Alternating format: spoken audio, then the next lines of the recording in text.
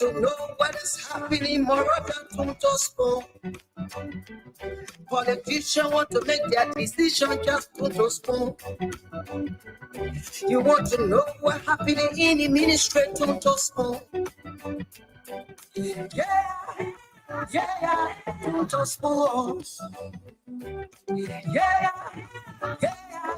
to spoon. You from Bonjama, Maryland to spoon.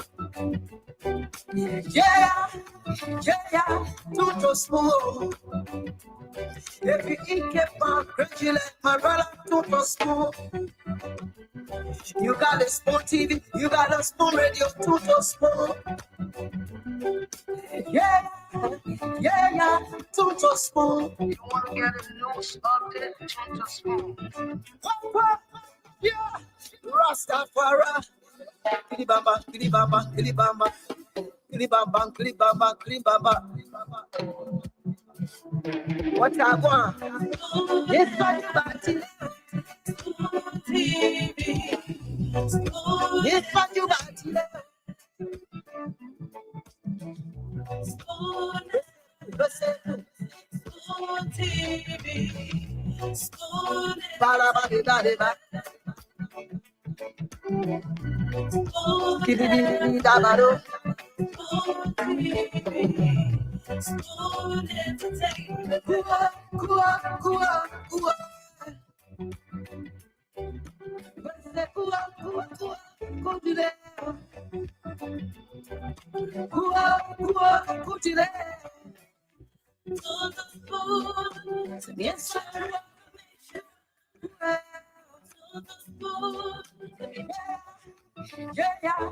To spoon. If you keep on drinking, my brother, to spoon. You got a spoon TV, you got a spoon radio, to spoon. Yeah, to spoon. You want to get a news update, to spoon. Yeah, Rastafari. Kilibamba, kilibamba, kilibamba. Kilibamba, kilibamba, kilibamba. Yeah, to spoon. You want to get a news update, to spoon. Yeah, Rastafari. Kilibamba, kilibamba, kilibamba. Kilibamba, kilibamba, kilibamba. You want to get a news update, to spoon. Yeah, Rastafari. Kilibamba, kilibamba, kilibamba. Kilibamba, kilibamba, kilibamba. What I want? Yes, but TV. Yes, but you got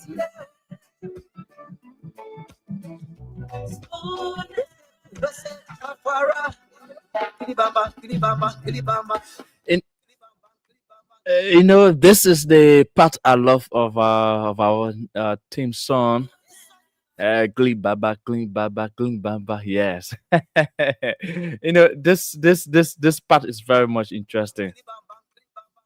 You hear that? You hear that? Glee Baba, Glee Baba, Glee Baba, Glee Baba. Rastafari. Rastafari.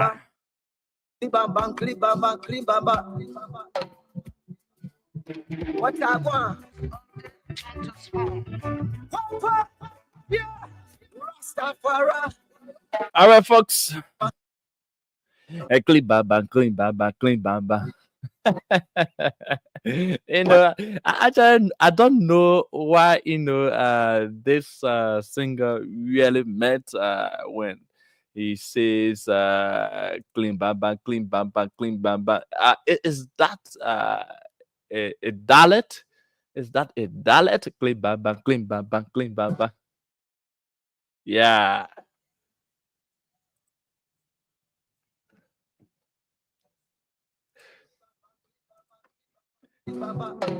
Yeah, that. Anyway, thanks for joining us.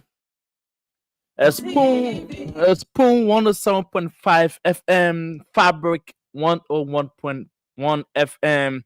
And of course, we are live here on these radio stations. That's Spoon 107.5 FM, Fabric 101.1 FM. Of course, Fabric is one of the oldest radio stations, and not just the oldest, but one of the stations that made most of our nowadays professional journalists across Liberia. So Fabric, of course, a very, very strong radio station.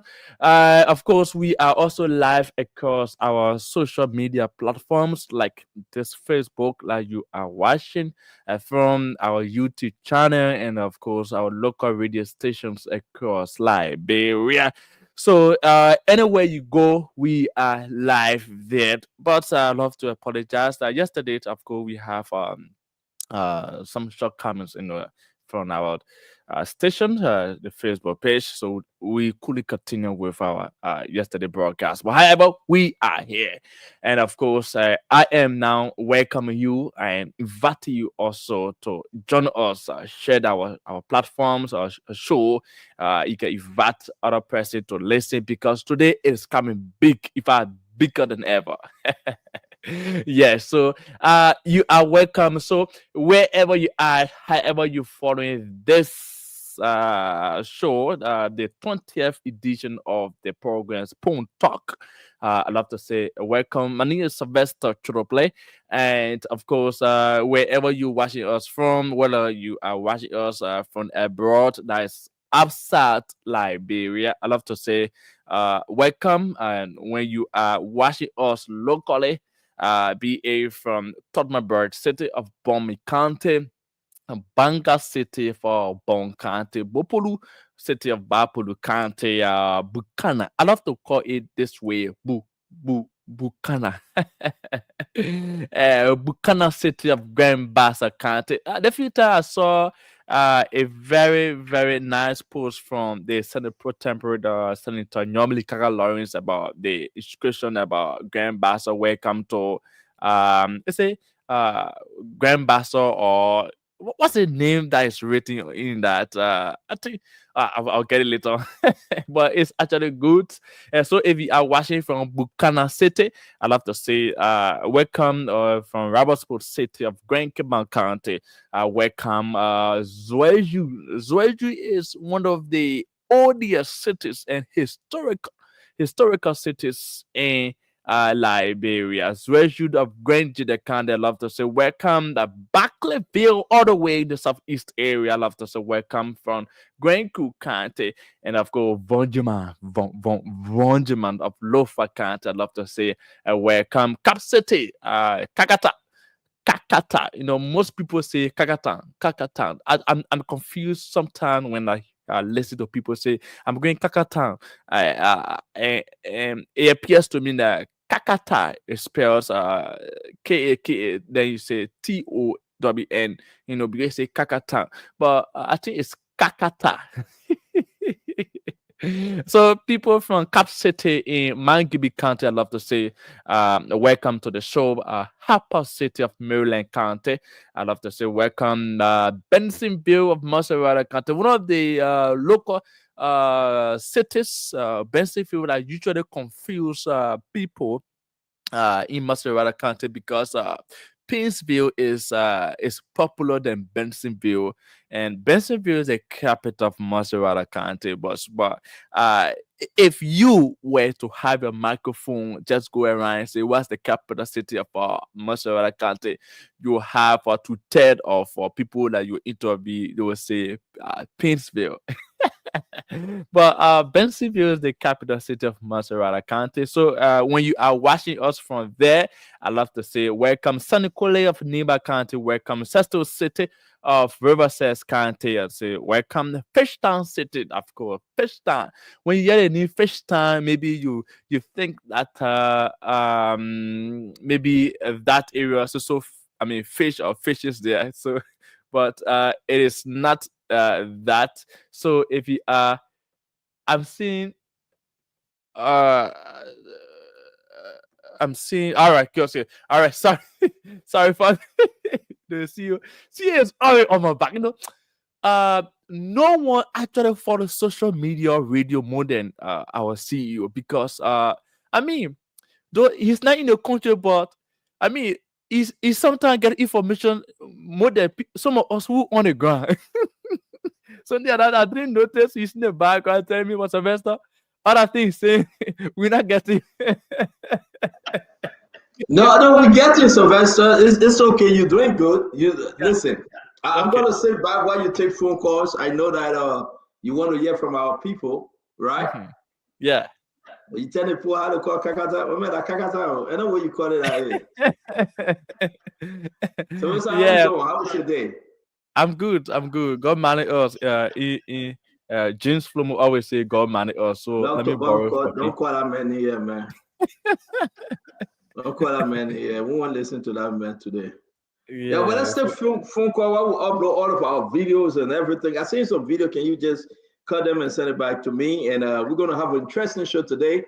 I Right. listen, yeah, chill play. I believe Yeah. that we get no problem, no technical problem, right? hmm Yeah. No technical problem today. I'm very sure because I mean I came here with everything prepared and Oh, thanks to yesterday Lorena. you did that intentionally yesterday, chill play. You wanted to go home, so you messed with us. But we here. So let's get this started. Take phone calls. Let's listen to the people. Our people want people. Let's hear what they have to say. Then we're gonna get into this program. A lot to be discussed. Do you know Mhm. that? People are Mhm. asking whether for the formula and regime speaker suspended, and the rest of the guys for not coming to session. Mm. Whether they had the election to remove Mama Breach Mensah, Ta Wongwei, and Mhm. Reverend Enders. And we're also seeing that time when we say he built something so beautiful, the layout. I Mm. don't know how much for that. People going against that one way. We're going to discuss that. I want to Okay. also talk about Steve Zago. Will the president call him back? The Liberia Immigration, Commissioner, LIS. Like in Uh, the case of NEC. like in the case of NEC, but I got a story, man. I got a story. When President Vaga, it's something about the NEC situation that President Vaga called David Eto Brown Lasana back because people at the executive mansion were were doing pay to play, and she got caught in the crossfire. So we'll be discussing that. When you talk about auto commissioners trying to take her job, we discuss that, and we also like to discuss a lot of stuff on, what is happening in the country, China Union. What's going on Mhm. with China Union from Beaumont? What's going on with this oil country? Knockout, the country is about to sell all black. And who are they selling the all black to? They got two different, so many all blacks. Albert Easy and other people. We're going to dig into that today. We're going to talk. Listen, there's a lot to talk about. Just share the show. And, all of our story from yesterday will be discussed today. We get the entire team coming on. We're fresh. We're ready to go. What about asset recovery? Yes, they were even going. Asset Yes. recovery looking for money. If you got money, please send it to Councillor Clark Martin. If you got Mhm. money, the payment of my papa, if you get money, I know we started the show yet, but please send some money to him. I think the government got to start giving some money because the first amount is gone. Mm. 1.350, 1,350,000 gone. People are going Wow. to ask, but Councillor, in the space of 9 months, what did you do with the money? People are Mm. going to question him. What did he do with the money? And we will be calling the councillor. We hope he answer. But what did he do with the 1.350 million others? Now that the Supreme Court say in their own word that listen, gracious right got no authority over you. You can proceed. What's the money? Martin Cuddy is not part of asset recovery anymore, right? Yes, yes, he resigned The nonsense. EFF guy, they call Emmanuel Gangwe, right? Yes, yes, Emmanuel Alice Gongo. Coffee, right? What's the other Mhm. lady? I think she was the deputy. They call Mema something. Mema something her name is. Okay. I mean, we got to ask she and Councilor Martin, where is the money? But then Councilor Mm. Martin saying, no. I'm not going after Texas no more. I'm going after people, big homes now. And Mm. we got our clip. We got our clip today. We'll be playing our clip. Okay. Again, we want to say Aaron told, I'm here, bright and early. I'm here. Want to welcome Aaron too. Aaron, where you joining us from? Duade, Daniel Duade, my own Daniel Duade, my Peking. They call it Gani Mali. Zay Modu, where you joining us from, man? Come on, let's have a great talk. Yvonne Gawe is here. Rav Coupe. Rav is in the house, my people. Edward Tamba, that name started Gisini. That my man. I want to bring in who we got in the back. Moses Dubai. Moses here. We're gonna get Salih Vincent. I know you guys missed up yesterday. My Jenny's son is in the house. Charlie Rouse or Charles Russell is here. He's on time. Yeah, I am on time, man. Salih Vincent. We got the Vincent, man. Jeanette Williams. Jeanette, how you doing today, Jeanette? It's good that you watch it. I don't know where you're joining us from. Prince Sankari. Prince O, what's good, man? Suma Wiji. Otelo. Hey, do you know that they said Chairman Samuel Koga or child support? They told him to court for child support. Samuel Koga get child support. The man that will be the last senator for Nima get child support. Oh wow, that's latest information coming. Now basically you're still on inside. Small Jackson, they say Samuel Koga get child support. We tell you all that story. And you know, Ellie Atogla, my own sister, they guess she got problem with her husband, Prince, right? I don't know. I'm just saying my own. Ishmael Davis, how you doing? Webmont Knuckles. Webmont, what's going on from Webmont Knuckles, Minnesota? We're going to say God favor Moses. God favor Moses, how you doing today?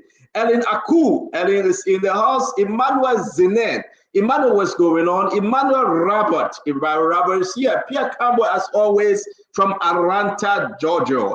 We want to say we will bring in Kamara Ibrahim CDC. Yeah, the many like Kamara Ibrahim CDC. So don't ask no question.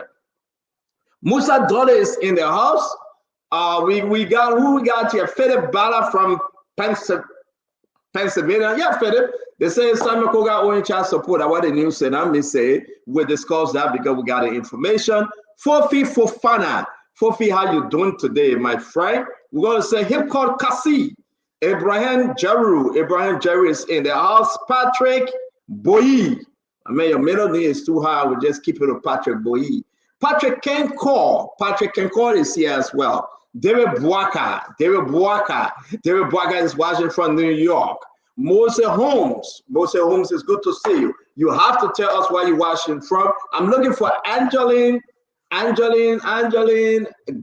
They asked for the giant Galley. I know she was somewhere here. She coming, she running on her computer right now to log in. Russell, take me away, Russell. How you doing? James Matara. James, what's up? Otero Swa. It says the Otero Swa that I know, but I will keep myself to myself. Shah, it's good to see you, Shah Sa. Again, Joseph Morgan Jr. Joseph Morgan is watching from Chicken Soup Factory, right there. That's my area right there, Chicken Soup Factory. Timothy Cassell is watching from Banga. Tim, what's up? Tom Boyu is watching from Konondo District. That thing went so fast. Folks, this thing is moving. Tippos Dempster is in the house. She just cannot. This person can miss spoon. They always here with spoon. And Baby's in our way. Hey, my own sister. Baby, what's up? The last time you said you were called, but you didn't call. Baby, what's up with you? Kolu Laki is in the house. Madu Kennedy, you see, I'm calling everybody name because Sylvester Chudebe refused to call people name. I'm going to do all the name calling. Then we'll go to the phone line. We'll go to the phone line shortly. Listen, we got a big show for you today. Do you know that? Do you know, I'll be on your back, then Malatiti on my back. She texted me now saying, you guys, okay. Do you know that, or how you call it, Sylvester Chudebe? You can call about Park Sky again to exactly. Can you call that real quick? Can you call it real quick? I think I sent it to you. Just call it real quick and let upload it. Yeah. Yeka said you will not stop. And everybody got to know this. Yeka is coming on the show today. Uncle Sam Jackson is coming on the show today. Akaris Musa Gray will be on the show today. Further Family is coming on the show today. Again, I think Alex Noah is coming on as well. It's going to be interesting. Do you know that Jeremiah Quinn is not in the country? The vice president of the Republic of Liberia, the man is negotiating. How's your electricity, my people? Wow. You from Equator, you got the electricity? How's your LEC from Gardensville, from Stephen Thomas Estate, from Banjo, from Clariton, from West Point? How's your LEC, my people? From Chigosu Factory, Gissy Town, Red Light, Painesville, everywhere, ELWA. Let's talk about your LEC. Right now, do you have current? Are your generator BT? Or you need your own go? Isaiah Smith, Isaiah, it's good to see you. Say Fali. Say he is watching from Philadelphia. Asumani Kroma. Asumani always gave me a hard time. He's all the way from Guinea, Conakry, Guinea. Asumani, how are you, my friend? Sangolo Koli. It's good to see you, Sangolo Koli. Beaumont's Hospital. This man is watching from Beaumont Hospital. I'm going to play something that hospital is doing. Samuel Kofi Woods Jr. Is this a real Samuel Kofi Woods Jr.? LEC is bad. Is that the son of the National Security Advisor? My man, Samuel Kofi Wood, the NSA director, get plenty of children. I don't know which one is the junior. Let me leave that one.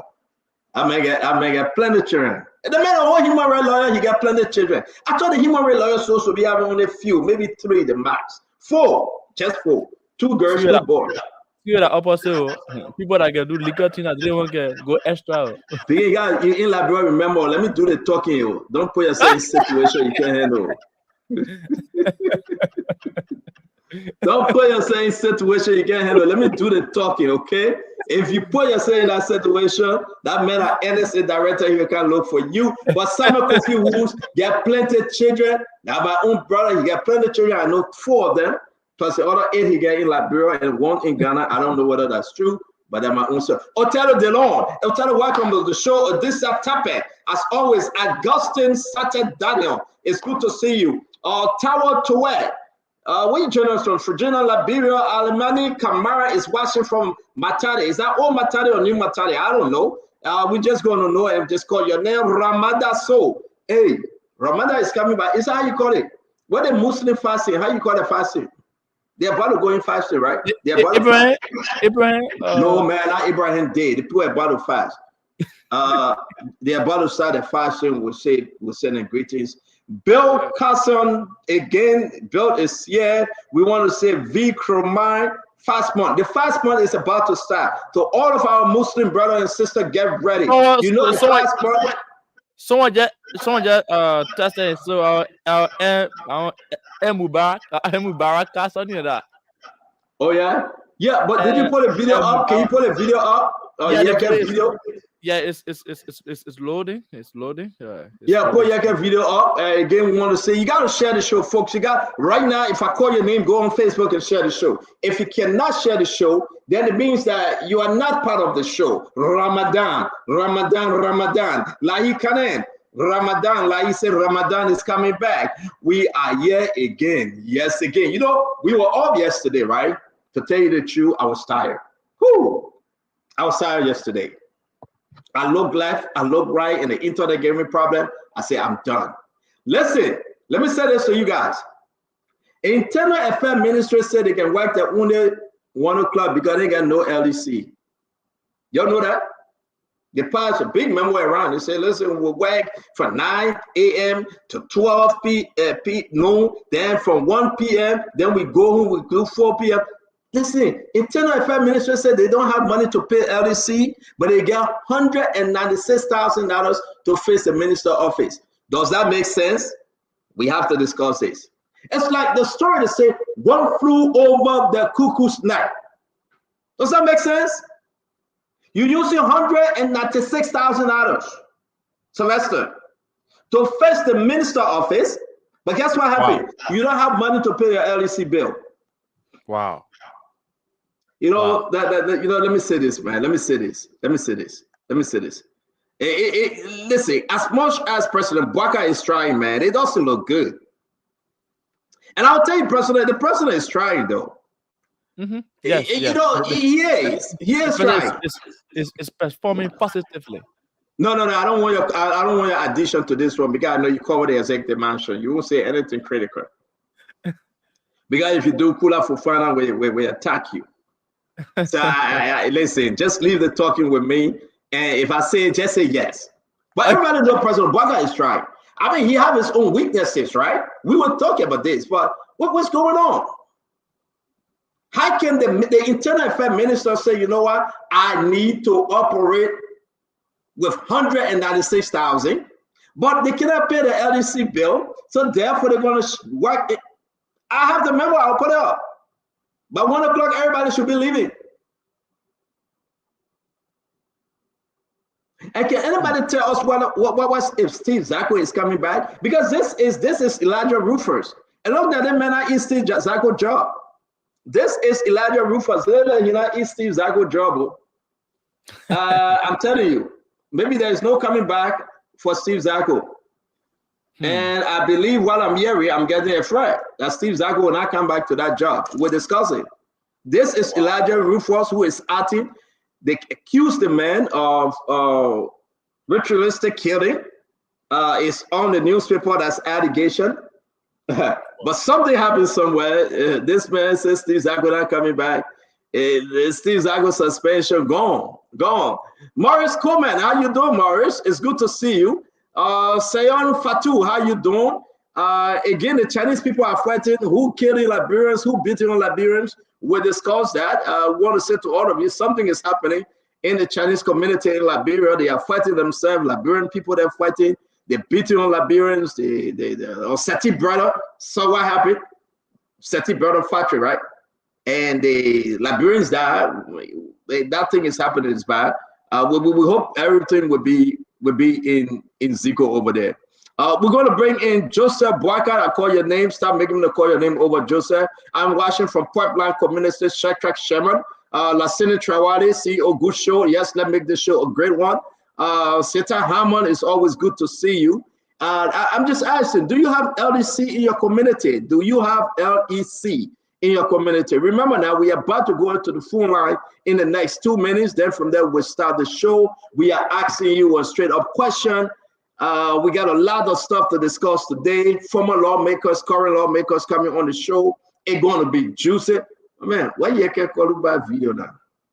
Yes, I just sent it to you. No, can you pull it up? You don't know how to put it up? Okay. Yes, no, it's uploading to you. You see, they're picking again. Intentionally slow me down when I'm in Zago. Okay. Yes, it's loading. Yeah. Very soon. And don't forget, today we're going to play. Lorena, you got to share the spoon talk. Lorena, stop texting me. Don't forget today. We're going to play the rest of that audio recording from Richard Kuhn, instructing the journalists to put muff on Baka and not on him. We have to play it all, like we promised you guys. We will play it. I got a lot of Uncle Sam say he's coming in 5 minutes, folks. I got a lot of stuff happening from my end. Steve Zago, I don't know whether you think he's coming back. That's a big one. I'm really concerned whether Steve Zago is coming back. The All Black deal, don't forget the big one coming up. I'm waiting for Channel Play to pull that thing up for us to play. Again, let me say to all of you, man, all of the Spoon staff, oh my God, we got a lot of video that will be played. Do you know that Sir Joseph ordered the GSC to do an audit on the usage fund received? Sir Joseph is swinging. What's happened with Creighton Donkey? Creighton Donkey said water pollution and soil degradation by local miners. Creighton Donkey is in this from the Senate. The Senate shot finance minister overdue to his failure to present hard copy of the budget. There you go. The Senate saying that Augustine Bayagafan refusing to give the hard copy of the 2025 budget. What is Augustine Bayagafan hiding? That's a question for you. What is he hiding? We'll be discussing that likewise. It's a lot of stuff happening, folks, and you got to know everything here on Spoon. You got to understand how we operate. But you can see, you're not going to put this stuff up. You can see, did I do something to you? You don't want to put this stuff up? Okay, it's now. Did you put a spoon on it? If you put a spoon on it, don't put it up. No, I put a spoon there. It is there. See you as usual. in the next. So you can see, just tell the people, don't put it up yet. Just hold on a moment. Just tell the people, they will do something to you. We come here like friends, so you can see. I told him your friend. You can say, I told him your friend. How can you, you got thousands of people, tens of thousands, 100,000 waiting for you to put Yeke video up. For the second time in a row, Yeke say he will park over there till Richard couldn't pay for his car. And all I just asked you, can you please put it up? You say no. But you can see, I mean, you can see, don't put it on there. Wait. Let me put a spoon on it. You put a spoon on it. But you can see, so you're not afraid of you can call back, right? Children play. Sorry for calling you. You can see, you're afraid of Columbine, right? Because you gotta ask James Goodey. Columbine destroyed James Goodey. Yeah. This man, they call him man Yaguablo. He doesn't play. He went after James Goodey. James Goodey got a bet for mercy. Yeah. And the lawmaker is my big brother. And oh, look at that. He called him a Zago. Oh, I didn't know you were scared like a man like that. You scared again? He usually asks me, so anytime he sees me, so go to your CEO, he should give you this and that, But don't do it. The dead man say to the CEO, don't do it. Don't do it. Don't do it. Don't do it. Don't do it. The man will put you in Zago. Don't do it. Don't let the man send you to the CEO. I'm begging you. I always run away from Honorable Yeke Koluba. I always run away from the man. But folks, his video is up already. No, they play a little bit of the video. Arrived at the grounds of the Capitol building in another vehicle that is belonging to him. This is a GMC vehicle. We have been told that Honorable Yeke Koluba is in his office and he's parked this vehicle and parking space that. So you see, Yeke Koluba parked the vehicle and say, Richard Kuhn, bring your drill. No, listen. This, oh Lord. Let's hear from you folks. We got a lot to cover today. Let's hear from you. We're going to open the full line. Do you know that the MTA or MTA, how you call it now? The Maria Transit? National Transit Authority. Also, it's NTA brought in 3 buses. We discussed that. We discussed the 3 buses the NTA brought in today. And I think it's all right, though. I don't know what people will say about this, but I think it's okay. Wherever you find yourself, small, right? Chair. Yeah. Chair, right? I got a picture to show to our followers real quick, and then we bring in. We will go to that video again. I got a picture to show to our followers, guys. Bear with me real quick. Yeah, yes, the picture. Yeah. I want everybody to take a look. Can you tell me who's this person? Please hold on 1 minute, guys. Just share the show, man. You have to share the show. We're not going to waste our time today. Who is this person? Can anybody tell me this? Who's this person? If you're watching us, right, just let us know who's this person. Wow. Who's that person? Let's see to the comment section and see why they. Can somebody help us to identify this runaway sedition? I mean, you are free. Can you just help us to identify who this person is? I'm sorry if you on the radio, we can't really describe this person, but I think this person is on Spoon Talk. And he said the real militant, #1. The real militant. Show the play. Yes. Who that person? I'm seeing in the comment section, some people say it's Clinton. Let me see. People calling. Hello, your name and where you joining us from? Clinton. You know who that person? Clinton. That person at Clinton? It's Clinton. So the man is a real militant. It's Clinton. All right, so now try to play open the phone line. Let's take some calls real quick. We'll take 7 minutes, 8 minutes of course. Now we already got Honorable Yeke in the back coming on. But if you know this person, I know you're going to tell me whether you get LEC, but can you identify the person? Because Mo Ali sent me this picture, and I'm trying to figure out who this person is. Mo couldn't tell me. Again, Mo Ali sent me those pictures. I just want to know who that person. Hey, Fode, what's the name? Fode, who's this? Fode Kamara, you know. Oh, Lord have mercy. Who's this guy, man? Who's this guy? Hey, my people, y'all can't. Who this person here? Wear dress, neat. The man is in his sequel. But we gotta know who that person. Seriously. So can somebody help us? Should I play?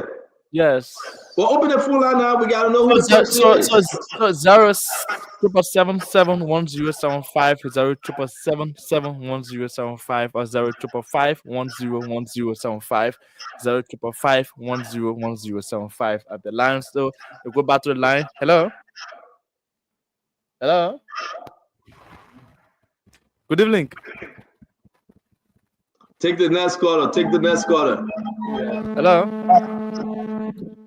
Let's hear you, please. Your name and where you join us from. Yes, your name and where are you joining us from, please? Thank you, Sylvester. Sugu is money in Baje Factory. Okay, from Baje Factory. Let's hear you quickly. Hello? Yes, go ahead, please. Hello, Sylvester. Yes, you are live. Thank you. The only thing I get to tell my speaker, which is Richard Key, please forget about Richard. They send around for Liberia people. Not the problem for Liberia. Yeke is looking for relevant. That man is more comedian than being a representative. So that man can pass card for another because that man is relevant. That is relevant. He didn't go just weird thing. He go back at the buffer, but buffer will do looking. Thank you. All right. Thank you. Let's take another person. Hello. Good evening. Hello. Yeah, let's hear you. Go ahead. Yeah, yesterday, that Clinton, Kafara Jakite, Washi, in Zozo, Lupa County, Washi, Punto. I'm telling the CEO, Yaka Kulba hails from Lofa. Yaka Kulba is from Lofa. And Yaka Kulba is the gift for fear. Look, Yaka Kulba, CEO that Yaka Kulba issue to be an issue. Yaka Kulba is the big disgrace for.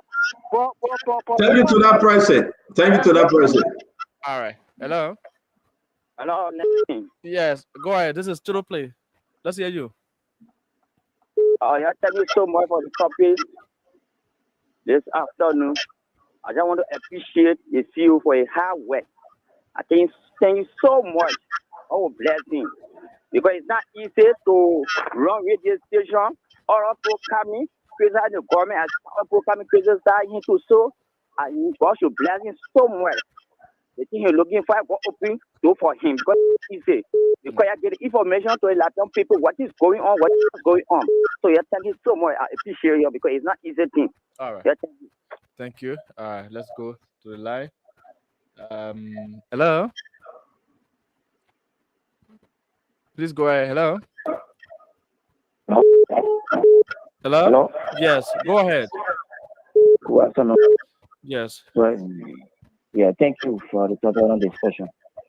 What happened to Yeke this content was very unprecedented. You get one communication speaker, drew a lawmaker. I play a sound for any lawmaker to back up in just a fight among equal. So you drew a police car of yours. Okay. You see what's going on in this country? All right. Thank you. Thank you for asking. I don't know the question, but hello. Yeah, I'm not good evening for you, brother. Your name, please, and where are you joining us from? My name is George. Calling from the Did you what? Just the third, Okay, go ahead. Yeah, thank you very much. When talking about Yeke Koloba, it's like Yeke Koloba should know that his government is running. He's not running in the victor position. So when he's doing things, he will know that he's running government. You must know what to do or why is wrong or why.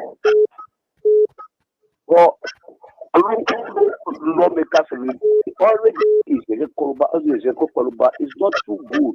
You know his right and where to go and where not to go. So I think we are talking about people are suffering. But it's discuss a those things. They should not discuss every day fighting in the house and like this. So you should know what to do. And my concern is like this. They should go every day in some of us are workers. We are doing a construction, we pass it around. Okay. Every day they are increasing. Every day they are increasing. All right. Hello. We'll talk about those people. Thank you very much. Thank you. Let's go to. Hello. Good evening. Good evening. Do you want me to take some calls from here? They are Yes. calling my phone. Yes. Yes. The phone ringing. Answer that one, then I will start from this end. Okay. Hello. Thank you.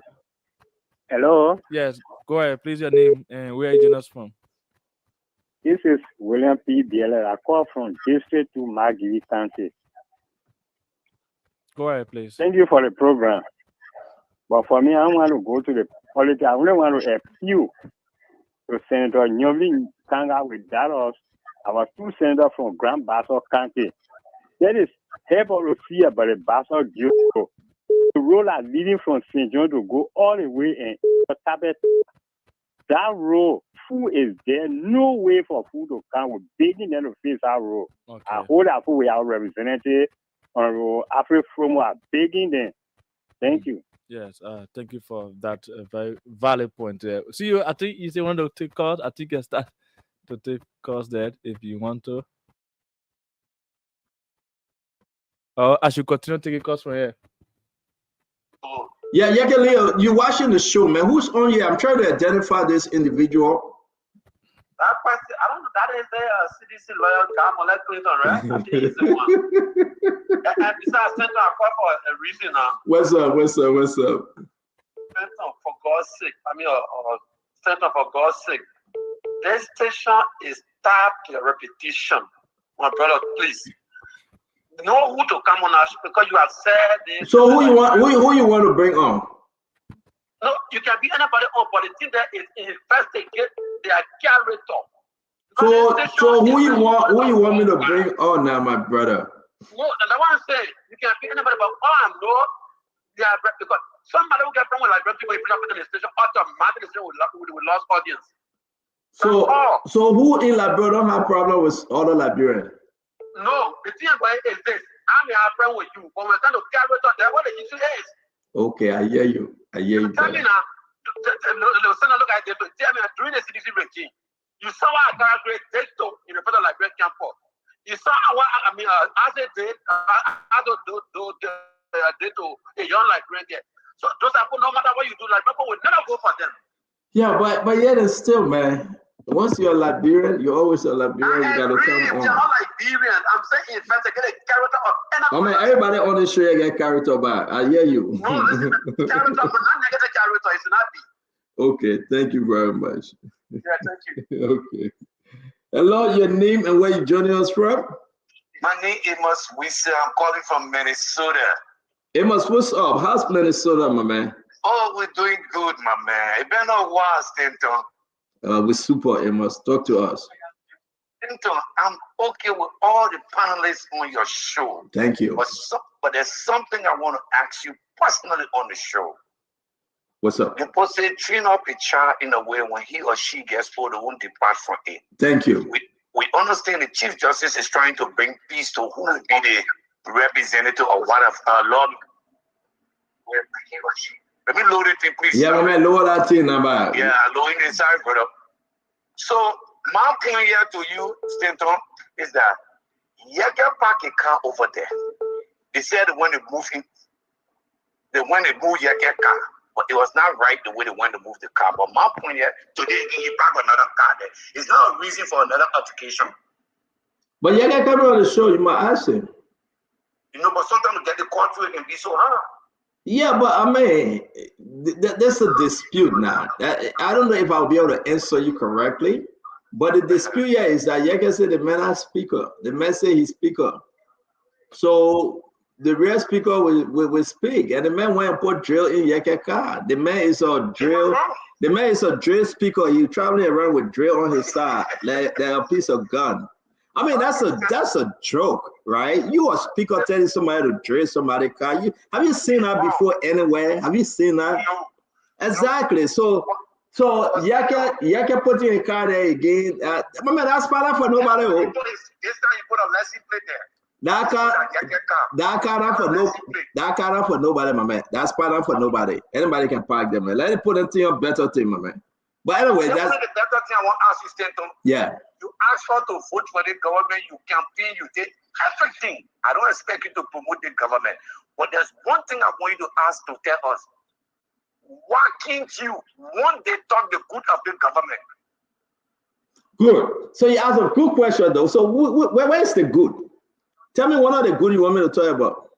Okay, one of the good I want you to talk about is the good that you saw and you asked her to vote for him. So, but when I saw Joseph Yema Bwaka, he wasn't a president, though.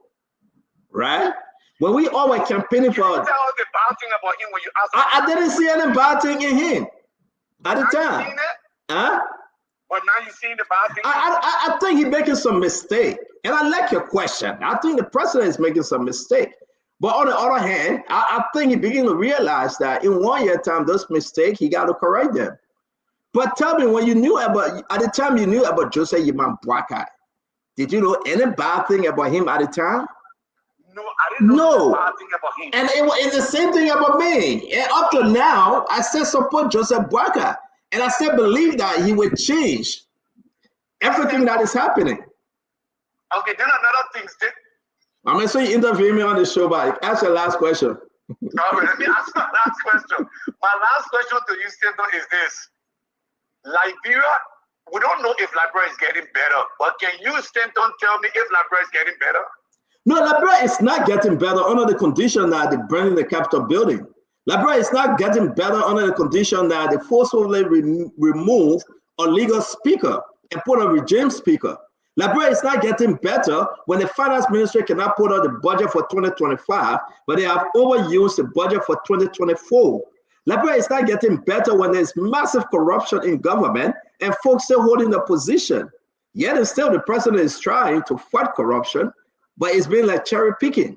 Liberia is not getting better when the students can sit on the floor to learn and there's no better education, no LEC, no healthcare.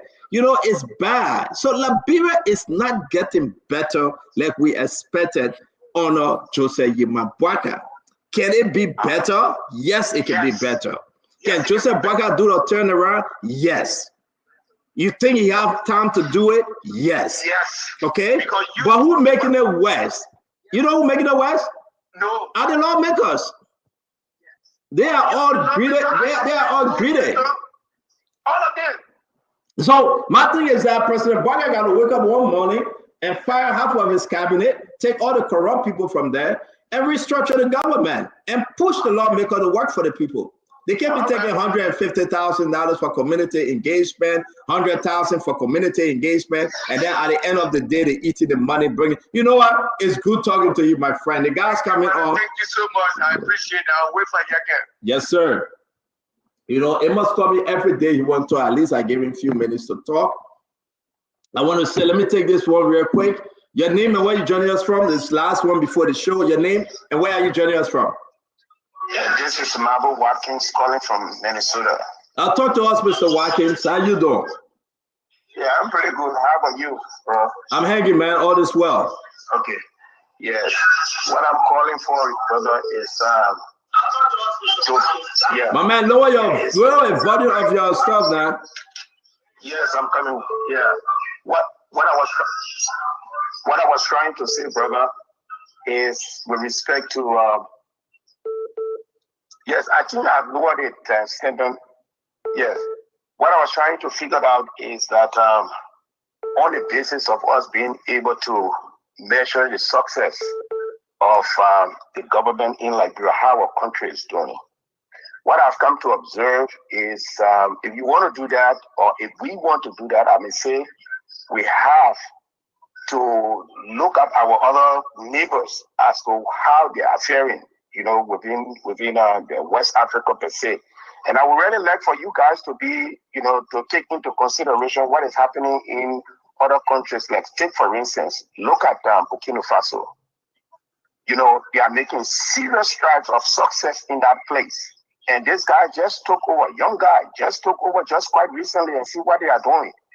You also look at people now. Most of our students are leaving Liberia to go to Rwanda to go to school. Okay, I have some of those young people that are going over there to school. If we are looking at what is happening in other people's country and trying to hold our leaders' feet to the fire as to, with respect to what is going on in those countries, that we can do similar things. I'm not saying that we should take the hard road like the way they are doing, but yes, every government official, the president needs to think twice. Thank you, my friend. So people can begin to make the necessary sacrifices. You are quite correct. Thank you very much. Thank you very much. We want to say to all of you, welcome to the Spoon Talk. This is all we do every day.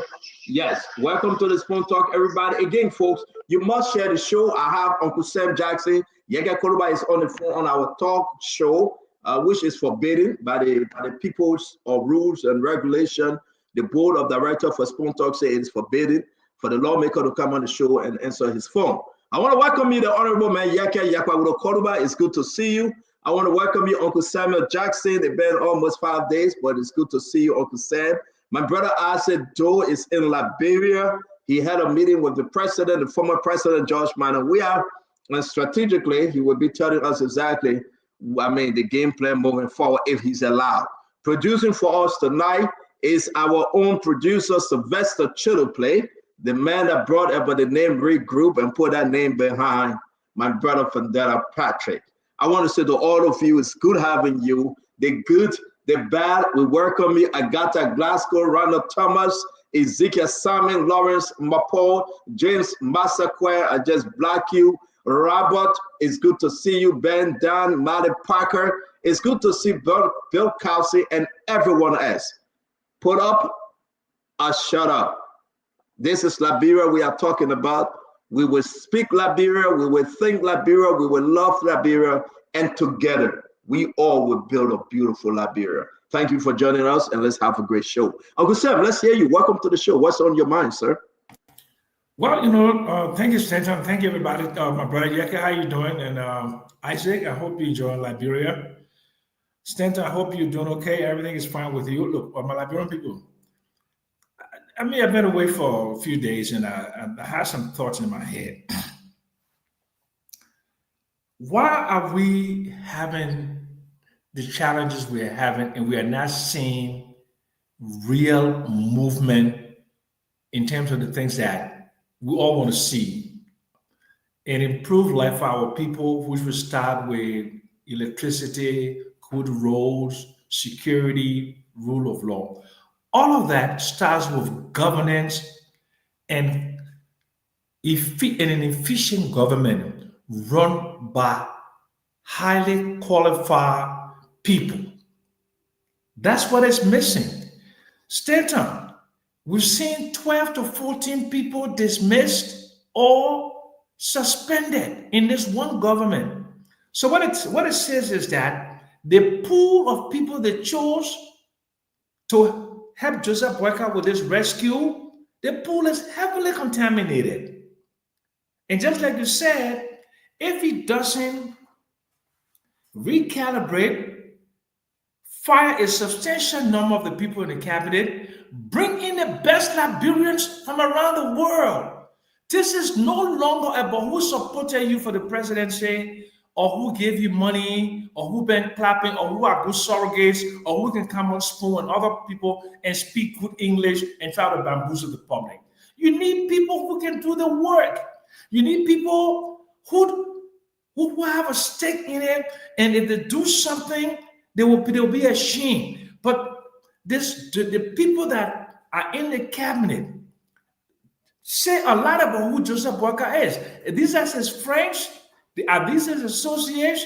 How did he gather to pick this cabinet? Why am I not seeing people like a John Malu? Why am I not seeing people like an Alex Coffey? Why am I not seeing other Liberian professionals from around the world with world-class experience who will not steal, who will do the people's work, and people will start seeing real improvement in the lives of the people. I mean, nobody expect Liberia to be paved with gold in 1 year. Nobody expect a chicken in every pot in 1 year. Nobody expect all the roads to be paved in 1 year. But meanwhile, the people want to see a rebrand, a new Liberia that they can start. Look, wait, last week when he suspended those 450 people, you saw what happened in the international news wire. You saw that center, BBC, Bloomberg, Yahoo News, everybody was carrying it because they believed there was something new happening in Liberia. But we didn't build on that, and that news evaporated. So Joseph Boakai needs to do something to tell the world that this is a brand new day in Liberia. Needs to change. That's it. Thank you, Augustin. Again, it's good having you, man. Like always, we're going to get into some very serious conversation tonight. Before I get to Yeke, let me welcome Isaac Doe. Isaac Doe, it's good to see you again, man. For the past 2 days, you refused to call me, but that's okay. We can have that conversation in the back. You're enjoying Liberia. Life is good from your end, LG. But let's go. Talk to us. Welcome to the show. Well, thank you. You know, when you're in Liberia, there are a lot of adjustments you got to make. One of, you can't call on the data too much because it's so small, so you got to manage it.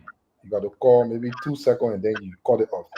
So when I call you like that and we stay long on the phone, it means I'll have to go to rescue and ask them where they carry out data. So you know we have to manage all of these things. The management timeline in this country is crazy. But two things on my mind very quickly. First is the war crimes. Why are we not hearing about war crimes court? It is on my mind. Why is there no war crimes court discussion anyway? Somewhere I've always heard that war crimes court was not about the Nimba County son Prince Ward Johnson. But since Prince Johnson died, it does seem as if war crimes court has gone. Why shouldn't the people of Nimba believe now that the government was only after their son, for which they were all around people's throat with war crimes court? But right after this man is gone, no war crimes court. I think it is something to keep thinking about. No one is mentioning it. No one is talking about it. Nowhere it is important anymore. How? What changed? What happened? So all of these things was just to take Prince Johnson to his great beyond, and then it's all good now. I think the Nimba people start to see through it and know exactly what happened. And then the second thing quickly is the government's attempt to always not be truthful and fair to things that they know are realities. I know when I was on the last time, I threw a little light on it. It's about the African Union's endorsement for Liberia's bid for the UN Security Council. Why it is true government is continuing that we agree will always congratulate the government, even if they took over things from the past government. But why will you come and just give black out lie that you went Ethiopia, and because of your going to Ethiopia, AU endorsed Liberia's bid for the UN Security Council, which is a lie. This thing happened since 2023. Came here. Like I said, if you were to go to the Permanent Missions website, you will see it. Where the Permanent Missions or head was quoting Kenya's own bravery and her own, fast-actingness to ensure that happened. President Weah was in charge of the country. Give flower where it is due. We will always come to praise you because it is continuity. But to come and just lie to the people that, AU endorsed Liberia because we went there, it's just wrong. It only shows how deceptive this government is. And I've always been thinking about why would this government want to always do such a things? Like you can achieve so much. You don't have to lie. Give Maxwell Kimia his due. Give him his due. Give George Weah his due. These men make this happen. We only need to further it now to show to ensure it comes to fruition. But again, those two things were on my mind to start up. Thank you. So thank you very much, Asido. Thank you. We're going to welcome the sitting representative from District Number 10, Representative Yeka Koruba. Welcome to the show, Representative Koruba. How are you doing today? Thank you, Stanton. I'm doing. So, is what's on your mind? Yeah, what's on your mind before we get into the show, sir? What's on my mind have to do with this situation with this ball that were beating in my state, and the Chinese are trying to use it. They have paid some and almost like 150,000.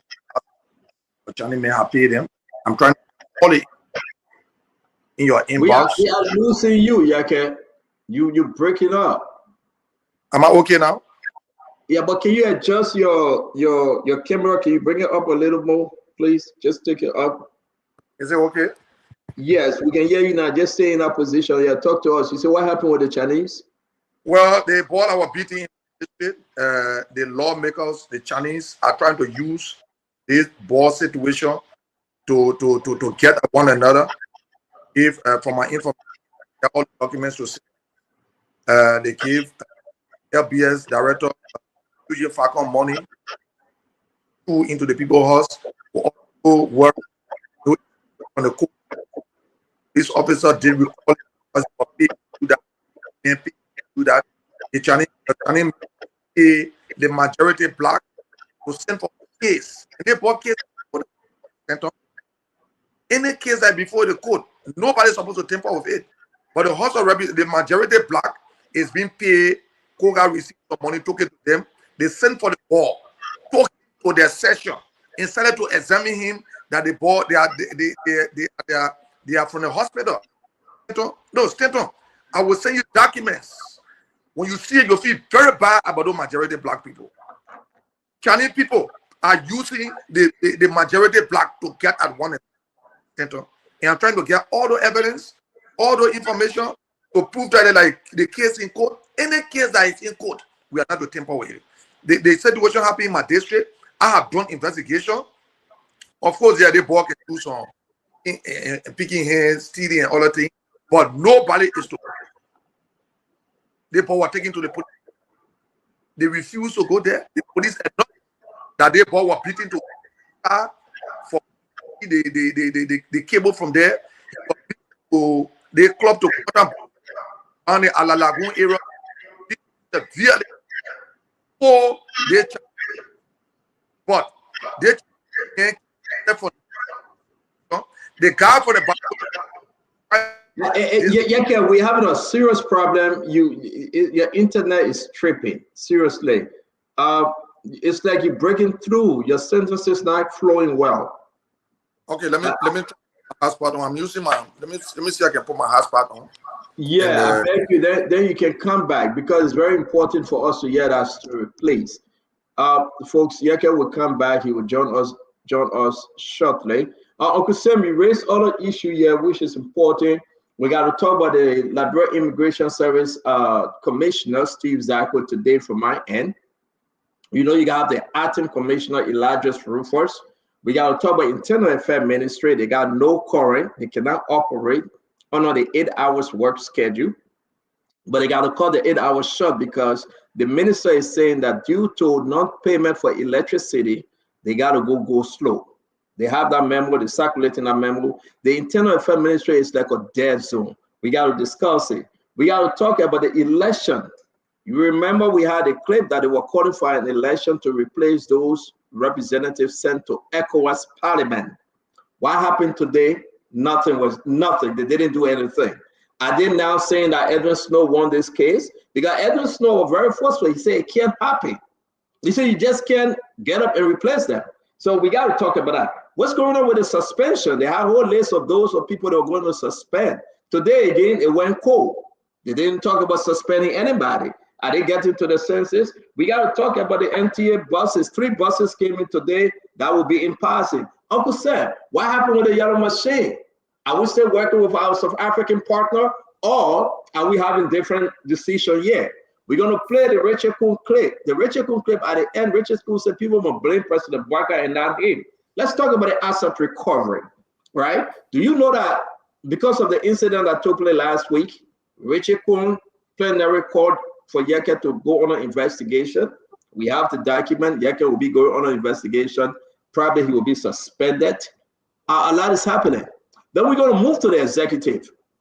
Something is happening within the executive. What's happening with Bill Magid Jones and Gafwan? What's happening at Gafwan is covering this story. You know, who forged the U.S. Embassy letter? Bill Magid Jones said somebody forged the letter. Is he on an investigation or Gafwan just stepped on this one? What's going on with Gafwan? Is he the Gafwan of Madam Ellie, or we seeing the new Gafwan that just going to cover every investment and corruption? We got to talk about that. And this is Elijah's Rufus, the acting commissioner. The acting commissioner for the immigration. You know, the allegation that he was engaged in ritualistic killing, you got to understand what's going on. Is Steve Zago going back to his job? I have an information, and the information that no, he won't go back to his job. The old man Jose Imabaga have cut him loose. So we're going to talk about all these things. And I want to say, let's hear from Yeke. Let Yeke finish up, and we get into this. Honorable Yeke, talk to us, please. So am I okay now? We can hear you, sir. Okay, so I was talking about the situation with this boy. I was involved with stealing business in my district. I have done my own investigation, talked to the chairman, the acting in the community, in the Congotan Barrow community. It is established that the boy is always caught in it. But we are not talking about brutalizing. We want to condemn it. But the majority of black taking over this situation, the Chinese are using this situation to get. You remember you did a case with Bapolo with people, right? Yep. So, according to my information, that was affecting the situation, is using this situation to get at his colleagues. So he using Koga. You know, Koga is looking for money. They gave Koga then some money, took it to the majority black. Now they sent for the ball, took him to the instead on the cases. Lawmakers do not have anything to do with it. But because we feel we all and they are prepared to put this, but we will discuss it further because I'm going to get all that I can discuss with you to give it to you so we can find either day after tomorrow or Saturday to discuss everything. So even Eugene Falcon is being paid. They're not after the boss, but they're after eating more Chinese men to get at the other. Wow, that's a big news. We get a lot of story on this. You're talking about the real minister, the other Chinese man. You talk about the other Chinese man, Michael. There's a lot of stuff is happening with this story. And again, we will be bringing the young man on to talk. But actually, what really happened? And I want all Liberians to be part of this story, that all Chinese nationals can come and just go ahead and beat, almost kill a young Liberian, even if he's a role, even if he's stealing. I mean, does the Chinese man have right to beat him and almost kill him? It's good that we've been joined by Dr. Richardson. I also like to announce that, I don't know, as soon as I see Dr. Richardson, it came to my mind that Musa Bedete Party have opened a convention. Don't forget we'll talk about that as well. You got nothing to do with Dr. Richardson. It just clicked into my mind. And I said, you got to stop sending me those things. Now when you see Dr. Richardson, you talk about Musa, the CMC party. Dr. Richardson, my dear sister, man, give us a smile a little bit, please. I mean, only your smile can make us happy on this show. But welcome. Uncle Sam waiting for that smile out of Richardson. You know what, good. Welcome. Well, what say you? We're about to start.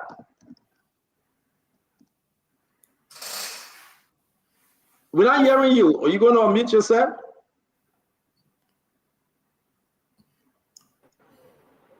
Hello? All right, so Dr. Richardson will come back. We don't know who she's talking to. We're not hearing her at all. I want to say to all of you, Uncle Sam, let's get into this.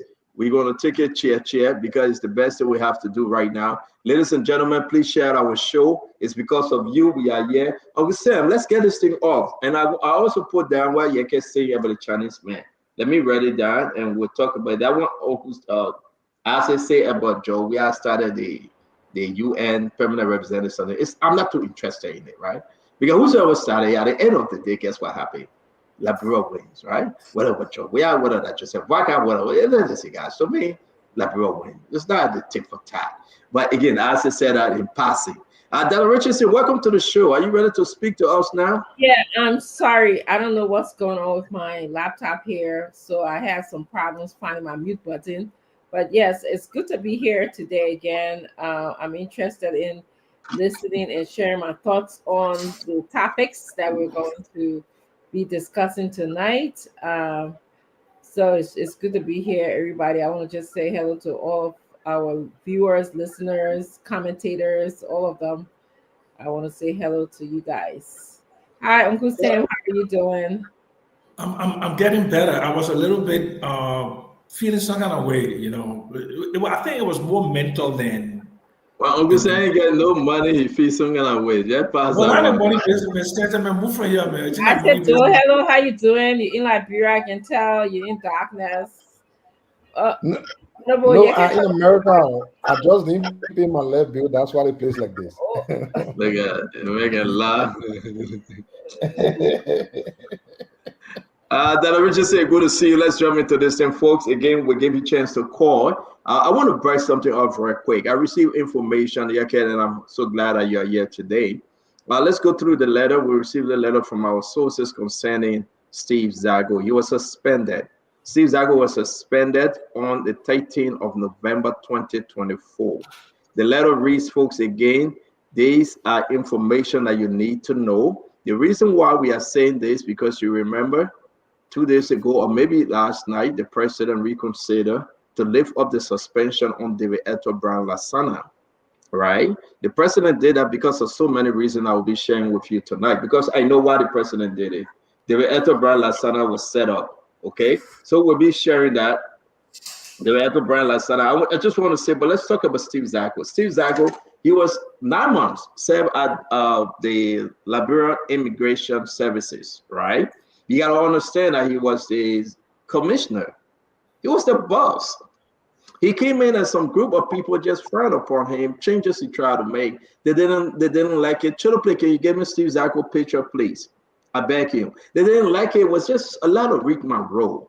I think I put this letter in the chat room. If not, let me do it, then you can read it, then I can properly discuss it. Because I really like for you guys to follow the show. There we go, it's in the chat room. So our issue begins with this story, folks. You remember the president brought Steve Zago and said, Steve, you'll be my man. How did Steve Zago get a job? You know, people begin to say, but wait, Steve Zago, we thought he was going to go to defense. We thought he was going to go this place or that place. But it turned out to be, I believe he woke up one morning and he saw his name and said, listen, you will be going to be the LIS boss. Now, it's a big job, a very big job. 9 months thereafter, we received this letter. I have received and reviewed a report regarding your handling of a writ of net exile Republica involving an individual under court action. According to the findings, it has been determined that you exercise improper judgment and failed in your duty to uphold the responsibility required of your position in this letter. Now, folks, go up, calm down. We have to be straight up. The president is telling Steve Zago, we got this letter from the executive marshal. So, if you're on the radio, let's read further. It's only important for us to give you the real story here. In view of the above, you are hereby suspended from duty without pay for the period of 3 months, effective immediately.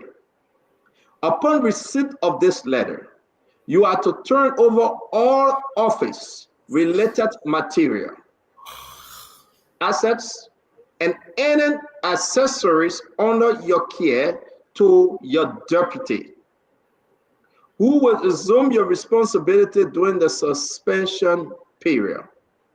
I think this is very clear. 3 months. Don't tell me anything. I'm sending you home. Go home. You are suspended for 3 months. Everything you have in your possession, turn it over. The keys, the cars, the radio, and everything. Turn it over. You are suspended. Goodbye. 3 months. We trust that this period will allow you to reflect on the high standard expected in the execution of your duties. And we look forward to your improved commitment upon resumption. Is there anything in this letter you want us to read further? It's very clear. Now, what is new exec? Who the president was referring to when he said that you did X, Y, and Z, you shouldn't have done it, and therefore we are suspending you? Let me take a look at the second paragraph again, because I really want you to understand, right? In view of the above, you are hereby suspended from your duty without pay for 3 months. But why? It has been determined in the first paragraph that you exercise improper judgment and failed in your duty to uphold the responsibility required of your position in this letter. I stop there. Letter number 1. Steve Zago, former Senator, Lofa County, Liberty partisan. Steve Zago, you know him from Lofa County, served as chairman on national security, chairman with the ECOWAS, chairman on this, chairman on that. Well seasoned, well-educated man.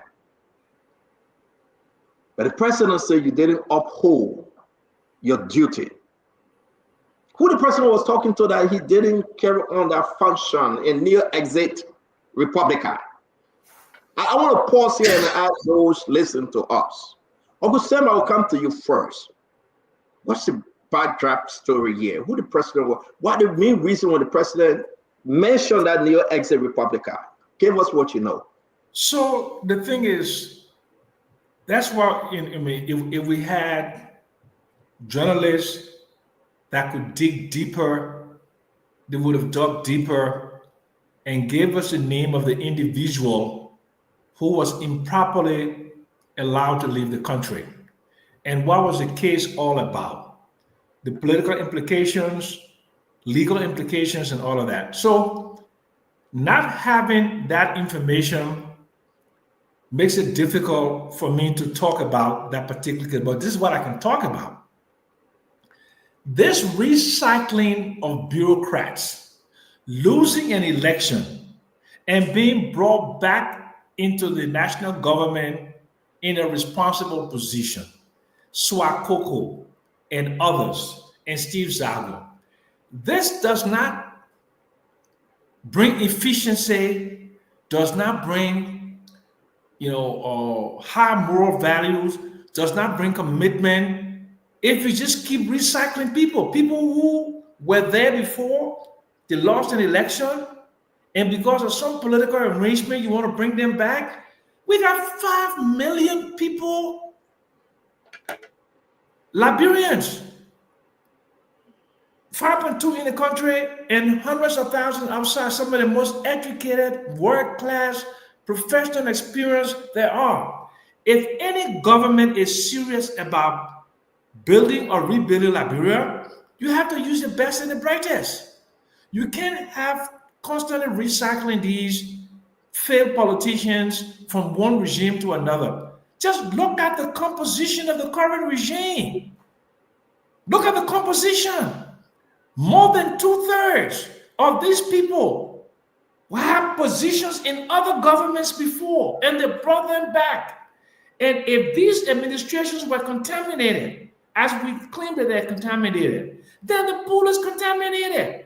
Then no wonder you're having the same results that Liberia is in a place, is in an abyss, is not going any place, is just standing still, while other countries in the region are doing much better than us because we're not bringing in new blood.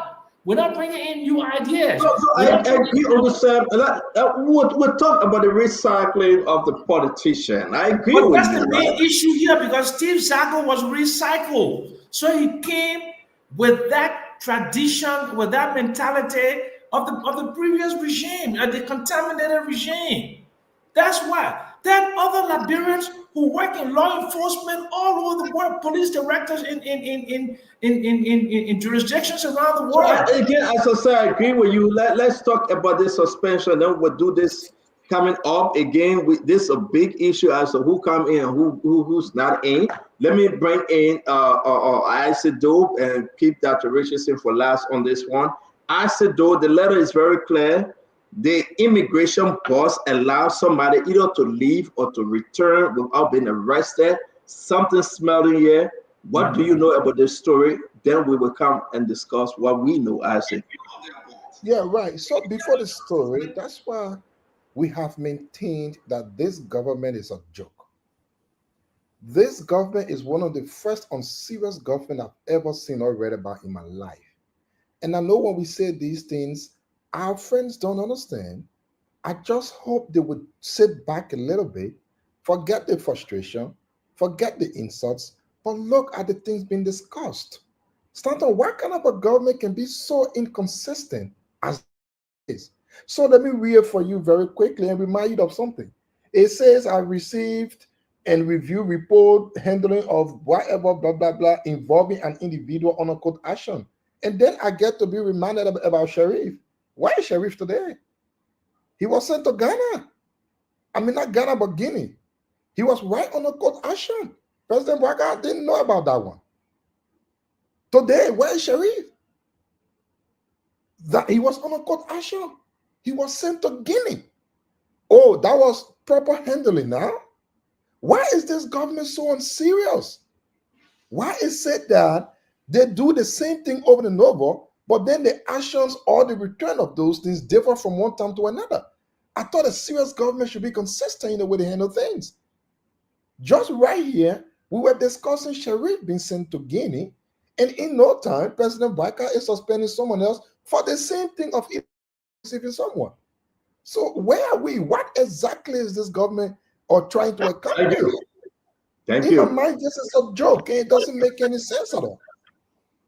Thank you very much, Isaac Do. Yeah, okay, what you know about the individual, right? And again, folks are just joining us before you can speak. Let me put this letter up again for you to understand. I have received and reviewed a report regarding a handling of the rate of the exit Republica involving an individual on a court action. Who was that individual? I think Asa missed that. But let's hear you. Who was the individual on a court action that was improperly, Steve Zago improperly carried out his duty that led to his 3-month suspension? Yeah. Okay. So, Stator, let me give you my information. I think my information is 100% correct. Joe and his folks wanted the former finance minister to be arrested when he entered this country. What the former finance minister name? And that's Samuel Tuet? Samuel Tuet. They wanted, because this government do not have any evidence. What they wanted to prove to the public, oh yeah, we arrested Samuel Tuet, we kept him in jail. This information from our source that is 100% reliable was to arrest Samuel Tuet when he entered the Royal International Airport. But because it was not done, and the people that wanted disgrace not to bring evidence to investigate decided that this action will be taken on Zago. That's my information. And I think, in my mind, from my source, it's 100% correct. Thank you very much. Again, it's good to have Honorable Gray. We'll get to you, Honorable Gray. Dr. Richardson, let me hear you do. You read the letter over and over. Again, this letter here, we've been having this letter because I told the president we're going to reconsider Steve Zago, right? But we will come to that. Reading the letter, and who's the individual? Now, you can say it was about Samuel Tuet. But man, what say you, Dr. Richardson? I would like to hear from Steve Zago. So, former senator, if you're listening, it would be a great idea for you to call in or come on the show to tell us exactly what you are being accused of. The president said you improperly handled someone who was not supposed to leave the country or enter the country. There's some legal issues around this particular person.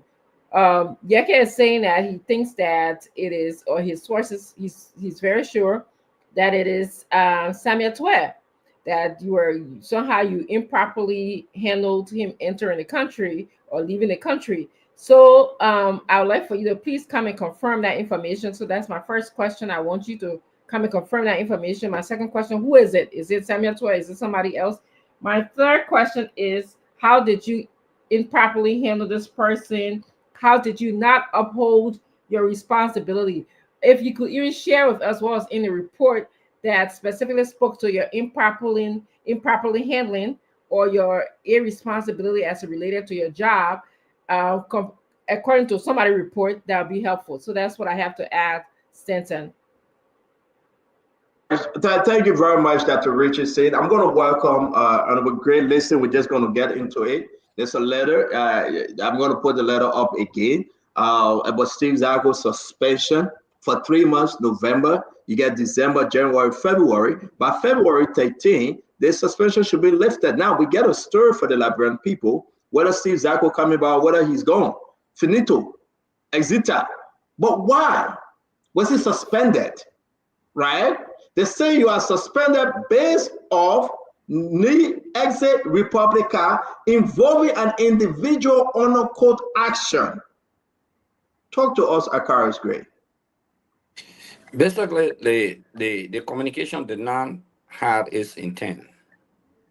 They said you did not properly handle a particular situation that has to do with a court action on certain individuals. Okay, again, let me say good evening to all. And sorry for coming late. It's always good to speak to people, especially our two beautiful queens. Stand on, don't get jealous.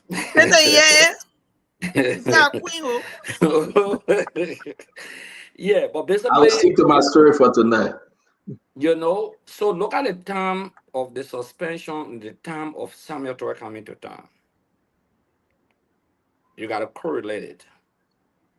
I know that there was an order to have an arrested while entering into the country, and my understanding is that the immigration could not have done that because the court had a stay order on all actions against Samuel Twe and other people. So Samuel Twe took advantage of that period and came to the country.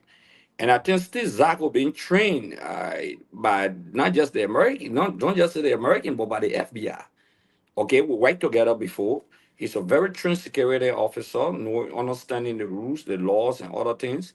I don't think he wanted to be like Kung who would give order to a subordinate and just take the order. I think he was fair enough in the execution of his duty because the Supreme Court had a stay order on the case, and Mr. Twe took advantage of that, came to the country, so nobody could have arrested him while the Supreme Court had that order.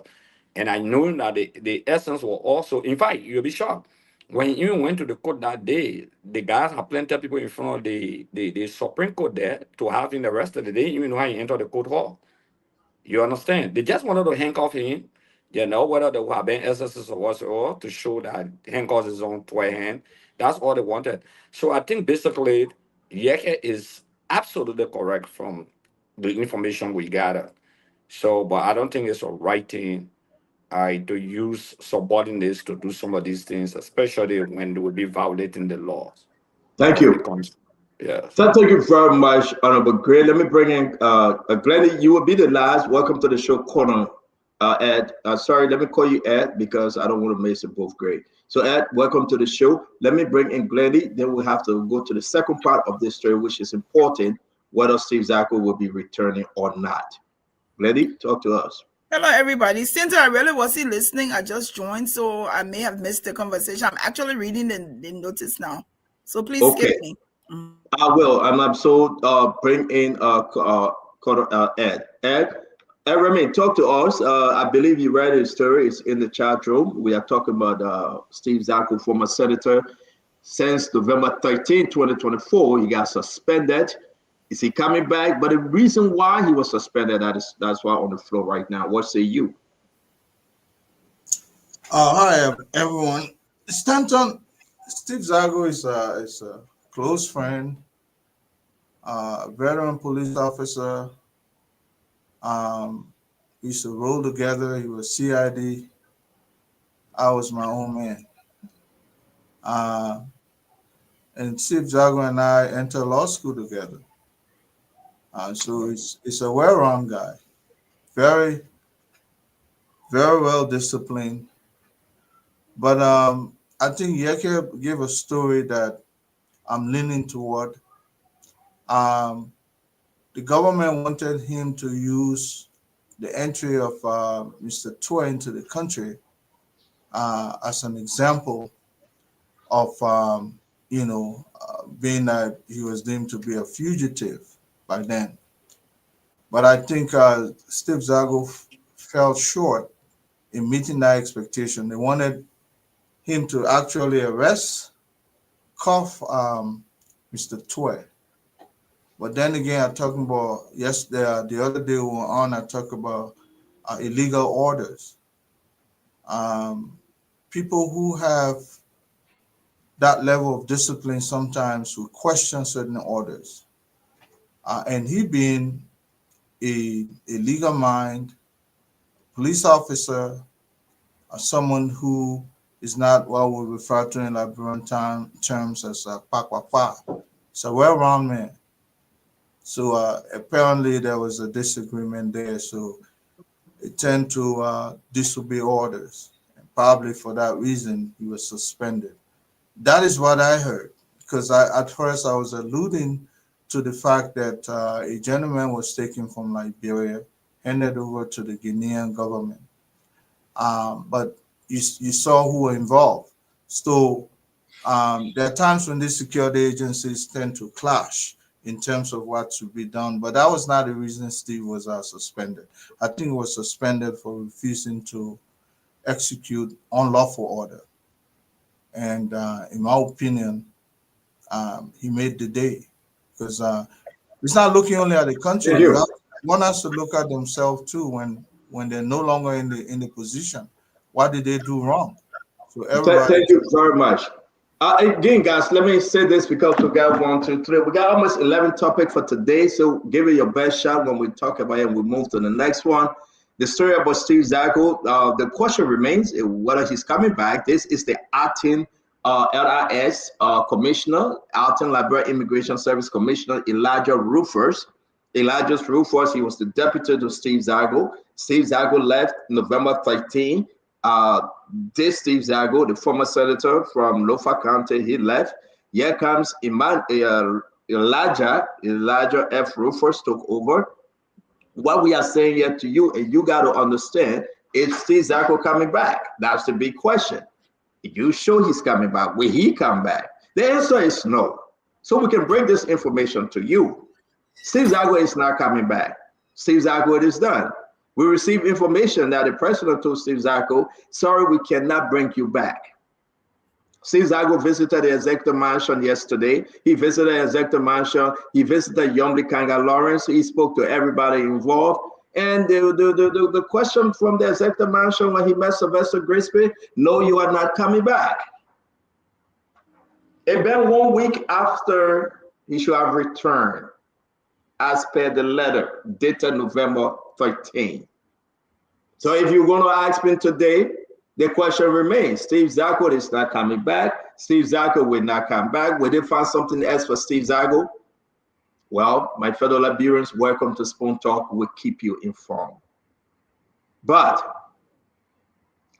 because Steve Zago refused, and it wasn't about Steve Zago, it has something to do with the Justice Minister, with the National Security Advisor, Samuel Kofi Woods, with Justice Minister, how you call him, Oswald Twe, Steve Zago. We have text messages of exchanges between individuals. We have some recording that I will not play right now because as part of that recording is national security. I'm trying to do my best to be very, very measured, right? So I will not play and I will not reveal to you those text messages. But what I can tell you, guaranteed of information we have received, that Steve Zago is not coming back, except worrying the president changed his mind overnight. I end with the caveat, except wherein the president changed his mind overnight. When Steve Zago visited the executive mansion, he was told that due to so many reasons, we cannot send you back at the Liberian Immigration Services. The bottom line is over.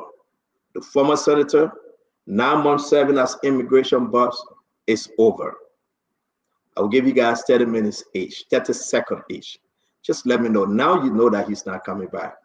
As per the letter, Liberians are going to Spoon Talk. Share the show, my people. Let's have a great show today. Dr. Richardson, what say you?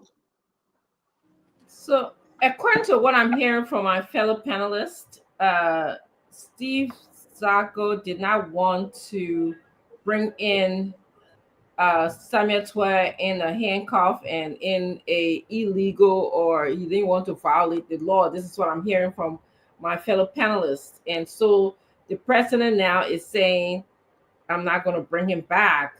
Well, I don't know if that is distasteful to me a little bit, because you need to ask questions before you put a handcuff on anyone, or before you be in the position of violating their human rights. So it would just be a good reason to maybe to get a letter explaining exactly what the president meant when he said that he suspended him or he's not returning for improperly handling individual, and also not following the responsibility attached to his position. So, I mean, we need to hear more of this story. I want to hear more. And why is he not coming back? Thank you very much, Dr. Richardson. Uncle Sam, a lot of information reaching out. It is confirmed, and the executive mansion will have to again speak to this. The information minister, Geraldine Pierre, will have to speak to this. Steve Zago is gone. Finito, he's not coming back. It's over, not to that position. And also remember that people are complaining about some misappropriation with funds and the way in which he handled other folks at Liberian Immigration Services. But he's not coming back. It's done. It's done. That's it, Uncle Sam. So look, we should start asking ourselves, what are we interested in? Are we interested in the administration of justice, or looking for revenge? And if you're looking for the administration of justice and you want to right wrongs, you do it professionally, you do it by the law, and you do it to send a clear message. But if your goal is to shame people, is to exact revenge, and I will refer to Shakespeare and in the Merchant of Venice, where the quality of mercy is not strained and drop it from the heaven like the rain above. And then, of course, what do you want? You want a pound of flesh? This is not about exacting a pound of flesh. This is about administering justice and providing clear guidelines in the administration of equity. If this is right, and this situation refers to former Minister Twe, there was a Supreme Court order standing that prevented any rational, legal, moral authority not to arrest Mr. Twe at the airport. But the surrogates, the peanut gallery within the Unity Party, who are not just happy with the fact that they've ascended to power, they feel it is their obligation to exact revenge, because President Weah was president for 6 years and they were not involved in the government. They suffered, even though they didn't suffer in terms of human rights violation, but some of them couldn't eat, they were begging, some of them were panhandling. So that makes them angry. Thank you. That's where the anger comes from. But Thank you've you, ascended to power. Let me finish. Just give me 20 more seconds. You've ascended to power. Now you're running a state. You have all the powers of a state. Don't try to exact revenge. Just administer justice, because you claim others were not administering justice. That's my point. Awesome. Thank you very much. Yeket, now you know that he's not coming back. He's gone. Let's wrap this up and move to the next topic, Yeket. So you see, Stanton, this government will brought do not believe in the rule of law. You know, achieve because we last so much to come to this power. We last so much to change the government. Mop up exercise. They all the money gone. Samuel 12 did it one. Samuel 12 did it all the one. At the end of the day, because we have no evidence at all to prove anything, what we wanted to do was to save the face. To say, yeah, they make him to the airport. We handcuff him. We carry him to jail. Because people, they are lawless. People, President Bwaka, Mr. Bwaka do not respect the rule of law. What provision of the Supreme Court ruling he respects? Nothing. He disrespects everything. So they wanted to save face because we lie on the people. We can prove nothing on the people. And I'm not disappointed. But people will regret why we have to lie to come to power and we cannot prove all the lie we did to prosecute people. I know Zago will not come back. Zago is finished. Because Zago said in a situation now, oh, he took people money for the other training, for the other uniform to add. But the main thing is why 12 were not at the airport. Finish. Thank you very much. I'm going to bring in Asido. Asido, let's wrap up on this. So, you know, the voice of my friend Kev Hassan is ringing aloud in my ear. When Kev Hassan said the constitution has been suspended and the government is ruling by decree. This is the exact dictionary definition of that. Hey, you, go, move. Nobody asks questions. Nobody says anything. No one turns around. That is rule by decree. Where there is no respect for the rule of law, the rule of law equals zero. So let's look at it. Now Samuel Toy is in Liberia. He's been in Liberia for as long as I remember. This government keeps adding for time. Okay, why can't they go and take their evidence to prosecute the man? Now he's here.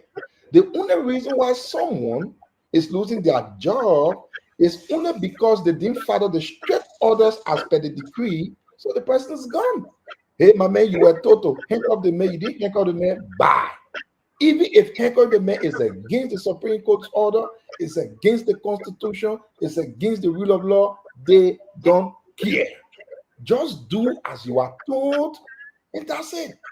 Once you dare do anything other than what you are told, you are gone.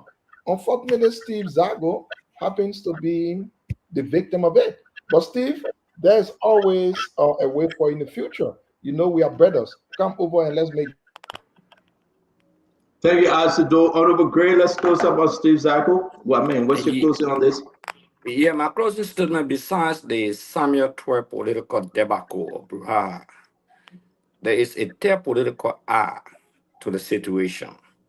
Steve has become a victim of political influence in Lofa County and political association.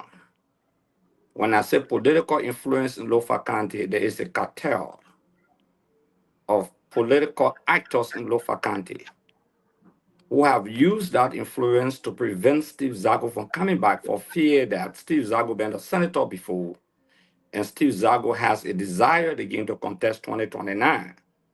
They know very well in the absence of President Boakai, there will rise up other influential people, including Mr. Zago, who is likely poised to be one of the forerunners in 2029 election. So they prevented that aspect of he going back to the job to use his influence and solidify his position. Co-members of the Unity Party have stopped that. The second thing, when I say he's a victim of political association besides influence, he's from the Liberty Party. Co-members of the Liberty Party and the Unity Party have been at loggerhead since the Liberty Party had its own convention in Grand Bassa County. I don't want to call names, but you can read between that line that a struggle to replace President Boakai in 2029 Nyambly should be in that factor. But some people in the Unity Party believe that, look, the Liberty Party will not be a good choice, and we cannot give them all of the influence. So to have a Liberty Party candidate, most likely poised to be the forerunner in 2029 in Lofa County, it would be dangerous. Now the Liberty Party is being fought. We all know that. There very soon, the rotten will be smelled in the public. So those are two cardinal factors besides the Samuel tobacco. He's a victim of political influence Thank you. and political association of the Liberty Party and influence in Lofa County. Thank you very much. Thank you very much, Honorable Gray. Glenny, you understand it? You read the letter. Now let's give you a 30-second, Glenny. Talk to us. So I think if this is true, we see the letter, we understand the letter. But if the fact that Zago is not going back because of the summer tour issue, then this is serious. Because was it within his confines to arrest somebody? Did the law call for that? Was it going to allow it for them to arrest him or put him in handcuffs? To what extent that this needed to be done for him? And is it that the image, so should the police also not have been involved, or the Justice Ministry? So the immigration officer would have arrested him and put him in handcuffs for him to enter the country? I think when you're hearing these things, sometimes we have to, it's like everything is hard to understand or hard to catch that this can actually be happening. That someone you can go right now and say, oh, because he didn't do it to Samuel 12. If the government, and even after he came, if the government felt the need to arrest Samuel 12, why didn't they arrest him? Why didn't they handcuff him? Okay, Zago didn't do it, but to hear this, that this was plain, what is happening to him is from the fact that he didn't do something the government wanted. It's hard to believe, because you want to think better about your country and believe that they won't do these things, these mediocre things that's mind-boggling that they won't do that. But unfortunately, this is the story. Unless Steve Zago comes and say that what is being said or what is being put out on the public is not true, then you can say, okay, that they said all we own. But to hear this kind of a stuff is unbelievable that this is happening. And again, to be on record, as of yesterday, I do believe from our sources who 150% trust, Steve Zago, he was told that he would not be going back to the LIS. Not. He met Grisby at the executive mansion. He did. He met Mamaka at the executive mansion. He did.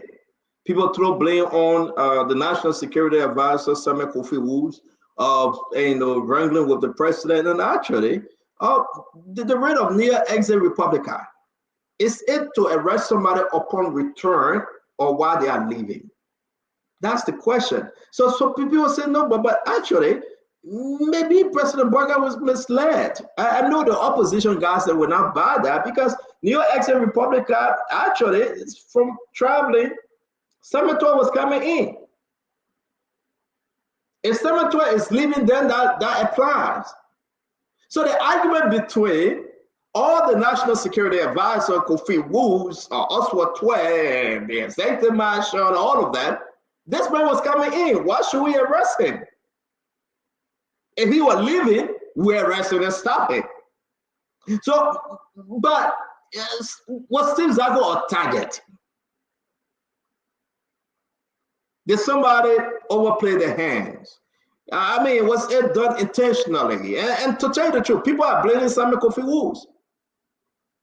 They're putting the blame on Samuel Kofi Woods. Then Samuel Kofi Woods also, and his people say, what about Bushman Keita that interpreted the law to the president? What about Oswald Twain, who is the justice minister that went there to say, yes, Steve Zago was in error? So it's a big wahala. But at the end of the day, he is not coming back. I will not share those text messages because those are confidential information. I will keep it for the appropriate time just to satisfy this conversation. Cannot add Remy Gray. You know, Senator, you made a whole lot of sense. If this were an exit New Republican, then it will make sense. But coming into, firstly, the return of Mr. Tuer to the Republic was not the result of an extradition hearing. He came in voluntarily. Under the law, there is a soft spot if you surrender yourself to authority than if you are caught on flight or in flight as a fugitive. So there was no order to have him. There will be no lawful order to have him arrested when he has already volunteered to come in. Now, issuing an order may seem like somebody is doing their job. This is all ego. I remember when the elections that replaced Mr. Zago went into play. Mr. Zago was supported by certain key elements. For instance, there was a Galakpai Kotimai supported maybe by the party itself, the Unity Party, and there was individuals like Obrani Samuka and others declared their support for Steve Zago. Look who are the individuals that are invincible, that are not seen in government today.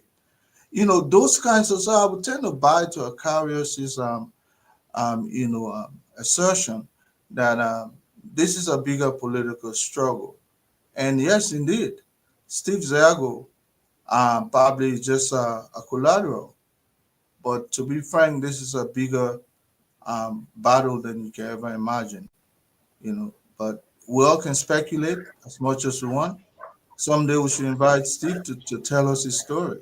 Well, I try to reach out to Steve Zago, and Steve Zago, he's not replying, he's not reaching back. Maybe at the appropriate time, he will get back to us. I think he's trying to stay away. When these things happen, and who knows, maybe the president want to give you another assignment. So I will advise openly, it's not appropriate to come out yet to say something that you will regret later. I'm going to bring in from Della Patrick. Welcome to the show, VP. It's good to have you, my friend.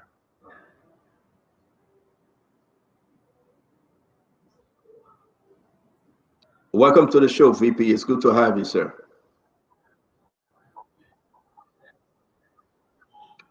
All right. I'm sorry that we're having some connection problem with VP. We hope we can have you on. If anybody, can you just maybe... Are you hearing me? We're waiting for you to speak. Welcome, sir. Are you hearing me now? Not too clear, but try again. Hearing me? You are good. Are you hearing me now? VP, you are good, sir. Yeah, I'm very optimistic that Steve Zago. I say I'm very optimistic that Steve Zago will come back for a few reasons.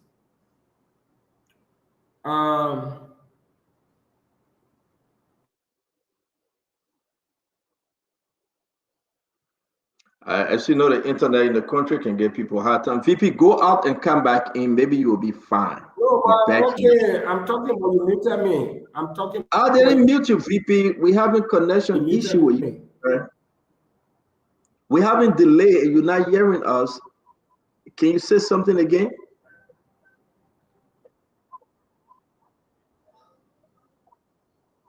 Yeah, I'm hearing you. Am I okay now? Go ahead, VP. Go ahead.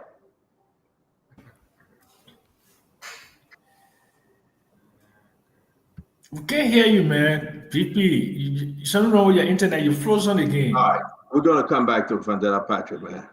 Yeah, just kick him out and bring him back in. Just go ahead and come back. I want to close this thing on. I hope you can come and talk to us about what you think Steve Zago is coming back. Again, let me announce the Honorable Steve Zago was at the executive mansion. He got the information from our sources that he would not be returning to the Labrador Immigration Services. Guys, let's talk about the internal affair. This is just a one-shot thing while we go down to our main topic. The internal affair letter came out about the LEC issue. As you can see, the letter is right there saying, listen, as of now, forward power will be switched on by 9 a.m. enable every office to execute Let me read this. This is to inform every staff of Ministry of Internal Affairs that the electricity power we are currently using to work in your various offices is a prepaid Liberia Electricity Corporation meter system. The cost of running all of our offices is very high. As such, we are instituting measures to cut down costs. Now, something grabbed me, right? When they said that, just pay attention. They are instituting, it's in the chat room. If not, let me put it there. It's not in there. I thought I did. And they're saying that, so this is it. We're going to cut down because we are spending a lot of money. So now they get different terms that the people would take care of the LDC. Now, for you to do your LDC issue, you have to be very careful. There we go. As of now, forward, power will be switched on by 9 a.m. If you come to work before 9 a.m., there is no electricity in the building. Remember that. 9 a.m., you have electricity. To enable every office execute their distinguished duties. By the hour of 12 p.m., power will be switched off. So guys, let's follow this. And maybe you can just, help us. This is only one shot. 9, 10, 11, 12, that 3 hours, power switch off. Don't ask the people how or when or whatsoever. They're going to switch the power off. Now, it's interesting. Power will be switched off by an hour for 1 hour and switched back on by 1 p.m. every working day. Then by 4 p.m., power will be switched off. So power will be on for 6 hours if you look at it. Come on 9 a.m., goes off by 12.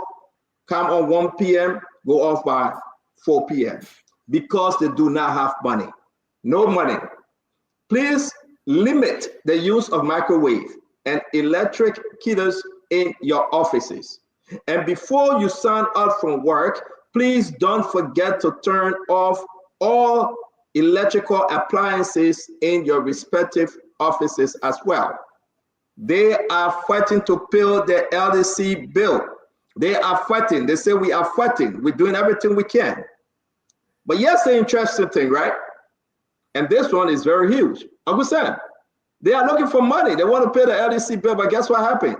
We run with this story that the minister is receiving $196,000 to renovate his office.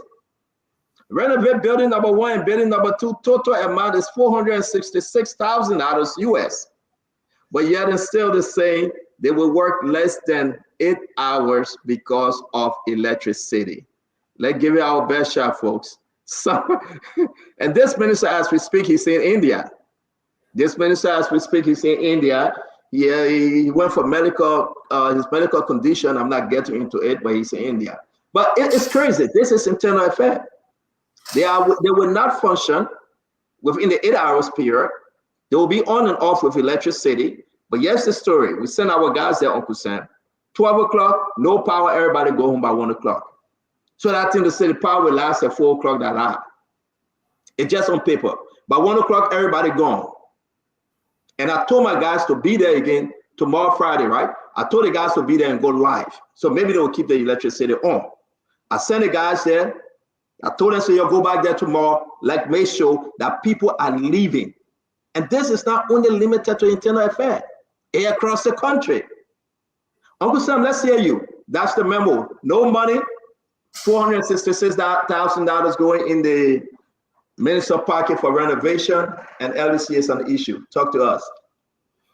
A 75 kVA generator. The last time I checked, and that was a long time ago, and maybe you can correct me on that, all of you who live in Monrovia. I paid from there's a place on Randall Street, I think I paid like $15,000. And I ran that for about 10 hours a day. It was like about a gallon an hour. And a gallon right now costs about $5, so that's $50 a day. So if you're spending $400,000 to renovate an office and you can't get 275 kVA generators to keep the power on for 4 or 5 hours to do the people's work, it tells me that there is something vastly wrong with the thinking, elementary thinking of the people of the country. How are you going to spend $500,000 on renovating office when the basic work to be done can be done by 275 kVA generators or some solar. You can install a solar system at the ministry, a solar system for significantly less than that. So it is just mind-boggling how we think. And I mean, this is who we are. This is why after going to 178 years, we're the eighth poorest country in the world. It is not that we are not smart, but it's because everything is about self-interest, it's about avarice, it's about greed, and it's just to basically benefit a few individuals. And that's what the problem of the country is. Thank you, Uncle Sam. Yeke, I mean, you already sorry, not Yeke, but Dr. Richardson. Let's bring you in. You see in both documents here and there, with the work function, you know how it is. It's a go slow at administrative moving forward. But yet and still, Well, 466,000 is going all through the window. Well, I believe when we spoke about the minister spending excessively, in my opinion, I condemn that. I don't think at this moment anyone in Liberian government should be spending to renovate that amount of money to renovate their office. So I just want to state that. I actually think that this should not be a brought out measure to um, all ministries. I think this type of austerity measure is what we need. 9 to 12, that 1 hour, and then of course until 4 p.m. However, though, I like to know the output of this ministry, which is something that we should be doing in our country. The Ministry of Internal Affairs, what's the output? What kind of work would they be doing specifically between the hours of 9 to 12? Is there certain areas in the ministry that the electricity can be maintained? Like, let's say they need electricity for that type of work, and then we can shut down the rest of the other agencies, the other parts of the organization until after 4 o'clock we can shut it down. I also wanted to state that I think that having this kind of austerity measure will help us for a time frame. It will make us save money, but I think that it should be based on the output of the agency or the workings of the agency. There's some agency that they need to do more. They need to have electricity while they're there. I also wanted to state that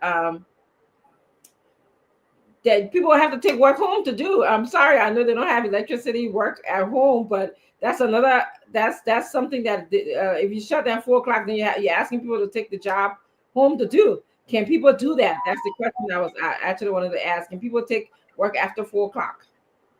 Thank you, Dr. Richardson. Yeke, let me bring you in here. The bigger picture is here. This man using almost $500,000, right? Just for his office and 2 other building roofing. The ministry is lacking LEC, reducing the function 8 hours work period. And Dr. Richardson said, take it home. You get LEC at the ministry, at LEC you get home. You can talk to us, man. What people not understanding? I understand he's back and forth in India. He's currently in India because of health reason. I'm not going there. But it is shameful that the ministry is a dead ministry. Internal Affairs Ministry is dead. Yeah, okay? So, Stanton, maybe people don't know Yumane name. In the 54, we used to call him Honorable Dite Free. I can't bear me witness. Yumane owe all the bank in the country. I can say that for a fact. He owe all the bank in the country. To the point where Yumane used to say, we entitled to Dite Free every year. Yumane will come, he face the people for you, he sell it to another person, face the people. To the point where they brought his complaint. I told Bobo Chimo, I say that his private business, then they go and discuss it out. Yumane, the money that Yumane is using to renovate that room can save that ministry for a year. 195,000. You know how much fuel is that? But because he had to pay all the money he took from banks, all the people he owe before he come before they bring disgrace on him, and he had to go up and down in India. He's not well, so he had to use that money. Let the renovation finish. Go and see how much money we use. He will tell you, say, you found that taxi. Look, this government has just become an embarrassment in the shortest time. This government has become the worst and disgraceful government in the shortest time. They have become an embarrassment. And I mean, this year will be tough than last year. Let me bring it Asido. Asido, this is a very interesting story, though. Let's hear you, brother Do. Let's hear you on this. Yeah, quickly. So, like I've always said, you can lie your way to power, you cannot lie your way to govern. And quickly, Honorable Koluba, I want to say thank you for being man enough to say what you said earlier on. We'll talk about it more, but I just wanted to throw it there. So, Stanton, the government does not work. The government is very lazy. Don't believe me? Go on Facebook. Go on Facebook the whole day. You will see ministers, managing directors, whole day on Facebook. Look in chat rooms where you are with them. Whole day they in chat rooms, they here and there, everywhere. Managers, ministers, managing directors, they whole day on Facebook. What kind of people working on Facebook the whole day? Mo Ali was to LECC recently when he should have been working. The government work. Ministry of Internal Affairs is telling us at least by the paper that they're only working for 6 hours. By the paper, you and I know they only work up to 12. That is 3 hours a day. And they go home. They take gas slip, they take salary, they take scratch card for just 3 hours. And this is not only to that ministry, it's across government. Even my own youth and sports, I speak with folks from there every day. And it is even worse, where the people were protesting for their salary for 8 months or 9 months or so. Youth and sports is worse. Generator comes on 1 hour a day, sometimes 1 hour, 30 minutes. And that's all you have to do. People are just lobbying all outside, working here, and then everyone goes home. It only tells you that the government is lazy. That's why you see the economy going the way it's going. Thank God I came to Liberia. I saw with my eyes, things are getting bad, worse. The Congo police, it's getting so bad. Go on Facebook, don't believe me. Just try tomorrow. Tomorrow is Friday. Check. You will see managing directors, you will see ministers whole day on Facebook, in chat rooms. What kind of a work you working? And you just on Facebook, you just in chat rooms. How is that possible? It only tells you why the country is the way it is. Because the folks are lazy. The government is unserious. Don't care to work. They don't put energy into the work. They don't care. They get their salaries, they get their scratch cards, and they go on. But when we talk to the person, look at us that don't know who were there. Go and check. Facebook's there. At least when we're in government, we try our best.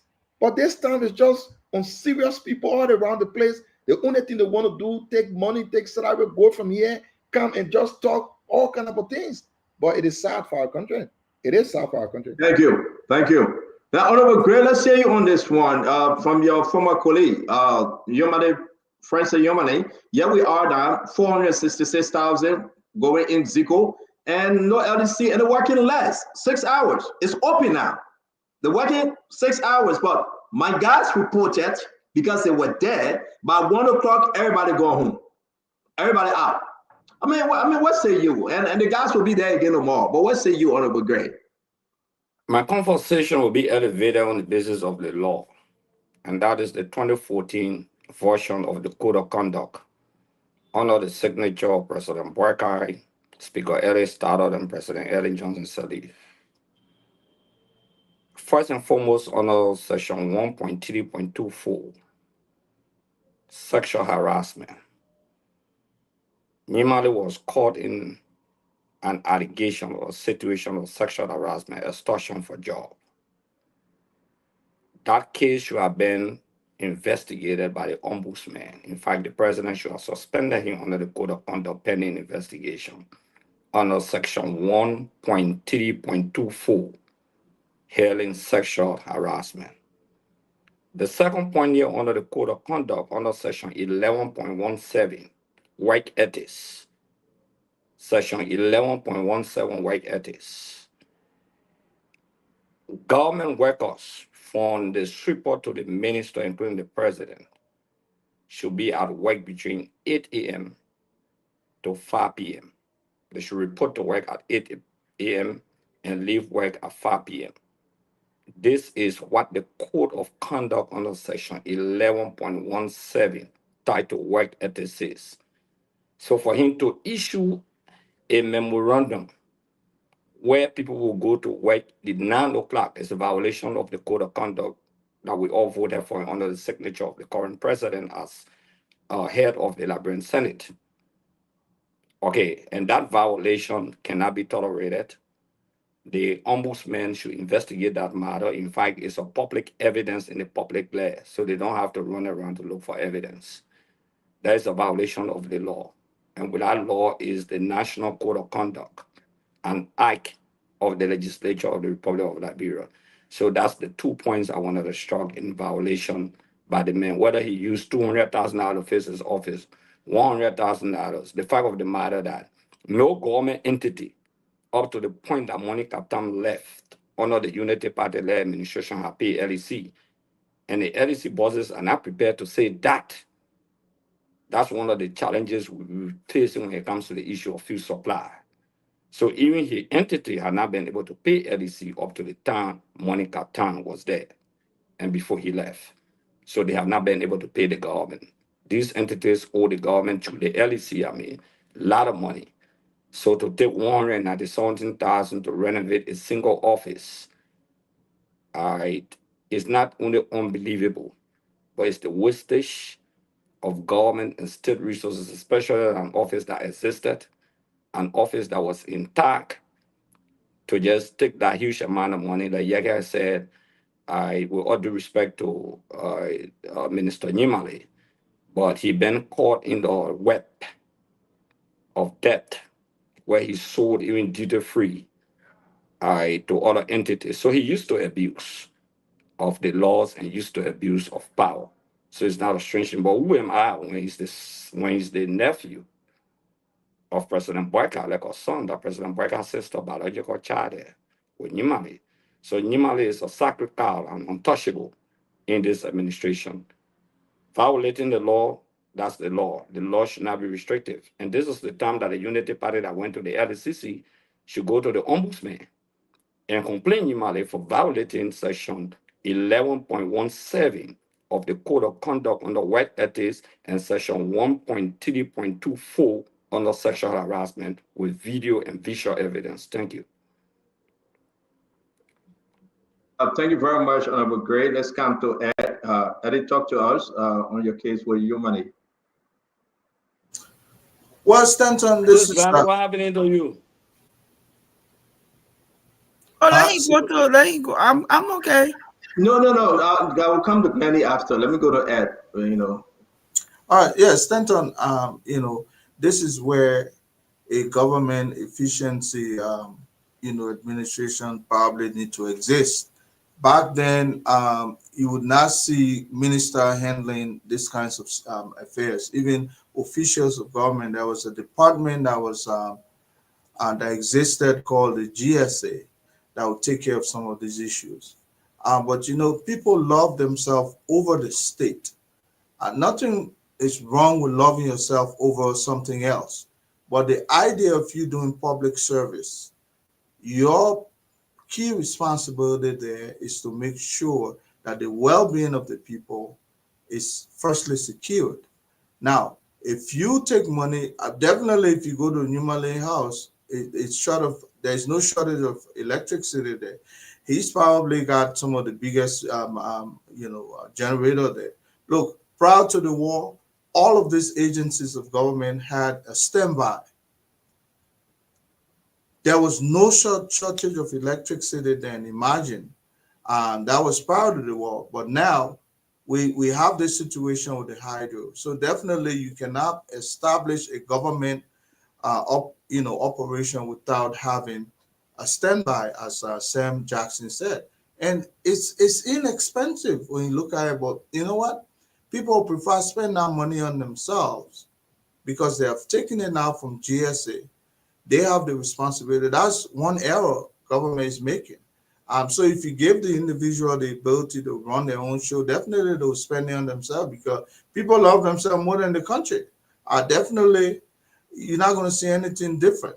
But I can tell anyone that if government continues this way, they will continue to go broke. Because forget about his proximity to the president. But anybody you give, any Liberian, you give them the opportunity to run their own show that way, which is one of the wastes the existing government, you will not get anything substantive coming out of there. So Liberia is in dire strait. These are the individuals. That's why we should go back to that old system where we have an efficiency system like GSA that will police some of the activities that will go into individual private pockets. So I hope we rethink this issue, but Nimale is it feels like it's a sacred cow, and I agree with others. It's untouchable.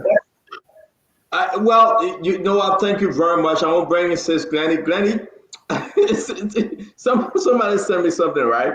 This was $500,000 and the ministry suffering for power. $500,000 though. $196,000 just for the president of, the minister office alone.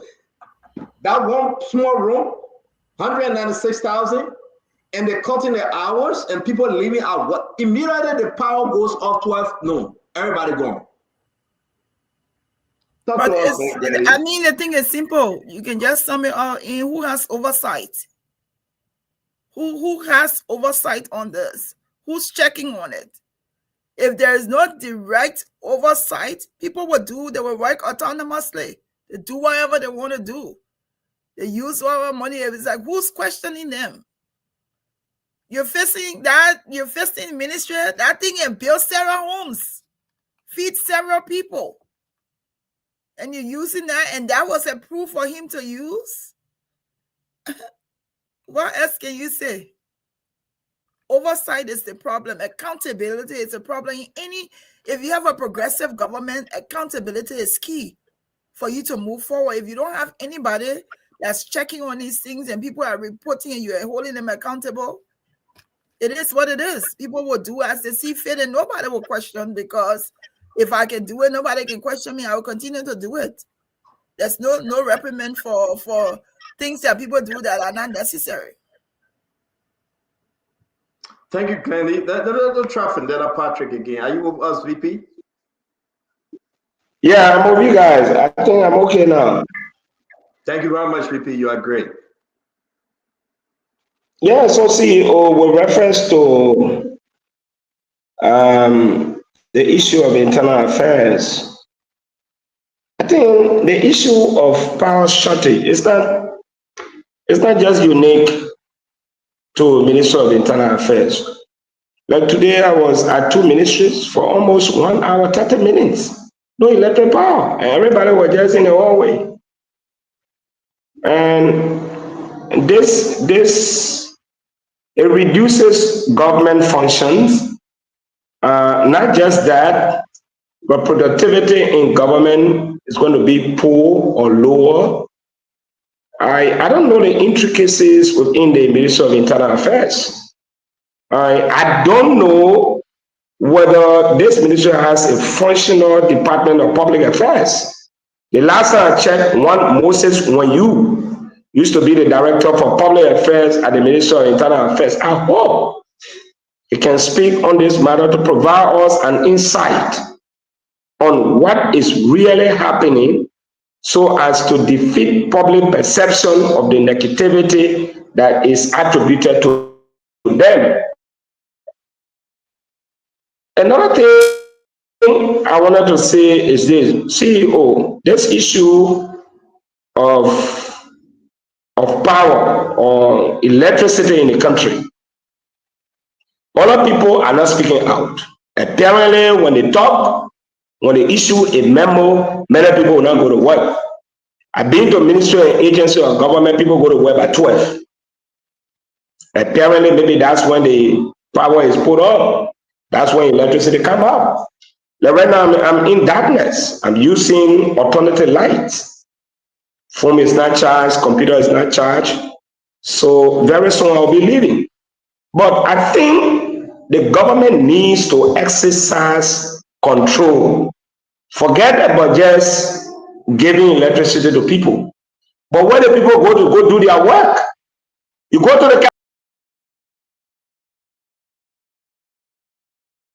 Right, okay. All right. Again, our brother VP, his power went off. We want to say thanks to VP even for trying, because to tell you the truth, he's trying seriously. He really wanted to do this, but he's not making it tonight. And we hope that we can have him. Who knows? Maybe like Lenny kicking him out. But guys, let's move. Let's make progress here. I don't want to start anything. I want to say that that's it for the internal affair. If you want to add anything, then that's fine. Or else, I want us to play. I just Yeah. wanted to ask something quick, and I wanted to pick on what Sis Glendy said. She spoke effectively on the basis of oversight.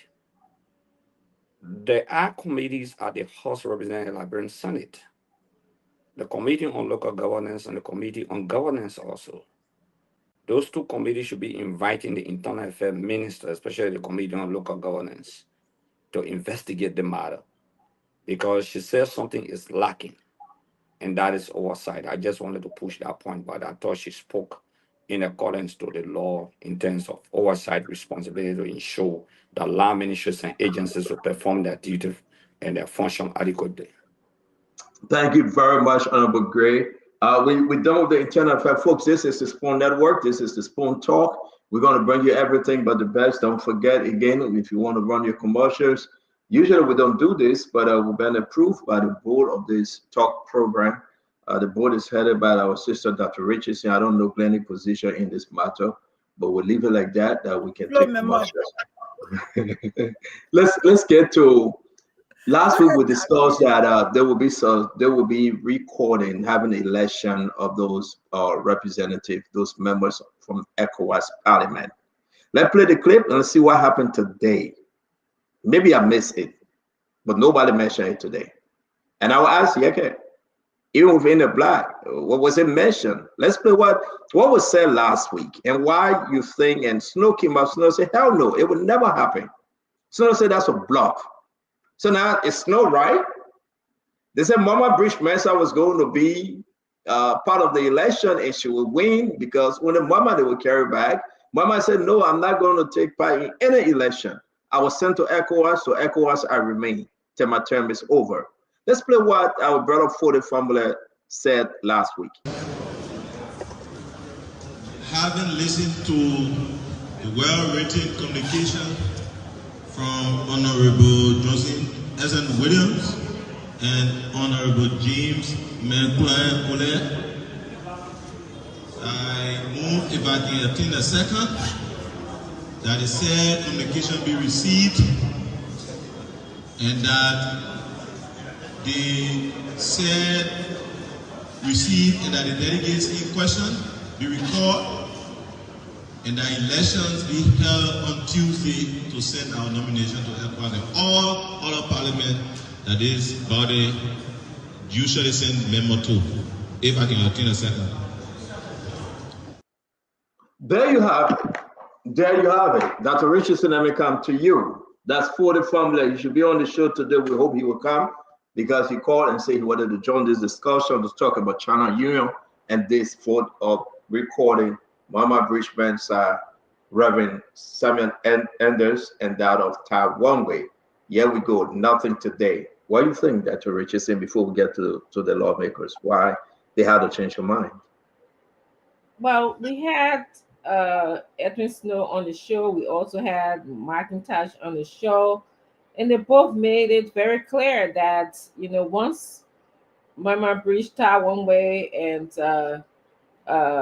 I'm missing someone right now, once they were elected by their peers to be sent to ECOWAS, they become property of the West African community. So once they are property of the West African community, there's really nothing that the Liberian government can do in terms of recalling them. We are also, one thing I was concerned about was to find out who's paying their way, who's paying their trip, who pays the bill. And it was clear that it's ECOWAS that pays the bill. So even if the Liberian government wanted to shut them down and say, well, we're not going to pay a bill to go to, whatever country that they're destined to go to, they can't do that. So, but the main important point is they are a property of the community of West Africa. They're no longer just only Liberians. They will no longer just represent Liberia. So that's just all I needed to add. But we talked about this last week. Thank you, Doc. Thank you very much, Dad. Uncle Sam, what's happening? This is where you have to look at the quality of people who represent us, who elect to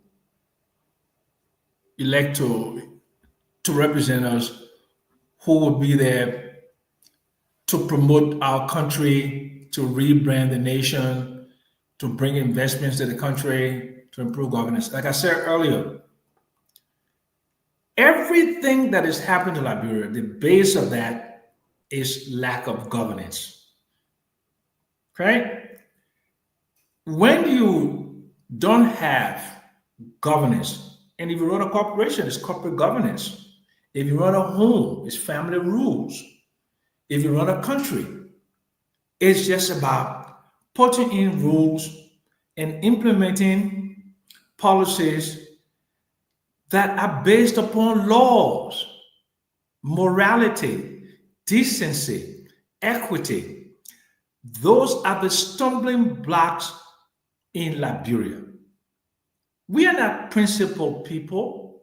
We are not moral people. We are not ethical people. We don't follow the law. And that's how we run a government for the last 178 years. For a representative elected who claim to have all these degrees, not to have put the matter before somebody with international law expertise to get on the floor and put in a resolution that contradicts international law, West African ECOWAS law. It tells you that we are in serious trouble. Now, why didn't they proceed? It's because they're ashamed. But they will never come out to say, we made a mistake, we are sorry, and Edwin Snow was right, Dr. McIntosh was right, and what we had, because when you do that, you provide a lesson to younger people who may not have the knowledge, may not have the experience, so that they, when they get to that place, they don't make the same mistake. So it was not a teachable or coachable moment. It was just one of those things we chuck under the table and we move forward, and there will be no consequences for the actions that were proposed. That's it. Wow. Now, thank you very much. Representative Yeket, what say you here, Representative? I mean, what's going on here? So, Stanton, you see, if people feel the way they're abusing the law in the country, that's how they were extended to other countries. They can only abuse the law here because we have someone that governs the country that do not believe in the rule of law. The people have system. It's not like the House of Representatives where Jean Couleur will wake up and say, you're not saying for a metal steel today. No eyes in what's going on with the people. The people come, we send for metal steel bring 100,000. We say, okay, you'll go, we'll send for you later on. That's not the system. The people have a system. When they set the system work. Can the system work in Liberia under the leadership of Joseph Boakai? No. So they think the lawless, the disrespect of laws in the country, they want to extend it out there, and it will not work. They are wasting their time because the people believe in system. The people system is the system. They will jump up, they go up, they come down, they carry Rachel Kuhn, they put in one test and bring it back. That system will not work. They're wasting their time. The people have a system, and they will have to live by that system for. Snow was not wrong. I remember during his time, when the thing happened, when he was elected as senator, we raised that issue. And when that thing came out, for me, I was done with it. So when the person was jumping, behaving there, they were saying for China Union to croak them, the way they behind the China Union business, to croak them again, the family there, the colleague there, the system they used to robbing people all the money, putting money to the very ministry and going for it, and they believe that the system not working anymore. So they should pressure the colleagues to give them money. All the thing they're doing, the thing where we will give them money. They waste their time. So the system will not work. The people have 4 years to serve ECOWAS. So after the 4 years, maybe they can find somebody to go there. But for now, finish too. You heard that. Let me bring in Honorable Akaris Musa Gray. What happened? Why they fled? What's You know, happening here, Honorable Gray? I think the what I call the rebel lawmakers, because even in 2022, some conservative lawmakers are called rebel lawmakers in the British Parliament. Okay, when they rebelled internally, some of them. So the word rebel lawmaker refer to those group of lawmakers who rebel. They thought they could get away to. I'm a little bit disappointed in Doyens in the House of Representatives.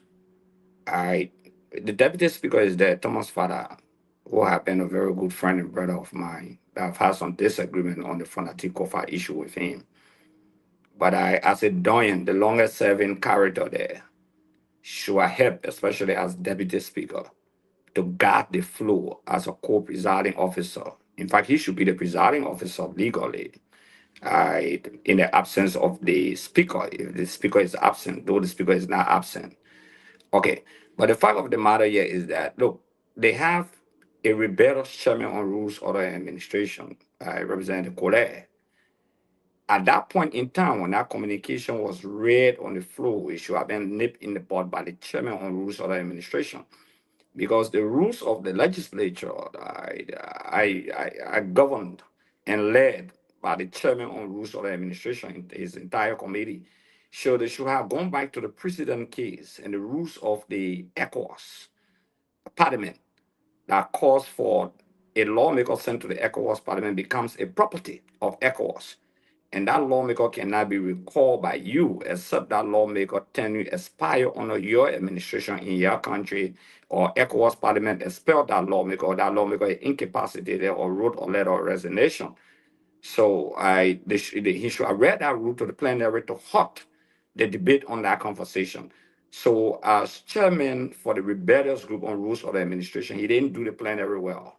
Whether it's all ignorant, whether it's all his inability to understand the rules, because the rules are not only about the rules of the House of Representatives, you should even know the rules of the Liberian Senate and other parliament, including the Robert's Rule of Order. You should know all of that. So yeah, so the Doyens, for example, Richard Kuhn, Representative Richard Kuhn was in the House. In fact, when we raised the issue against Honorable Snow, he was there. Samuel Koga, in fact, I remember Samuel Koga was one of the guys who were heavily debating our issue along with me. Okay, so there's a precedent case, and I think that maybe the way we flag it here, and some of you urge the president not to get involved into such, it could damage or tint the image of the presidency and Liberia relationship with ECOWAS Parliament. Maybe the rebel lawmakers were being advised, so they had to table the matter today because they have no jurisdiction over ECOWAS Parliament and they cannot withdraw anyone. They can only nominate, and when you are nominated, it becomes the property of the ECOWAS Parliament. And interestingly, ECOWAS Parliament takes full responsibility for all of those who represent Liberia in terms of Thank you. financial payments. Yeah. So you Thank can't you hold very money much, and say they will Honorable not go. Gray. Honorable Gray, thank you very much. This is very important as to who's who right now.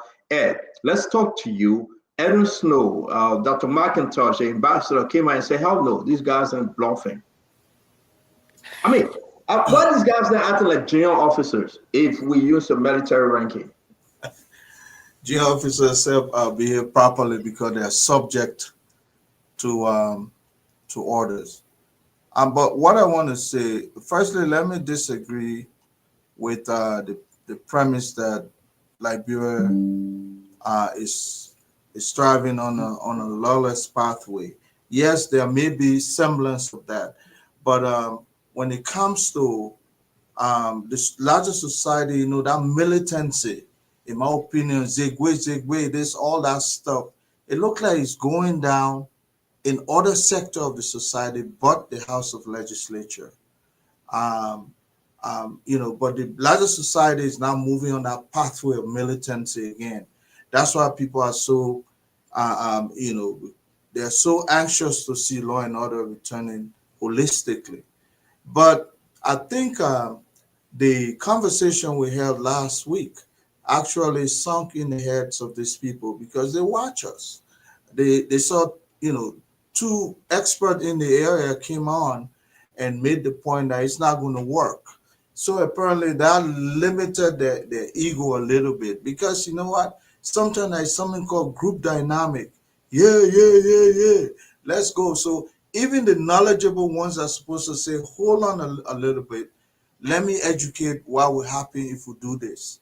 People don't want to fall off from the group dynamic. So they flow with the we used to say the morale of the moment in the military. So they're flowing without let me keep quiet before the group turn against me. But it's always the right time to speak the truth. If somebody had come out and said, hey man, this is not going to work, whether or not they will turn against you, but that's the truth by the end of the day. So I think they've seen that this is a fruitless effort.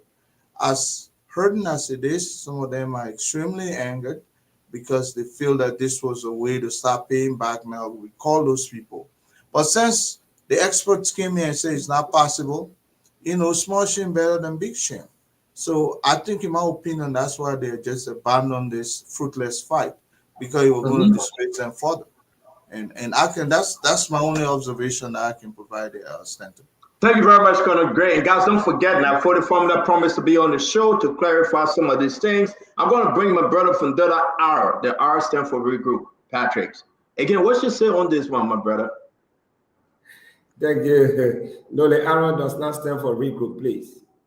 CEO, I see some fundamental problem with reference to the approach taken by members of the RLJ group or the majority bloc. The ECOWAS Parliament is completely different from the operations of the House of Representatives of the national legislature here. What I would have expected, there are some good, great people, best brains at the national legislature, even in the midst of their political disagreements. And I want to agree with Colonel Gray.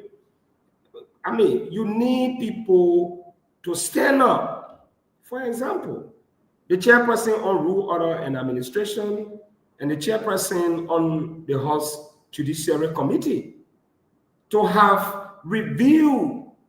I would have expected some of them, like Deputy Speaker Thomas Farah, to designate these two committees to study as to whether the action that they are about to take to recall these people, whether it's going to be in consonance with the rule of law specifically directed to the ECOWAS Parliament, whether there will not be provocation, whether they will not be in error, so that when they take that decision in plenary, ECOWAS Parliament will endorse that. That wasn't done. And specifically, Rule 5 of the ECOWAS Parliament is specifically, made it very clear that as long as a parliamentarian from another country is sent to ECOWAS under the signature of an elected speaker, and that individual takes an oath, that individual also becomes the property of ECOWAS until that term in 4 years expire. You cannot record it. As long as they are parliamentarian, so they think they can do in order to gain legitimacy, maybe they need to expel these people. As of today, we expel you.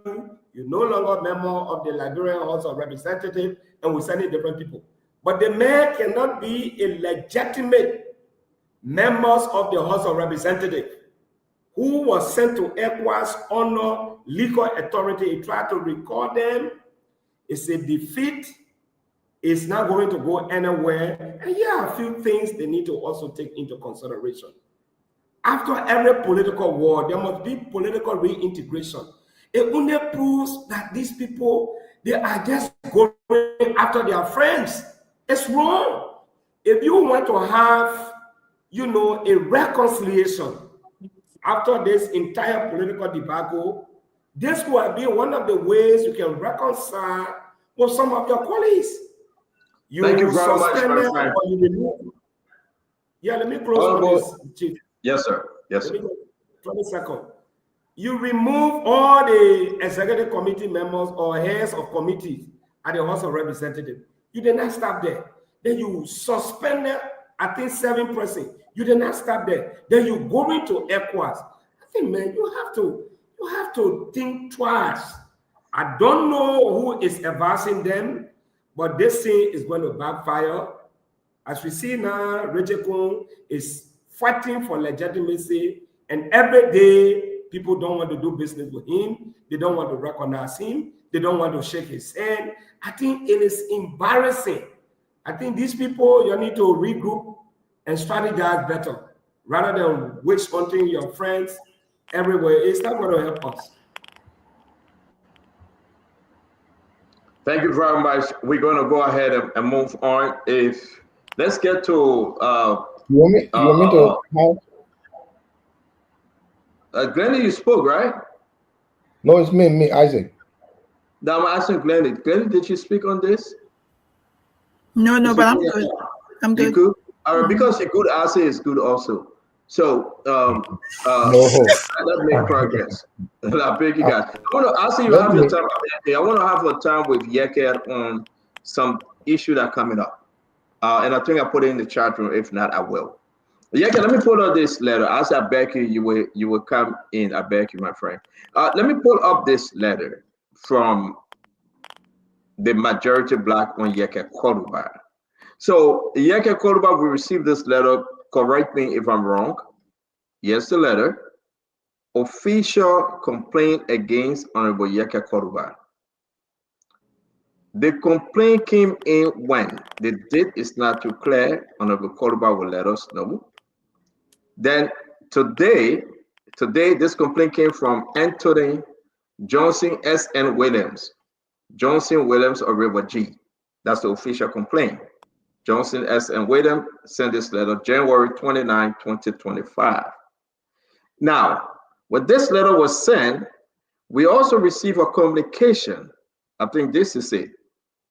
There you go. On the 17th, after the incident, Ayeke refused to remove his car and they put drill in his car, the House of Representatives, Chief Clerk Midrell Sayon, sent Yeket another communication about the investigation. I present my compliment and by directive of the House Committee on Rules, Order and Administration, invite you to an investigative hearing scheduled for Friday, which is tomorrow, February 21st, 2005 at 12 noon in the first floor conference room, House Wing. I'm going to stop here. I'm going to give Yeke the chance to explain what are we seeing. Yeke?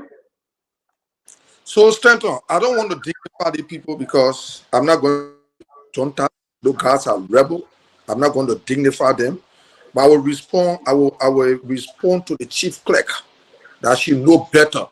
She should be a doyen in our house to look at people that are not legitimate people to be writing me on their behalf. I take serious exception to it, and I will respond to her. When I respond to her the next time, she will not read me letter from juntas and rebels. Those guys are rebels. They are juntas. They can take any action they want to take that will be illegal, and I will not respect. I will respond to the chief clerk. She's the only person I know that was elected by us under the speakership of J. Fonate Kofa that was elected by us. She's the only person I recognize, and I will put her on record. The next time she read me such a communication, when I respond to her, she will never read me a letter again. That means people from the junta rebels will instruct her to read me a communication. Dignify them. Okay, so is there anything we need to know? Are you not going for the hearing? I don't recognize junta. They are going to sit down on a junta for hearing. Those guys are rebels. Those guys. Well, what did you do? I mean, give us the context of that letter now. What actually happened? I That don't want Johnson William from River G saying what? Happy, nothing happy, and nothing will ever happen, and they can't do nothing to me. Why are they bringing it up now? Up to them. I will send my response to the person that wrote. What you're saying, the letter is in the chat room. If you need time to read it, fine. If not, I can go to someone else, or you can speak to this. But Yeke is on the show. These are the situation. But when I receive it, and people say, listen, the only reason why, because Yeke is suing them for 25,000 and 200 million US Liberian dollars, and also the fact that they drilled into his car and he created, noise about it. So therefore, they want to suspend him as well. That's what Rich is saying. What do you think? So I'm reading the letter right now, and it says that they want to suspend Yeke for gross violation of the House standing rules and procedures. So that is just the first sentence that I read and just made me discouraged. We talk about gross violation. Are we talking about only Yeke's violation? Are we talking about violation of perhaps the groups of men who refuse to get 49 members to remove the speaker? Are we talking about gross violation when someone who just asked to bring a drill to drill into Yeke's car to have it removed from a spot, as opposed to having a civil conversation with Yeke? So I stopped to just gross violation. I don't know what violation are they talking about. In my opinion, the people who refused to get 49 members to have an election to remove Fanati Kofa violated the rules, the House rule. That's where that is some origin of some violations right there. So that's what I have to add to this conversation. Uncle Sarah, I think you'd go after me. Yeah. Look, I just want to basically just jog the memory of Liberians, especially Mawata and others, the proverbial Mawata, if you understand. Where did this money come from to keep how many 43 lawmakers at RLJ for more than 90 days? The cost of the room, the feeding, the drinks, the entertainment, the movement, and I'm getting some very, very troubling notion that this thing came from the Ministry of Finance. That money came from the Ministry of Finance, because there was nobody within the legislature, no matter how wealthy Fala would be and others would be, will use their own money to finance this illegal, what should I say? What I call it, I had another name for them, but I'm forgetting that name. Renegades for 90 days. And to break simple rules like, if you say you remove the speaker, then you're supposed to announce the removal and call for an election for a new speaker. You did none of that. So, and I don't want to be the one to be constantly saying that this is a lawless administration. Because if we say it's a lawless administration, then we must go straight to the head. Who is running this administration? Joseph Newman Boyka. And that's not how the way I want to know him or remember him or to see him as a man that I have sat with and talked to, a member of his family, and been with him when I was a young man in 1979, that he will participate in this reckless effort at undermining our democracy and using the public coffers. Those people who are dispensing that money, this is a warning to them. 2029, there's a 90% chance that President Joseph Newman Boyka will not be going back and that we'll have a new president. and there will be an investigation of where those monies came from. And if I'm alive and if I'm healthy, we will want to see, because the people in this country suffer too long for this democracy that is being undermined. 250,000 people died. We had a democratic election in 2005, and we've had a democratic dispensation since 2006. Well, Liberia is minimally been respected. For these renegades to come in, and for the first time in the history of the country, as I can remember, to have the Capitol burned, to have people's car broken into mindlessly, this is very, very troubling. And something needs to be done. And I don't know where all the anger is coming from, where they're trying to drive this wedge to punish people, to push people to the brink. I don't know where it's coming from. You have all the reins of power. Govern. Bring us together under one tent. Thank you, What are Officer. you angry about? Who did what to you? Officer, thank you very much. Again, this is what we do on Spoon Talk. We are covering a lot of story over here and we're having fun. But your information getting out there, we talk about everything. We say thank you for being patient. Continue to share the show. We got a lot of story. If we cannot complete the 15 topics tonight, we will get to it tomorrow.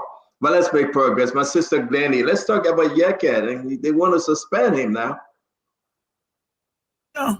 The best person to address this is Yeke. If Yeke is not addressing it, I have nothing to say. Absolutely nothing to say. Thank you very much, Glendy. Let me bring in the former representative on Wakaris, Moses Gray. Yeah, I listen to the communication. Fortunately, I've seen a copy of the communication, the letter of complaint. And the letter of complaint captures Rule 42.1 and 42.2. Rule 42 talks about the prestige and dignity of the house. So the allegation against Onoyeke Koroba is about the prestige and dignity of the house. But one of the things that I saw in our communication, they spoke about his behavior on the floor of the plenary. The Constitution forbids any member of the legislature being punished by an opinion expressed on the floor. But then there's a second portion under 42.2. They spoke of the issue of going out and bringing the body to public disrepute, or you should comport yourself even in the public out there. However, Rule 48 talk about observing the ethics. Now, under Rule 48, a complaint should be filed to the speaker. That's why it says it's written clearly under 48 that the complaint should be filed to the speaker with the evidence under 48.3. Along with the evidence, you must submit that complaint to the speaker. Who is the speaker? Rachel Kuhn is not the speaker. The Supreme Court has recognized Fanatic Kofa as the speaker. It didn't say to the presiding, they didn't just say to any presiding, even if the deputy were there, said to the speaker. So the speaker I said, man, you all right? Hello? Now, I say, brother, I say, if you're all right. You're fighting sleep and the heat and the darkness all together. No, you know, the internet is sticking, so you can be seeing the image going like this. Okay, all right. Okay. That Chinese support ninja. So, the communication is not presented to the speaker, though the communication should be sent to the Committee on Rules of Administration.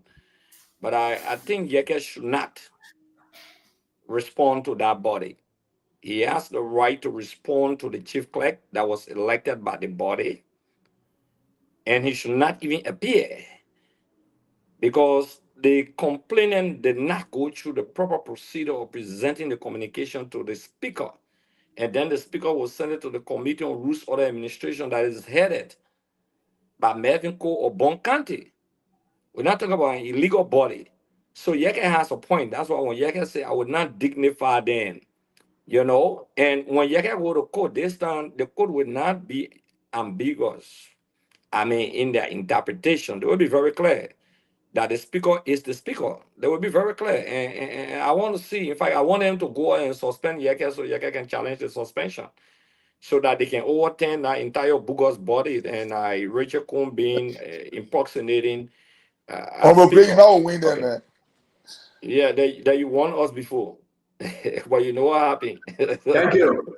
Let me bring in Acid though. Acid, talk to us. Then why you fighting that sleep? Talk to us. So, Stanton, you have a government that does not respect anything they call rule of law and law. And the government has their regime speaker among someone.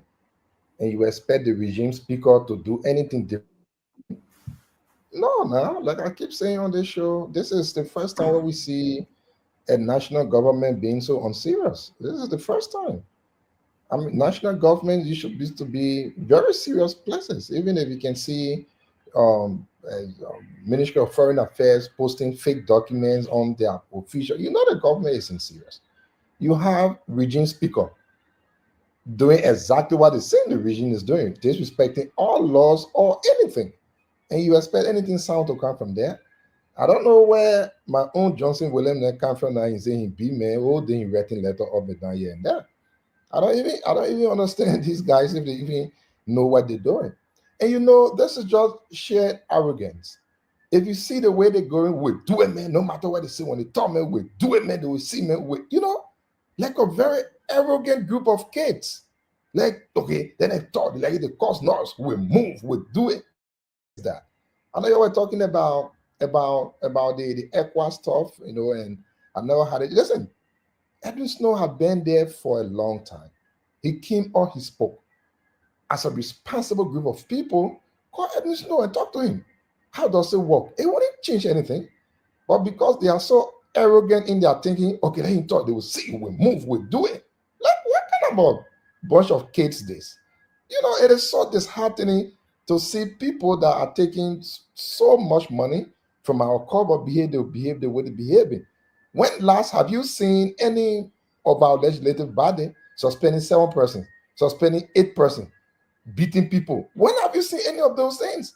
This is like a junta will of rule. And you have a regime speaker that is exactly doing, what the regime does best. And you have Johnson William there all around here wearing some of Chinese coat, looking funny, and then he writing letter up and down here. These people need to be You know them serious. barawala. I know sometimes you don't let us to go there, but the truth is Johnson William is someone that I know very well. And when I see Yeah, people but like then that keep to doing the this, topic I and wonder give what a is going description on. in my You Chinese know, code, my man. but look at the code, the man where they want Guinea food, Liberia, King, funny. I look at it and say, Thank, but thank, what is this I'm thank you, seeing here? Isaac. But this is just a Thank you. joke. Let me bring in. Let It's me like bring in smooth, huh? Conor Gray. Let me bring in Conor Gray. Conor Gray. Let's wrap up. Oh, you spoke already, right? No, now on this issue, Yeah. Stanton. Let's wrap up this issue. We gotta go to asset recovery. We gotta go to yellow machine, and I hope we can cover them all. But it's important to address this issue. Conor Gray, take us home on it now. Stanton, again, I spoke about group dynamic. They did not, they were not able to foresee that their action would lead to so many co-reaction. You know, the sub-region denouncing the way the issue was handled. Their attempt to send their own regime collaborators to the ECOWAS, parliament. They didn't see this rejection, this level of rejection and disgrace coming. So this is the frustration on their part, if you ask me, as somebody who have studied psychological warfare, is weighing down on them heavily. And Stanton, this is probably they'll start looking at the inner circle and say, well, you say this would work, this would work. This is not working. And they're still finding that legitimacy by suspending certain people, by carrying certain action. Oh, yeah, okay, let's go after him to showing that we have the authority now. And all of these actions, further undermine their own legitimacy. And at the end of the day, I think they will back down, if you ask me. because as long as you did not acquire power the right way, and you don't have total control of the administration, definitely you just get something partial. Now, who is going to be responsible at the end of the day would be the ringleader, which is the one to be Speaker Richard Kuhn. But at the end of the day, our country will fall on because this is having a disgrace on us as a nation. And some of us who know better, who looking, it's not pleasant to watch. It's an ugly fight, and we hope they end it soon. That's all I can say. Austin. The corner, Remy Gray, retired AFL corner. It's good to have you guys. We're going to run through rapidly a lot of small stuff. Then we will try to wind down. It's 6:31. That is 11:31 in the country. We got 29 more minutes to be out of here. I believe it was a beautiful show. And we're going to continue on this path. We ran through a lot of different topics. We will be playing the rest of the clip on Regime Speaker Richard Kuhn. All right. And I can also announce a lot of big anticipation here. Folks are waiting to welcome the Vice President Jeremiah Pancon to the United States. You have people reaching out to me and say, yes, indeed, they will be hosting him. They have a big program in Philadelphia, Pennsylvania.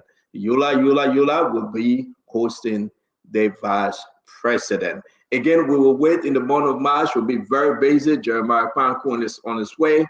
We keep our radar on him right now. He's in Europe. From Europe, he will be coming to the state and to have a full engagement with the people, one people. Let me ask you guys quickly if you want to add. If not, we'll make progress. Today, the National Transport Authority, NTA, received 3 buses. Now, people are saying the amount on these buses, they begin to question them. I will wait when I receive the full document and we'll talk about it. But if it is true, I think the recommendation that they need 60 new buses, 60. And today the first 3 came in the country. We want to say some people are celebrating and some people are questioning it. But yes, indeed, our country, Liberia, need to upgrade the transport system. So there you have it. Anybody want to say anything on this? We're running through now that Rich is saying 3 buses out of 60 have arrived in the country. People say, Stenton cannot see good thing. So therefore, Stenton got to talk about this one. That's Rich is saying. Yeke Kolubai and says, Glenny, anybody want to say anything? 3 buses, that celebration. Yes, it's in the country. No. Uncle Sam, you want to say something on it? Not really. Not really. Not ready. I said, Do you want to say something on it? And I'm bad in a good thing. Yeah, no, actually, bringing 3 bodies is not a bad thing. I already think I should. But what is important, we have had these things, maintenance, and how new is it? It looks like something that is painted. Is it an old bus they painted and then they brought here? Because when you look at the tire, look between the tire and the top part, you will see it look like something that is actually painted. So we have to be sure I that say they we're can gonna give let us you the go. document. I say. Then I think it's a good thing. It's going to help with No, for me, transportation. Like I said, every one thing that helps the country is good, but we would be here and be talking about these things. How long I the just buses want go to if they listen. The are best old? thing we can do to announce to the nation that you get 3 new buses out of the 60. The president said he needs 60 as of this year, and you got 3 coming buses. in. You can say the name, but we are not sure. We're gonna ask about the amount. We're gonna ask where we're getting these buses from. And I hope it's not the Mandela Cooper buses coming back in reverse. But anyway, we'll make progress. Yes, it's good. Honorable. Yeah, it is good. That's why I'm showing it. I mean, it's 3 buses plus we never had before. So let's be hopeful. Well, we getting there. Most great. You want to say anything about these buses, please? Definitely, I will just be very brief. 3 buses out of 60 is nothing.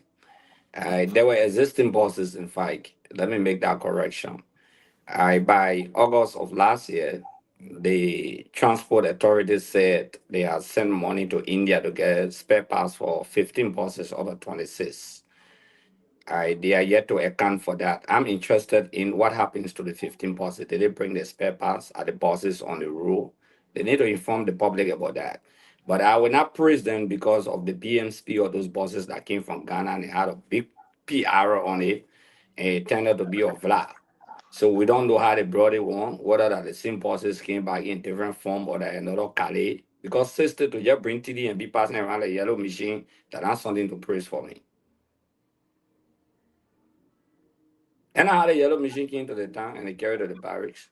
They said So they meant to Mrs. give from the Children, I barracks. hope you're not sleeping on us. Again, guys, when we see the good thing, we won't talk about 83 buses out of 60. The president is making progress. We'll ask you. Sylvester, are you on? Please answer your phone if you're on. Sylvester Children Play. Now, let's move ahead. I want to talk about the budget. Tell Sylvester is ready. Can somebody please call Sylvester Children Play?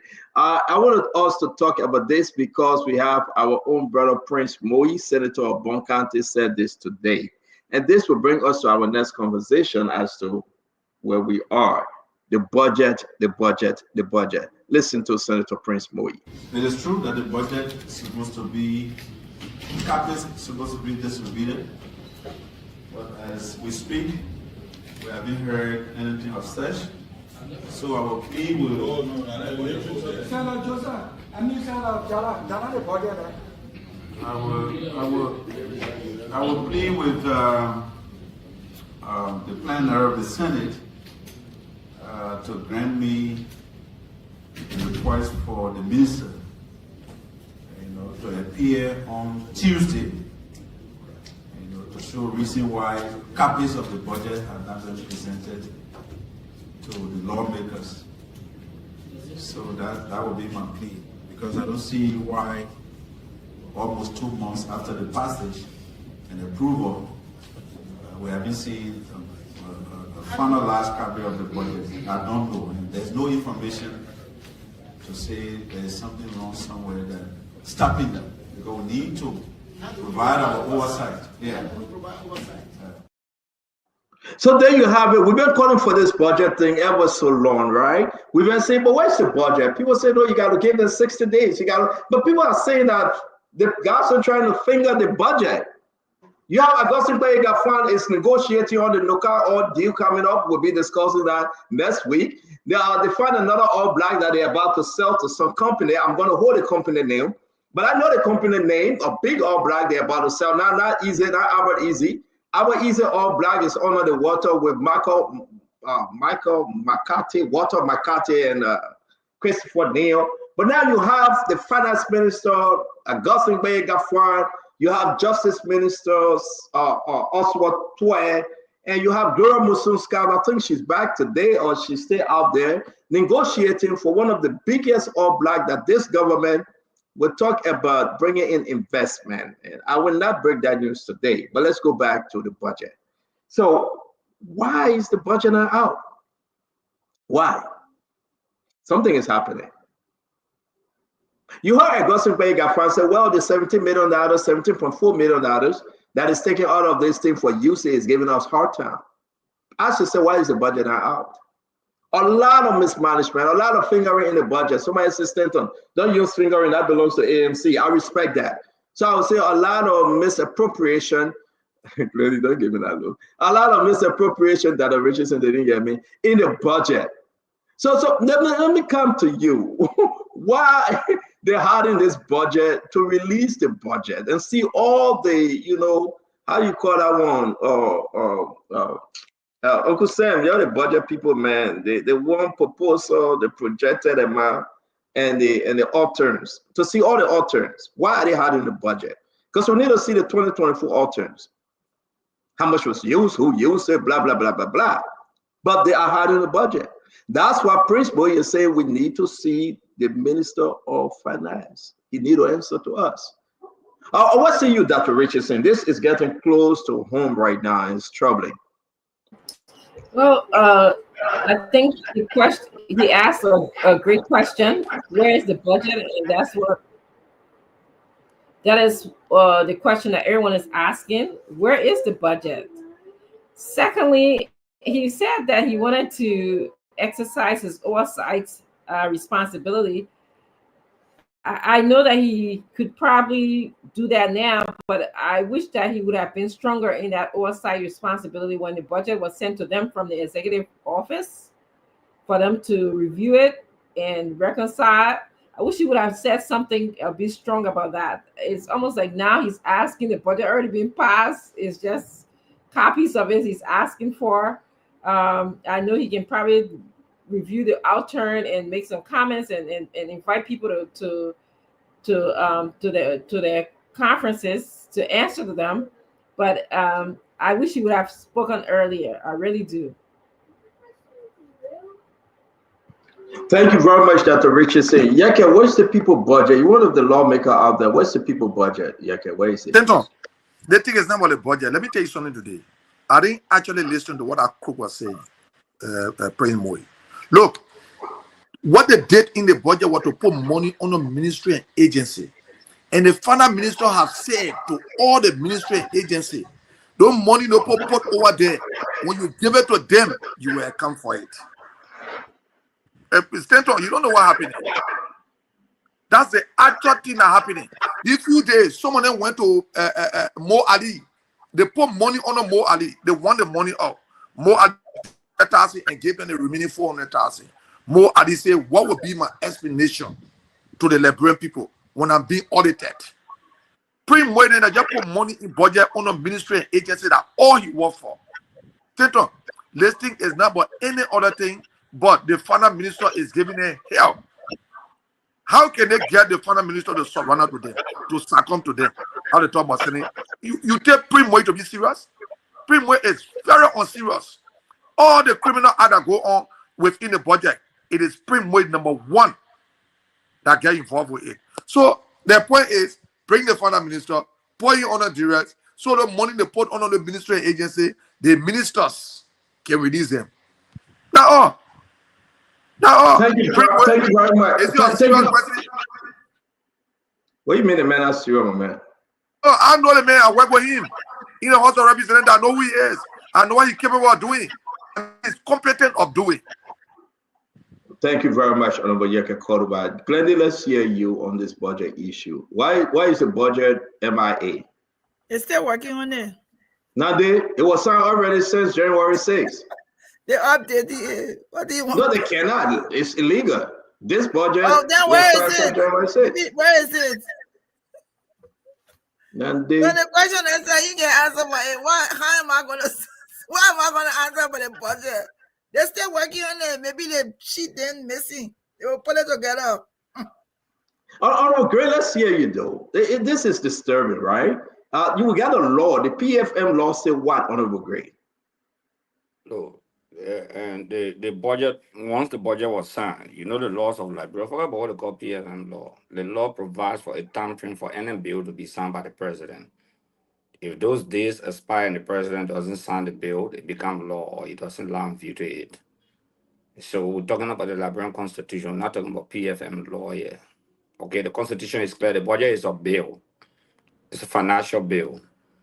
So once the president affixes a signature to that bill in the specified constitutional period, that law should be printed into handbill and distributed, not just for lawmakers, but for the entire country. But you know, the press secretary did admit, I think it was on the Sunday program here, or one of your programs, in fact, that the budget was being fingered. There was fingeration ongoing in the budget tampering and budget tweeting. She admitted to that. Maybe you can go back to the tape. She said, yes, the budget came to the president, but you know they got to look at the budget, they got to do some edit, what I call tweeting of the budget, tampering of the budget, and fingeration of the budget. You know, when the 2025 budget comes up. Which other word of fingeration is? That's great. Yeah. Gray use a lot of words. Gray use a lot of words to chase the thing. But ain't like bro, call it fingeration. And you want to accuse ANC. I just telling you about what they did in the budget and fingeration. So, but on a very serious note, there was a communication. The LCC came out in September, precisely September of 2024, that they had received a complaint of off-budget spending of $15 million, and they take it serious. They were going to investigate that matter stated. So once the 2025 budget is placed in the public domain, the OT10 for 2024 will be shown. And that OT10 is dangerous. That OT10 will make the entire country shake. The news that spoon will run with here. You not only see that $15 million that extra budget spending, but the legislature is a disaster. You already saw $13 million. You saw another $5 million under the speaker budget. all of land ministries and agencies, all 10 will be very dangerous. Okay, so they are trying to hide that all 10. They are trying to delay that. Rotary Prince Mo is not in the know of the budget.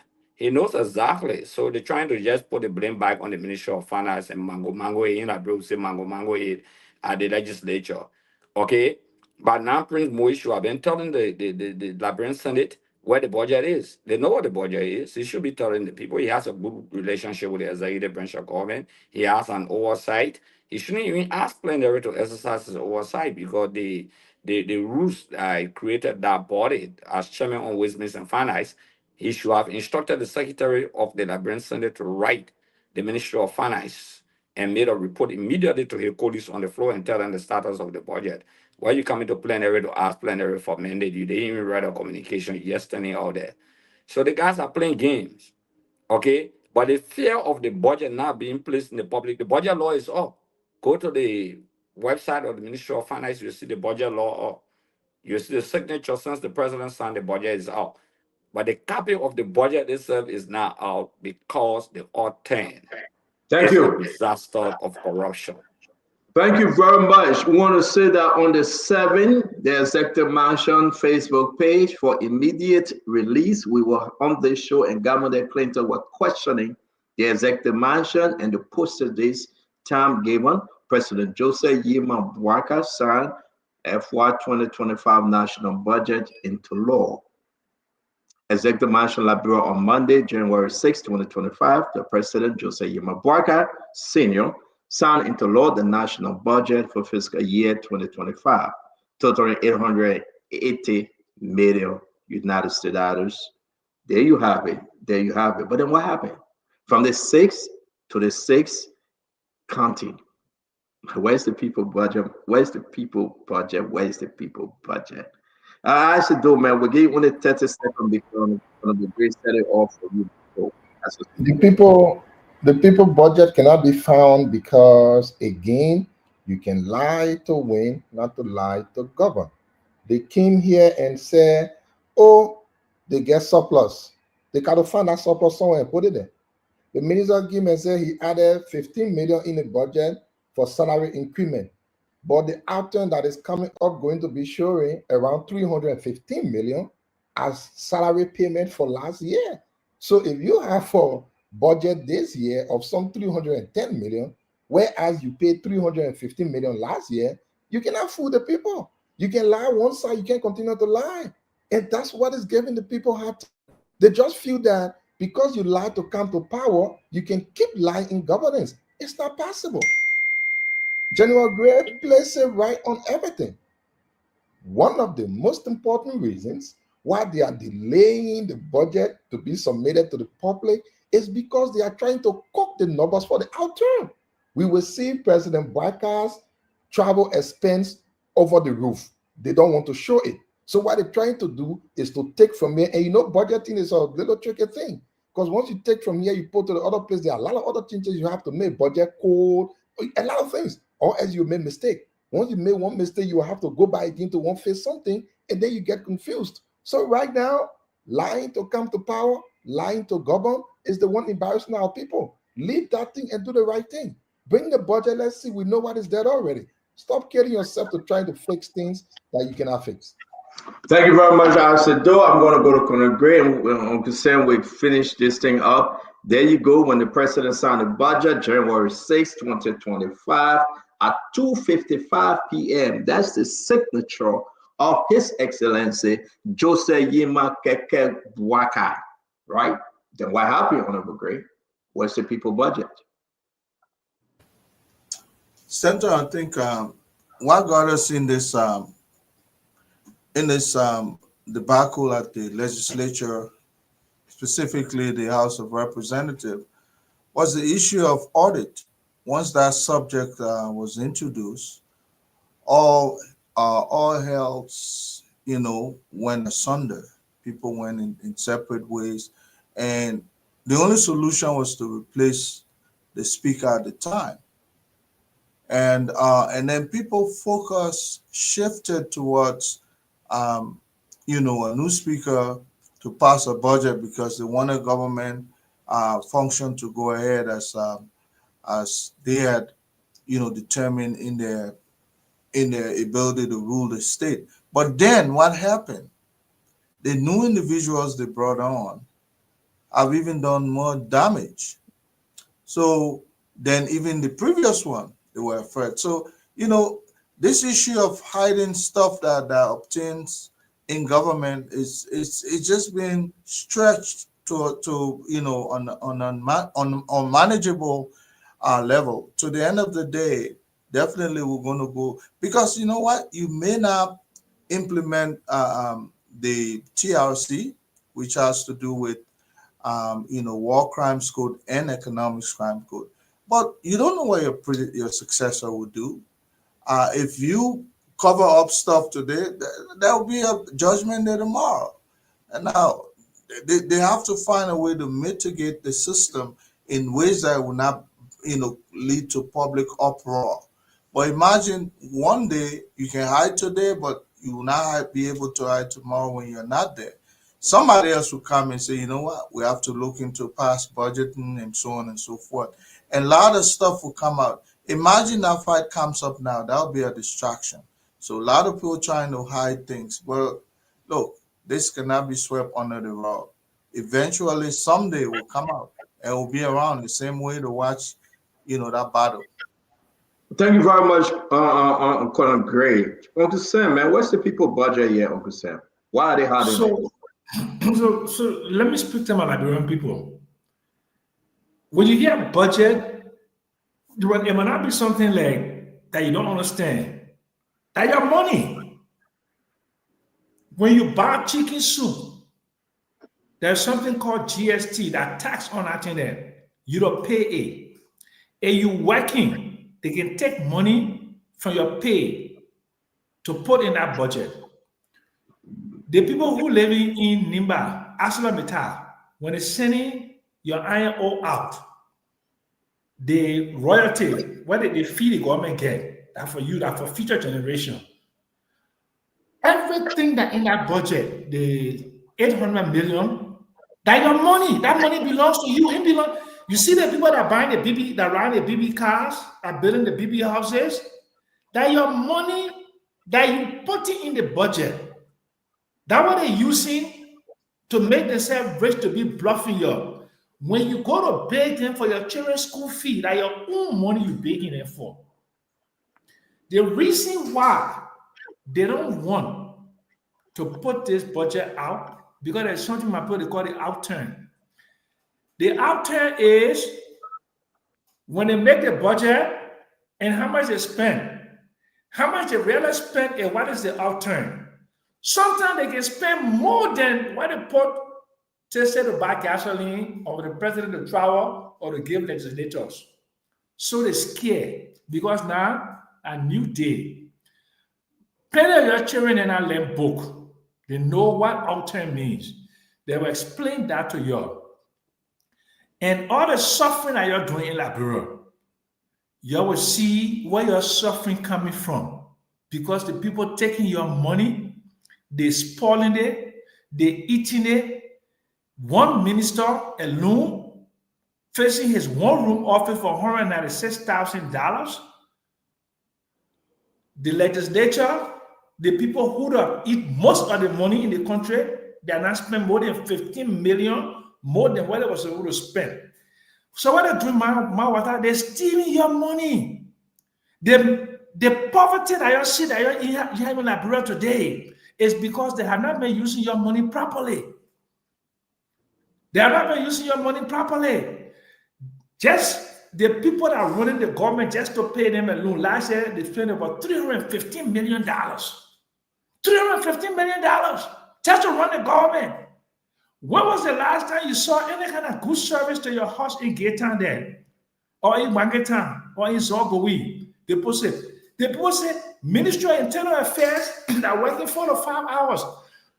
When was the last time you saw them come to your village? In Kawaii? When you saw them coming to do anything good for you and they're spending the money, what kind of good school they're building for your children there? Your children are sitting down on the ground. Hospital in Buffalo ain't got no money. They say they was supposed to spend 300, but they only get 6,000 to the people. That the roguishness that they've been doing for 178 years and not get bigger since they walk in, because the other new people, your window, where they coming from, they even like the country. They just going crazy. They just want power. They riding BB cars. They doing spending BB money, and they just enjoy your money, my people, my water, that your money. So you must understand that when they say budget, they're not government money, they're nothing that government money. That your money, my people. That's what I want to tell you.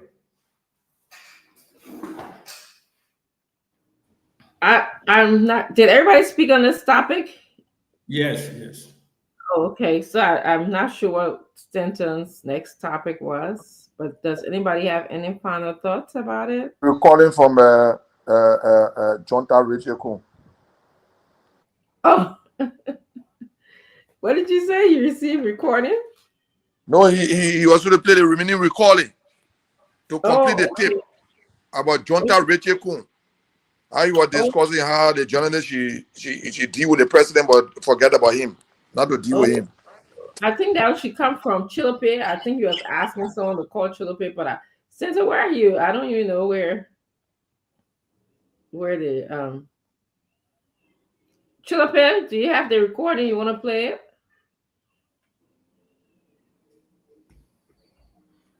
Chilope sleeping, I think so. Let me just see if I. So, but you're not just wrap it up and yeah, let's move to closing. Yeah, I agree. Yeah, we can move to closing because it's 6:57. So, I mean, you in South Africa, Uncle Sam, you want to go? Okay, so some people, I see all your comments there.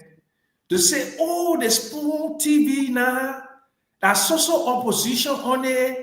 You don't want to talk good thing about the government of Liberia." But my people, what did the government doing a good?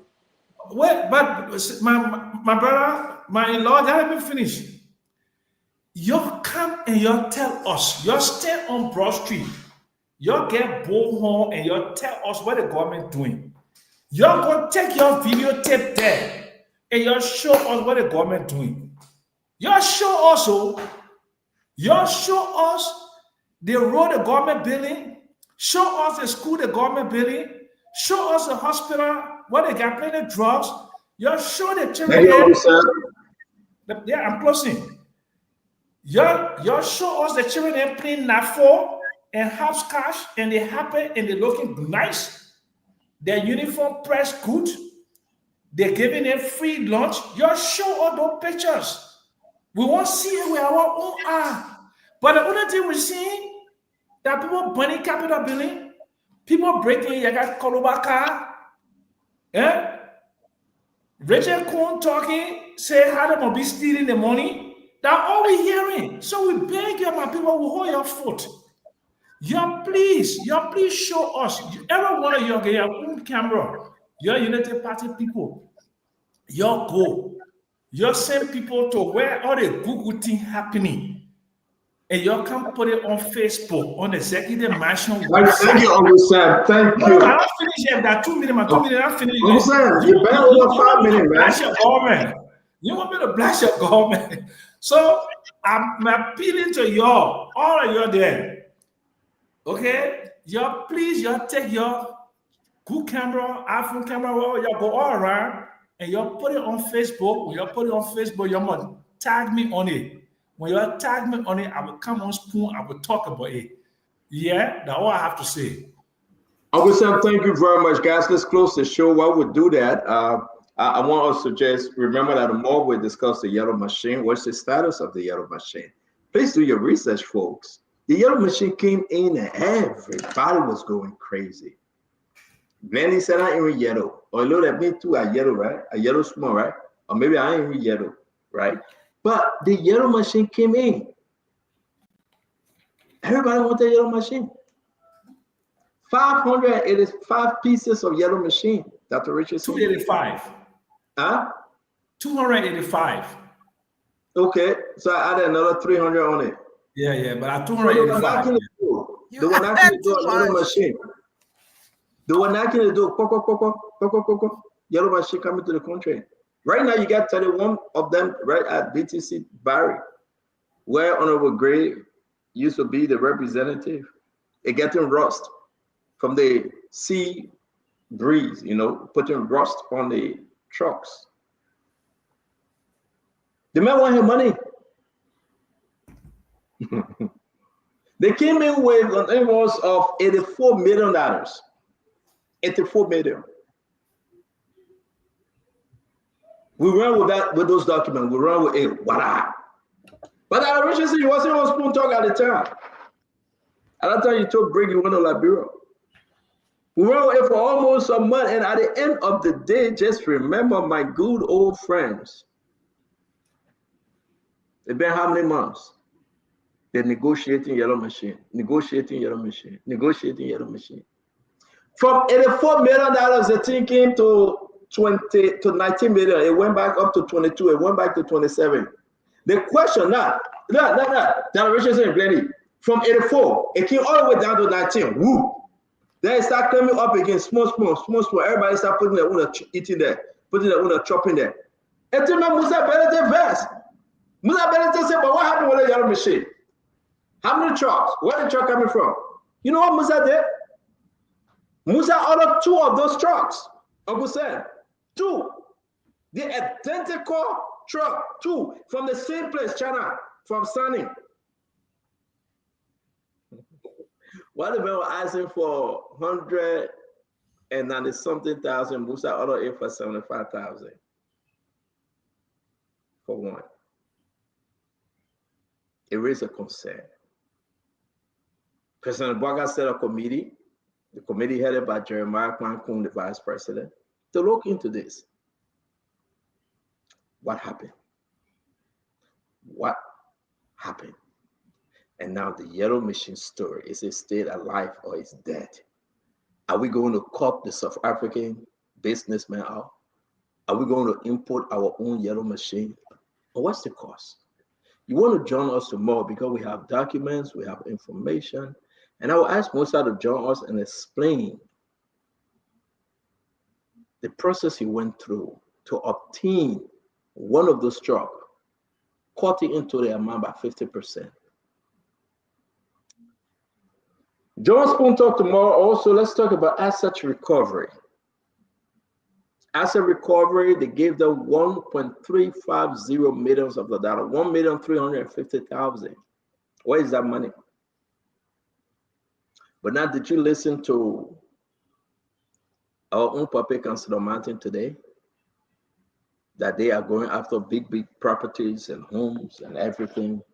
They are not after the small yellow Tessie again, the Christian rat Tessie, no. They're not after it. They are going after the big doors. Did you listen to him today? Join us tomorrow. We'll get into that because we're putting up documents about the asset recovery money, what they did with the money, the property they pay for, and every other thing. We want you to join us tomorrow. And while you're joining us tomorrow on the yellow machine, on the issue, you know the reason why David Ethel Brown was brought back. I want to give you the inside scoop of why David Ethel Brown was brought back. Who actually suspended David Ethel Brown? Was it the president or it was by the instruction of Sylvester Grisby? Okay. What was Sylvester Grisby's interest in suspending David Ethel Brown? His relationship he had through his burial mound to one of the commissioners that wanted the job at NEC. No, you got to get the story straight. Because I'm here, you're in Liberia or somewhere else. Why Sylvester Grisby engineered this suspension is because of interest. And when the government got to know that this person that will come to replace Sylvester Grisby, one of the commissioners, is a Daha Sidisha, the president had to pull the plug. The president had to pull the plug. We are spoon, and we give you nothing but the fact. Join us tomorrow. Very interesting story. Very interesting story. Why they brought David Ethel Brown Lasana back, and who went after David Ethel Brown? It wasn't about the employee. It wasn't about people suffering and say, "Oh, you ate our money." No. It was pure politics. It was in the interest of Sylvester Grisby, baby ma, sister, connected with a commissioner that needed a promotion, blah, blah, blah. Don't ask me how I get to know. This is Spoon. You want us to play the last part of Richard Kuhn clip? Because I'm done with it. We cover a lot of story today, man. 7:05, it's 12:05 in the country. It's been a beautiful show. And I love my people when they come here and they listen to Spoon, they get nothing but the best. And after the show, I turn my phone off. Don't call me because I turn my phone off, I'm so tired, and I just have to just take my little grandson and my 30-year-old in the basement to go watch TV and play pool and just relax. And I just gave him the time to run around. I'm acting like Dr. Richards in a few days. When you take them in the basement, they run around, they get tired. But that Pekin just don't get tired at all. I don't know what he's eating, but he doesn't get tired at all. May God save our state. May God bless you for joining Spoon every day. What kind of country we in? So Alexia is asking. Now the country called Liberia. Let's close, guys. We can cover everything today. Somebody talk about the war crime court. Somebody talk about Richard Kuhn claim. Richard Kuhn is a regime speaker. And they're trying to remove Richard Kuhn. You know that, right? They're trying to allow, because Richard Kuhn is failing and they're trying to change course right now. Unity Party people, they are angry. They're trying to allow somebody else to come in, not Richard Kuhn. Because it's only fitting enough that Richard Kuhn is missing the point. He's arrogant. He's a regime speaker. He's acting like a rebel leader. So therefore, they are reconsidering. Maybe they will keep Thomas Fala just to bring peace. I don't know. So Richardson, let's close. Uncle Sam, Sis Glendy, the Honorable Mayor Karis Moses Gray, and I close already. I close already. Oh, now you're closing? Yeah. Yes, sir. Then let's go to Dr. Richardson. Dr. Richardson? Yeah, it was a great show. I want to just be thankful for the Liberians that tune in every day to hear what we have to say and also to be informed about what's going on in Liberia. So I would just want to be thankful. But I want to stand by my views here today that I believe the rationing of electricity at the internal ministry is quite in place. We as Liberians have to take austerity measures for our country to move forward. Yes, I do not agree with the minister. A lot of people spoke about the minister's behavior and what he's done in the past. I do not agree with that. I do not agree with the amount of money that he's using to upgrade his office. However, if you were in Liberia, if you've been to Liberia, you will see that electricity is an issue. And we did get a new LEC boss. He has to do some kind of inventory. The question is, should we continue to run the electricity the way that we are doing it and keep on owing LEC? Or should we evaluate what we're doing in terms of how electricity is being used at the agencies, the different ministry, to prevent this kind of owing of LEC. So that's kind of what I'm toying with. Should we continue with our old ways or should you find some sort of evaluation? My suggestion is continue to evaluate the different productivity of these ministry. If you have internal affair where they're not doing like motor vehicle, where there's a huge traffic and or finance that has to be in charge of our money, maybe by electronic means, so they need electricity, then you can sort of ration electricity that way.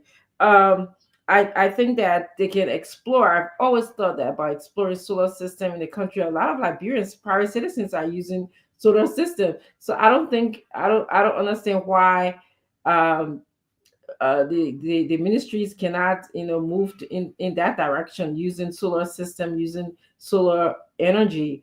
And lastly, I'll just say it's about time in our country that will be inconvenienced. We have to look at that. You have to look at using less to do more. If you have to take your work home, even though Stanley would like us to believe that there's no energy at home, you don't have electricity at home, there's some work that you can do that you don't need to, you're not working, you're not typing on the computer or whatever, you jotting down ideas, you brainstorming. So you can work at home between 4 o'clock, 5 o'clock. It's still daylight in Liberia, 6:30, around 7 o'clock, that's when it seems to get dark. So I stand by the view that we should explore some sort of rationing of energy. And I am taking what Honorable Gray said. According to the law, you should work from 9 to 5, but you can't because there's no energy. So that's what I have to add. Dr. Richardson, thank you very much for joining the show today. We can announce that um, Musa Party, the CMC, having a convention coming up. He just sent it to me. Again, we'll give you more information with the CMC convention. Liberty Party just had an opening, and all the party coming up now. Let's see who's and where we are as a country. We're going to go to my sister, Glennie. Welcome again, Glennie. Thank you for being part of the show. Welcome from what again? Anyway, good show, everybody. Good to be on. I think one of the things we really want our country to do better. We want them to do well. Like Uncle Sam was saying, sometimes people come.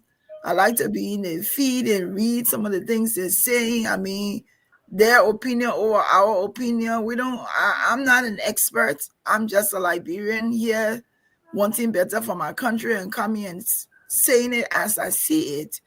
But Liberia will not progress if we don't have a government that is innovative and one that is responsible enough to hold people accountable. I'll tell you, this news of President Boyka suspending over 400 and something people is a trending news in other African countries. I mean, in Liberia, we look at it like it's nothing. Other African countries are now hailing President Boyka for doing this because they have things going in their country that no one's doing. And as minimum, we think it seems, some people want it. They want their government officials to be held accountable. They want them to be responsible, while we're looking at it as we want to see President Boyka do more. So the fact that these people has been suspended, that's also a caveat to say, I'm holding you all accountable to be able to do better. But it doesn't stop there. It goes further. Everybody in the government needs to be, somebody can come and present a 300,000 renovation work, and no one has gone there to see it, to justify, to verify whether yes, the work that's going to be done is going to be for that cost that's allocated. We want a better Liberia. A lot of people wanted a change. And the change does not mean that we can see it and we can speak of it, regardless of which side of the aisle we're on. Liberia is our common denominator, and we want better for our country. So we have to be able, it's a good thing that this platform, other platforms are also talking. Everybody is talking, because the interest is Liberia first. Call it as you may, say it as you see it, but we want better for Liberia. And so when these things happen, we have to be able to say it. It was good being on. Thank you. Yeah, Glendy, thank you, man. Thank you for coming on. I'm going to go to Ed Reverend Gray, then Conor Gray. Honorable Gray would take us home. Conor Gray? Yes, Senator, I think one of the reasons for the ministerial complex was to be able to for government, number one, to be efficient. And then imagine if you had all the ministries correlating in that one environment, you could have a giant size generator, and people don't have to individually furnish their offices, because that would be a ministerial initiative to uplift that real estate. But to have the ministries, and if you want to work in government, some people find their way there. People are noted for meeting government where government exists. But this idea that we have a ministerial complex on this side, then we have individual offices on this side, and so on and so forth, is a drain on public coffers. And I think we need to seriously go back and reassess our ability to run government from that one location. as was espoused by probably Madam Shelley for whoever was there before her. But the idea that we continue to run government, in parallel location, it's having a drain on us. Number one, you're not going to be able to monitor the efficiency of government when everybody has their own agenda. But I hope the government will look at that to save cost. And whether or not Richard Cohn is meeting the expectation of certain people. He's an illegal guy, so therefore, karma is going to come back to Biden. The fact that the agenda of removing Speaker Kofa has been revealed, it was not because of maybe he had his own problems, in terms of money, but this one we're seeing now has quadrupled whatever allegation they had against Kofa. If you go back and look at the money we're talking about now, is threefolds that that have left this budget that we're talking about, the 2025 budget. So the issue was not about expansion of money or expanding of money. The issue was because they probably needed to hide their various initiative or endeavors in the new budget, headed by somebody who probably will collaborate with them at a certain level, but they choose the wrong guy. Richard Quinn is power drunk. You can see. Imagine if that guy had a school of military men around him, he would give orders. That's why some of us who have served in leadership position, especially, you have to have that temperament. If you don't have it, don't go around leadership because you give unlawful orders. And our country right now is noted also. So I like the idea that Glendy brought up about the suspension of those people. Is true. I read other Facebook pages. I go about look up. It's a big deal that President Boyka suspended that number of people from governments. Others are looking at it that the same thing how that $16 billion, spread around the region. Say, what? You took $16 billion from government? That's how this issue has gone through. But I'm hoping that we'll come back together because government is just all over the place right now. I'm not sure where to hold them accountable, but I still believe there's hope at the end of the tunnel. Government is only a year and a half old, and lots of time to regroup, recover, and probably hit the reset button and let's run the government to the expectation of our people. Thank you, Stanton. Thank you very much, the Honorable Colonel Ed Remy Gray. Thanks a lot. We're going to go to our brother. Listen, guys, after the show is over, I will hang on with Chodo Play and we'll take some calls. So those of you that are trying to call, please just be patient. Let's officially, excuse our professionals here. Those that want to hang with me, they can hang, and those that want to leave, that's fine. Then we'll go to the phone line. Honorable Moses Akaris Gray, can you please do your closing? She's going to say something, right? She want to leave, but she waiting for you to close. Maybe she tired. But basically, again. You see, I got people that like me or Stanton. You go up, you I come don't down. know. I don't know what he after you. I mean, Gibson tried, he didn't make it, so it's No. Yes, he texted me. I know who gave him my number. He been texting you. Cause Stanton. Oh, that's not on. A bad boy. No, but Gibson is in the room, right, with us in the chat room. room. Yeah. So nobody has That's to true, give though. him, That's true. Since I've been on Spoon, of late, this is my first time today trying to view the comments from the comment section. Usually, I'm not someone who look at comments because sometimes if you concentrate on the comments, you could get distracted. But I think the folks from the Unity Party are being unfair to the Spoon Network. The Spoon, during the campaign, dedicated itself to bring the Unity Party to power. And the Spoon Network, from all indication, has not spared Unity Partisans from coming here or the government people from speaking and defending the government. I think what has happened, their inability to defend every sector of government is the problem.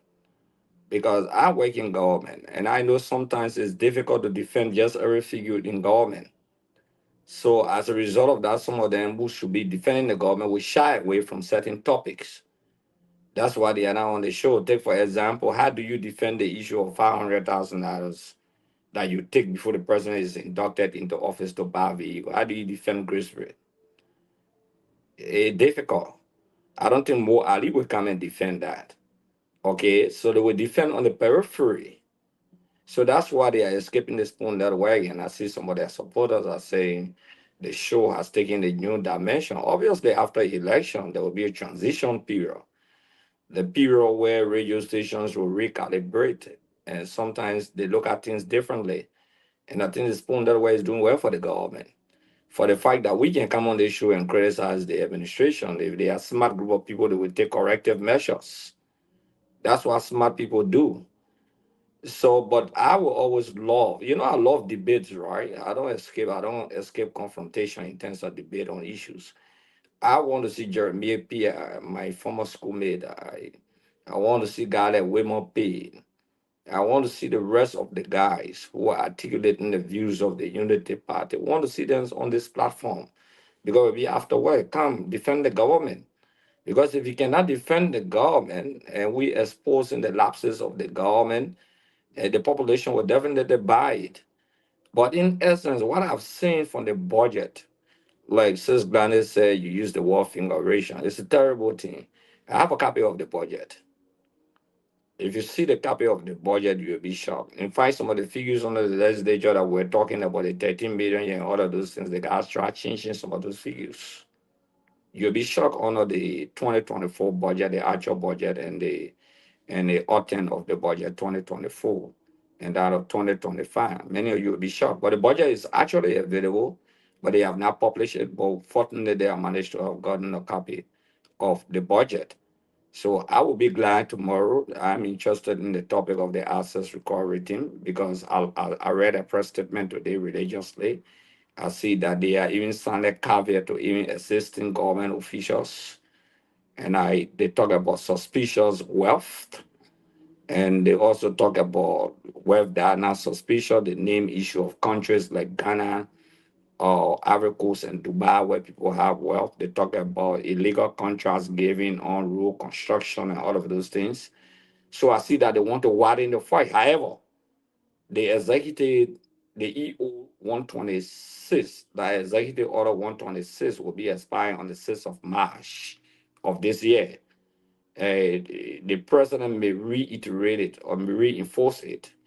But again, the issue of the conflicting legislation of the creation of the LSCC and the creation of an assets recovery team under their jurisdiction and that of the executive order could come in conflict is that the usage issue. I see lawmakers from the Democratic Party are fighting that USAID was created by an act of the legislature and an executive order cannot usurp the function of USAID.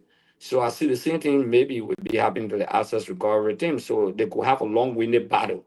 If those who have the standing go back to court and say, hey, this authority, though there's an executive order, but you don't have that authority, who have that authority? So let's see how it goes. Let's see. But I think from the press release today, they have widened the fight just beyond going beyond gracious, but also going to suspicious property. You know what I mean when it says suspicious property? They could just look at you and say, your property looks suspicious, so we're going after you. So it's a big fight. But I think all in all, if they can go as far as, if that minute can go beyond the we-are-led administration all the way to President 32 years in power, how people acquire properties up to this point, I think it will be a fair battle. But to restrict it to a particular regime, it appears like an aggravation. That's where I stand, and that's where I will not shy away from. That we don't need vision. We need to go as far as President Sharif administration. Who knows? Maybe Chancellor administration are far back. But maybe they will talk about statute of limitation. But I didn't think corruption has statute of limitation, except we have to check that, or criminal offenses. I don't know, but we have to check the issue of the statute of limitation on corruption. Because I know some countries, they went as far back. Look at Nigeria, Sani Abacha, and other issues. They went as far back. Sometimes access recovery will take 10 to 15 years before they get the access itself. So I think that they should widen the fight beyond a specific administration so that it cannot appear like an act of wishing. That's my candid opinion. And tomorrow I hope we can have the time to discuss that. But it's very important for us to discuss the assets recovery coming back. Yeah, definitely we will. We'll discuss the asset recovery. We'll discuss the honorable man that asked the question about the $100 million loan that East International took. You remember the guys that building the highway from the Robert International Airport to either ELW Junction. What happened?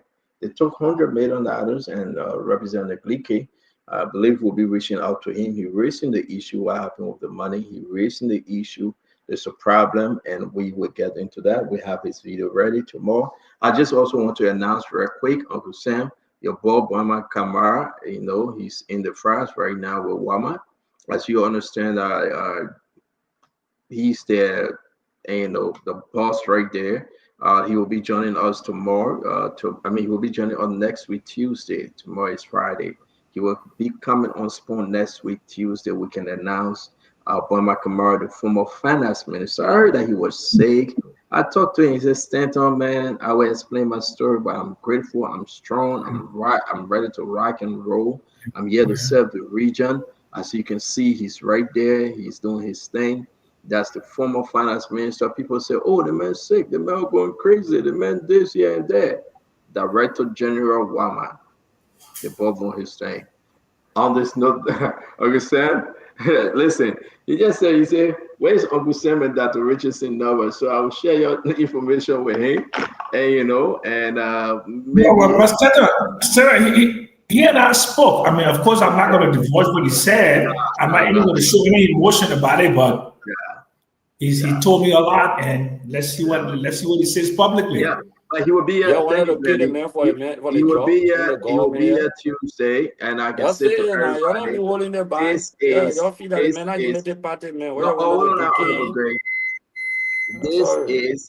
be here Tuesday. He will be our guest on Tuesday. This is the Director General of WAMA. Now, you asked him, but what is WAMA? And Uncle Sam can tell what is WAMA, but I think it's a West African Monetary Agency, right, Uncle Sam? Uncle Sam, when I hear you, you're muted. It's very they basically trying to go to a single currency, the ECHO, right? And this agency is supposed to be the one that provides coordination for a monetary matters within the West African region. Okay, mostly the English-speaking countries, because the French-speaking countries mostly have something called the CFA.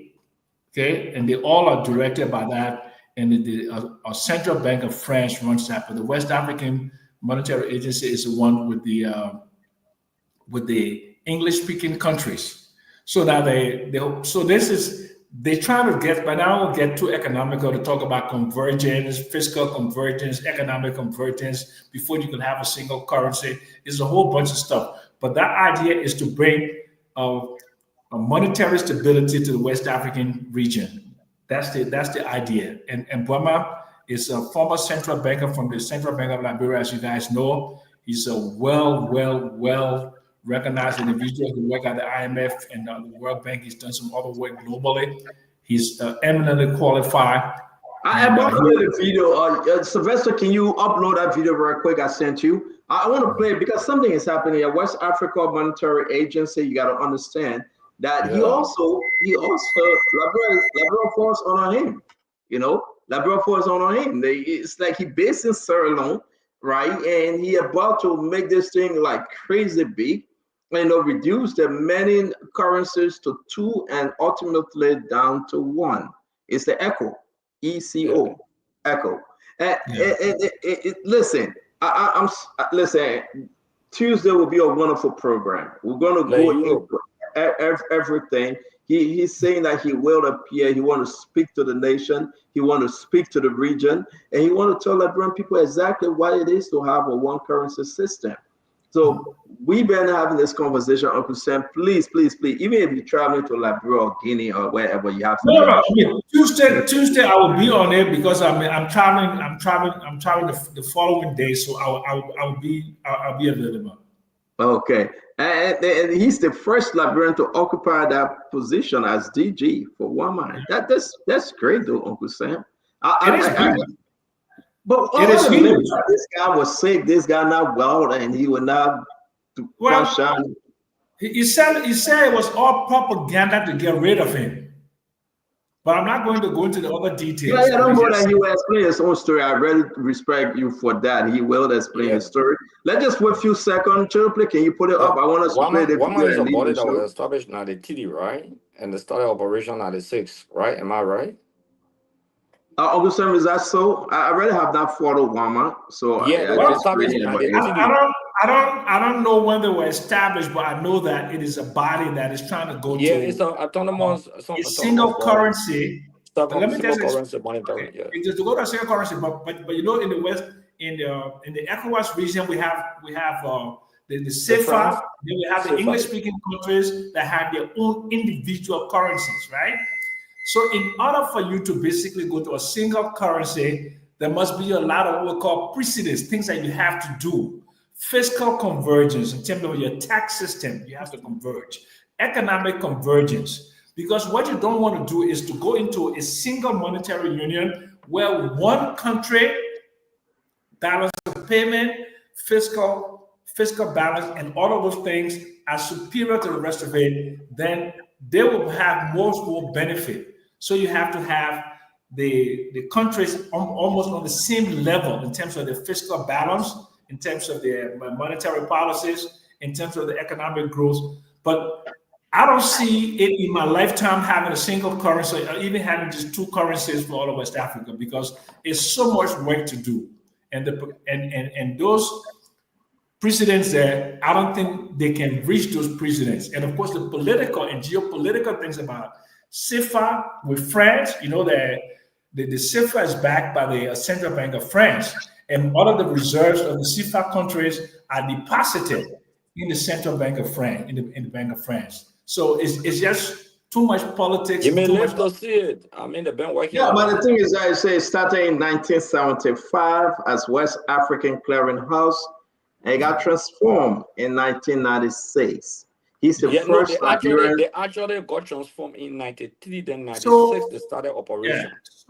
So basically, banking, and despite what Mo Ali and Stephen Johnson would say, my first degree is in banking, undergraduate center, you saw that. So the thing is, a clearing house, all of the banks, they write checks on each other. And this central clearing agency is where they go to clear those checks. My man, San Jackson, you talk about your banking degree on Tuesday. Don't forget about banking degree. No. So I'm saying. San Jackson, all I think explain what my water will eat tomorrow. No, but I'm just explaining it to you so you can understand that he has a big job ahead of him. He has a huge challenge ahead of him. Yeah. And the fact that a Liberian, and I see another Liberian who worked for some other thing. I think this guy Guano. Okay, he saw Guano, right? Guano is also a former central banker. He's out of Lomé. Those are the two Liberians with the highest position in finance in West Africa. So we really have to, we have to really, give them kudos because they've done extremely well. Yes. Is it up? I want to play quick before Uncle Sam leave. It's very important. I just want to say to all of you, man, you can't wait, and we can't wait to have Buma Kamara on. Just share it, please. Please, just upload it, please. We can't wait to have Buma Kamara on. We just want to say to all of you, please join us on Tuesday. We will be speaking to Buma Kamara, the former finance minister. And listen, we're going to ask him the question: how did he leave that ministry? A lot of people want to hear his story. And that's a big thing. And, Guano worked for the EBRD, Uncle Sam, ECOWAS Bank for Investment and Development. Exactly. Yes. Yes. Yeah. In other Lomé. Lomé. Yep. That's where Guano worked from. Let's give it a few more seconds. It's uploading, and we'll show this video. A very, very unique program today, guys. We want to say thank you for joining us as always. We do appreciate you. And ready? Is it ready? Is it ready, sir? Okay, so the other person that holding us now, our producer, he about to put it up. We'll soon be ready. I'm looking at the meeting, Honorable Gray. It's a unique one, though, a big meeting too. But with Buma? With Buma, yeah. Yeah, Buma, Buma was all VAR December 2001 at the University of Liberia. He was the VAR, he was the torchbearer for us. Very smart young man. How many more seconds do we have, sir? 5 seconds, sir. 4, 5 3, 5 seconds. 2, 1. It should be up now, folks. All right, so let's get to it. Let's listen and let's see exactly where we are with this. My dear brother and friend. Okay, it's up now. Okay, hold on 1 minute. Okay, just wait 1 minute. Wait 1 minute. I beg you. Let me put this one up. It's 7:37. You always do this. There we go. Let me share. So this is Buma Kamara, the former finance minister. You're about to listen to one of his WAMAN, the first meeting, February 13, that he chaired, and he will be our guest. He will be our guest on Tuesday. He's doing extremely well with the people of, within the region. We're just so happy that he's well, he's strong, and trust me, he was in Liberia, and he's going to negotiate for the region. And let's share the video now. There you have it. May I underscore that we trust not in the arms of flesh, and that we lean not on our own understanding. Our academic credentials, years of experience in macroeconomic management at the national, regional, continental, and global levels, being experts on fiscal and monetary issues, and paying and having in-depth institutional memory of the long-standing ECOWAS monetary cooperation program that dates back to 1987. I say, except the Lord builds the house, they build in vain that do so. Thus, an establishment of ECOWAS Solidarity and Stabilization Fund, amongst others. Worthy of note is also the ongoing discussion on the member states to host the future Central Bank of West Africa, and I am confident that we will soon arrive at a consensus. Okay, so there you have it. There you have it. Seeing Buma Kamara up, well, strong, speaking to a group in the first serious conference since he took over. I mean, what say you? He brought something to Liberia, and the story we know politics play into it. But there you go, serving the region now in Sierra Leone. Well, let's just basically ask the audience. I mean, not for them to call, but this is a man that was basically maligned, that he has some mental problem, and that he was basically disagreeable with the political economy and the politicians and the thing, and he was basically driven out of office. And then what happens? He gets a job. I mean, at that level, with that kind of responsibility for the English-speaking countries in ECOWAS, it's a big deal. I mean, of course, Guinea is also part of WAMA because they don't have the CFA.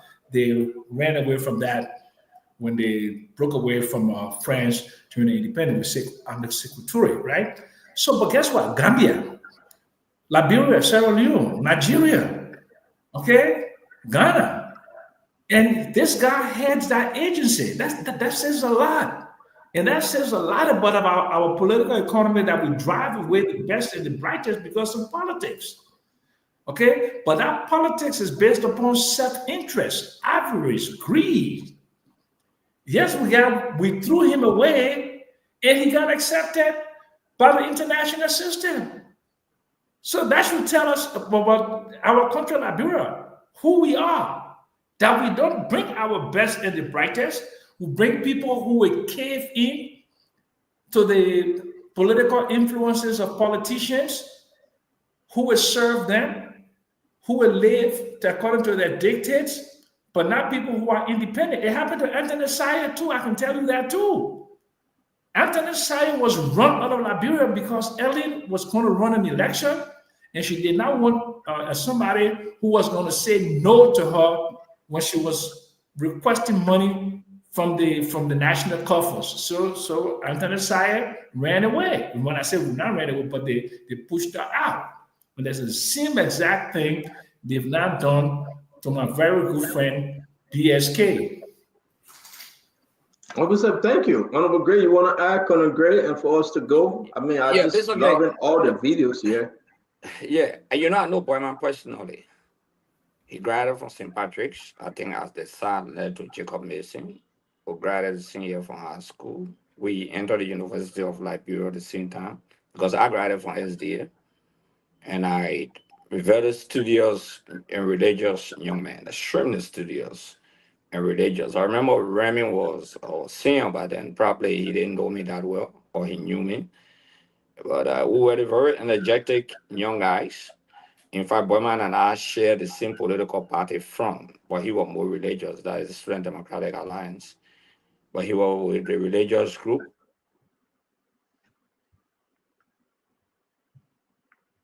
Are you with us? Honorable Gray? I think he muted. All right, let me hear you, Colonel Gray. Just close out on this, please. Well, Senator, I don't have much to say. I'm here myself. I don't have much to say here, but I'm shocked. Sorry that I went off. Say that again. Sorry that I went off. Let me just conclude 1 minute, Remy. Please. I mean, you see on I know you used to go on the parallel ref when you're talking and use your quotes. So that respect stay there. But basically, I have no doubt, absolutely no doubt in the upward of Boyman. He one of the best product from the University of Liberia. Like, I mean, despite my political indifference with Gafwan, I will always say if I was voting for my minister of the year, I will always vote for Gafwan, whether other prejudice or not.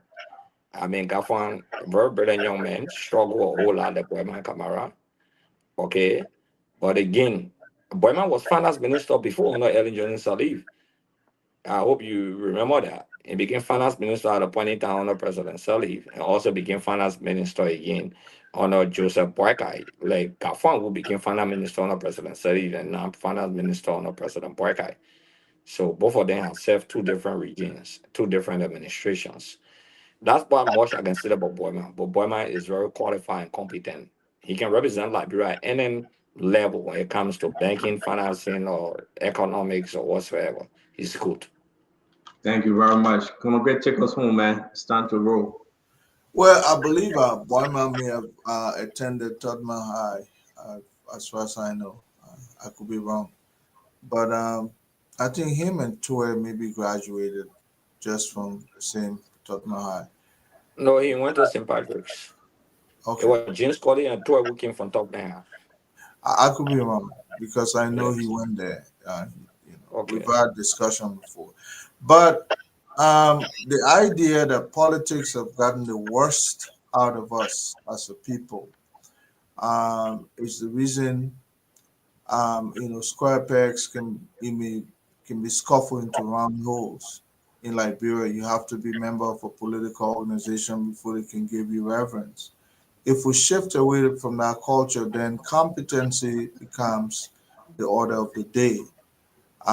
What happened to Kamara there probably was political kerfuffle that that evolved within the ruling establishment. And that's why many qualified, very qualified individuals will never be called.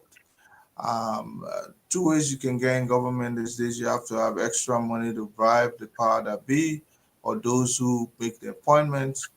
I did not believe from then that there was something wrong fundamentally with Buma Kamara. I just felt there were hidden secrets that would finally come out someday.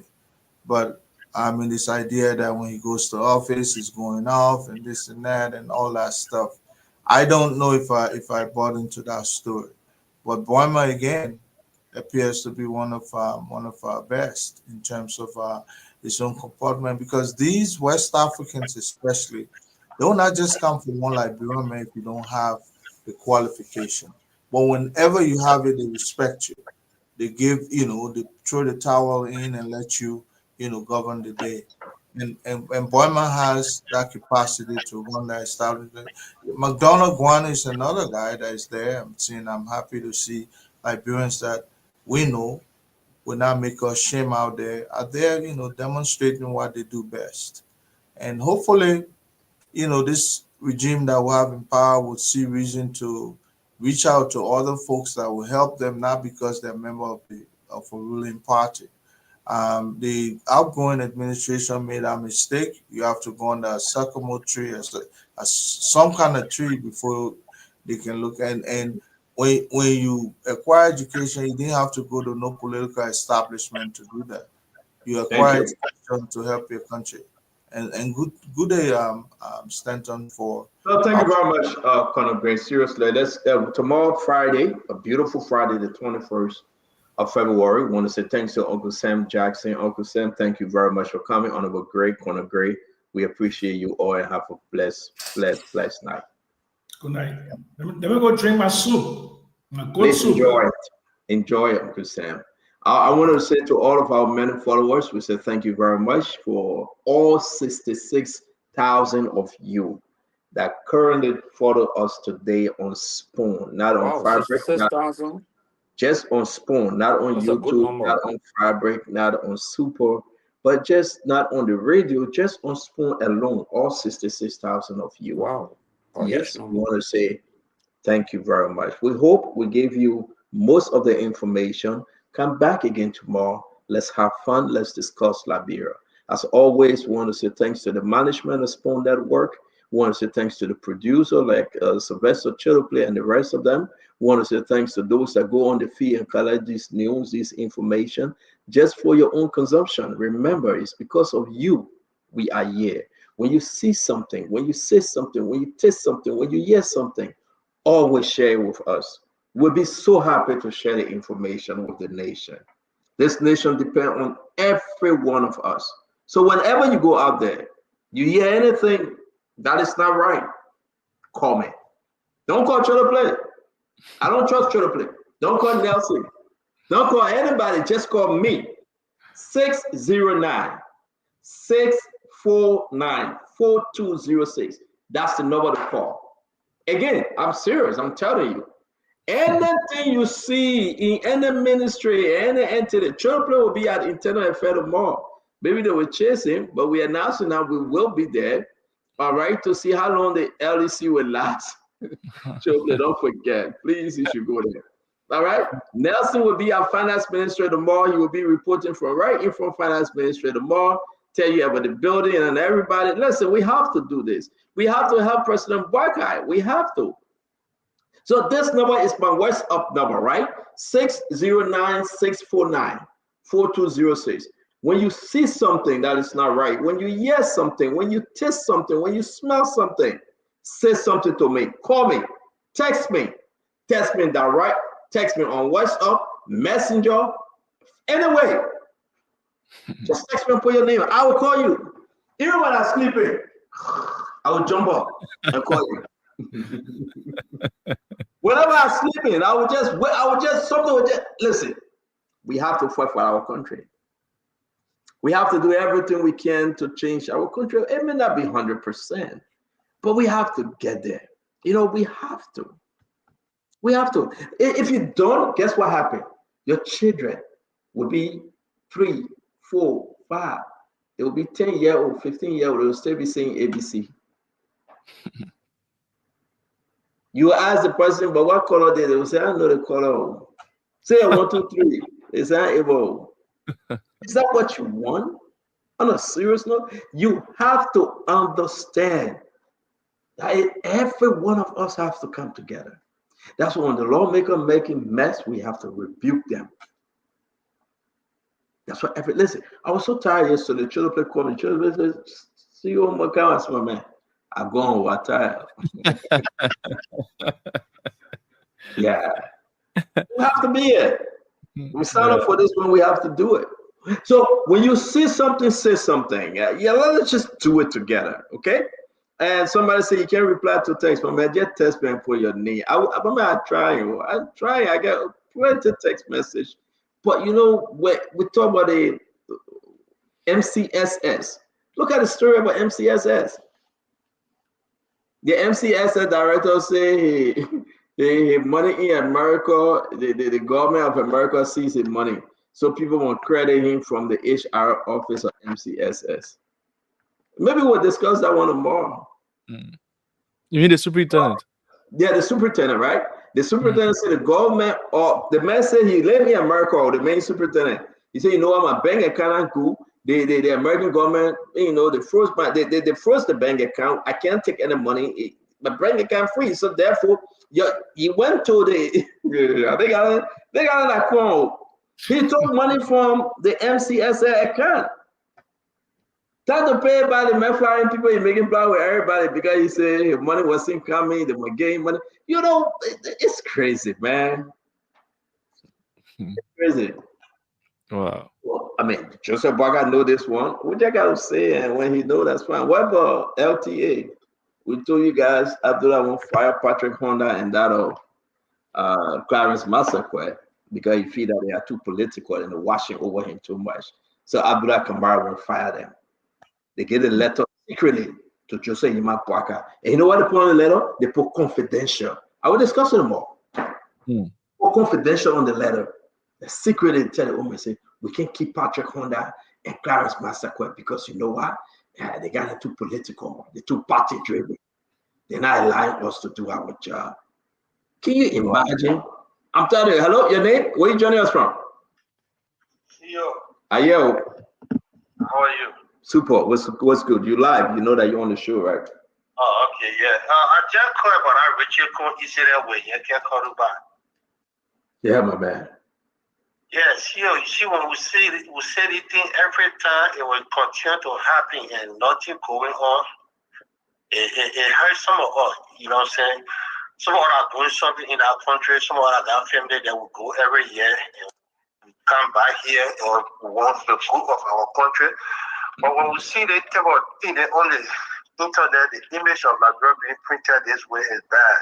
Thank you. Yeah, it's bad. Thank you. Yeah. And in fact, when they drove into the car, the next thing he did, he drove up. So that when they reached out, he's doing this. Because I thought he wanted for the car to be removed. But if they broke but you can put a car by there today, and the man didn't bother you get car now. He learned his lesson. And see, the last time when you got beat in the chamber there, the same thing you played during the buffer chamber time. What they did, they escorted Yeke. They can park a car over there during that time, during Joria time. They come back to that same position. I mean, I'm hungry. Thank you very much. Thank you very much. And we appreciate you calling from Atlanta, Georgia. Thanks a lot. You want me to give a number to the people for them to call you for the 26? Who people? 678-727. You begging me, I'm calling your number to the people. Yeah, no problem. That's where you go. I love your name and where you joining us from.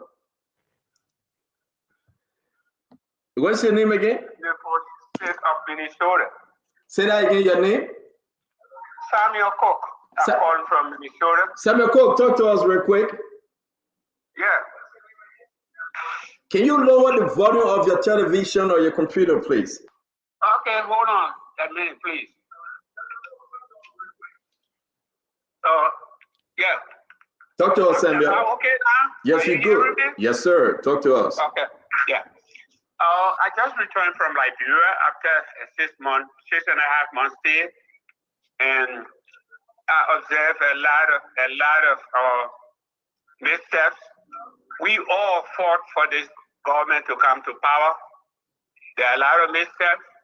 It has not all gone wrong yet. Maybe the old man could pick up.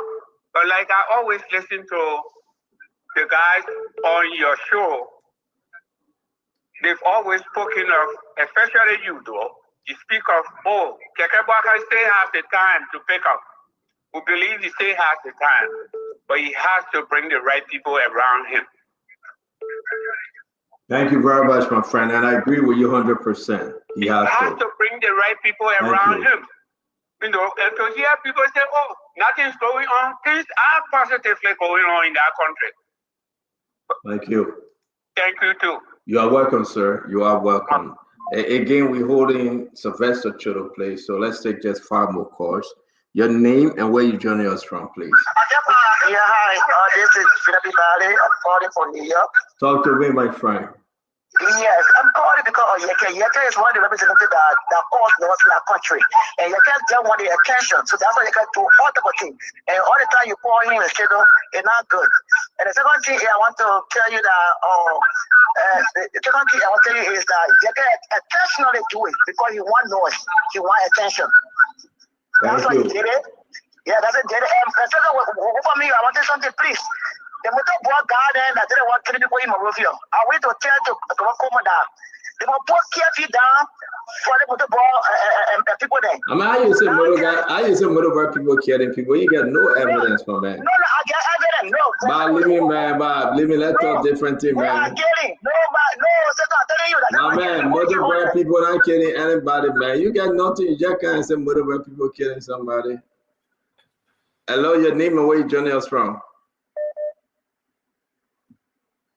Hello, your name and where you joining us from? My name is Barry here, calling from Georgia, Atlanta, Georgia. Barry, talk to us, man. How you doing? Okay, I'm doing good, my brother. Yes, sir. My attention is drawn on this Yeka Korba issue. Let all admit the fact that Richard Coon, Speaker Richard Coon, was in the wrong as a leader to have just gave an order to drain this man's car. But he also have the authority to have called for tow truck or the police to enforce that to make sure that Yeka Korba car should be removed.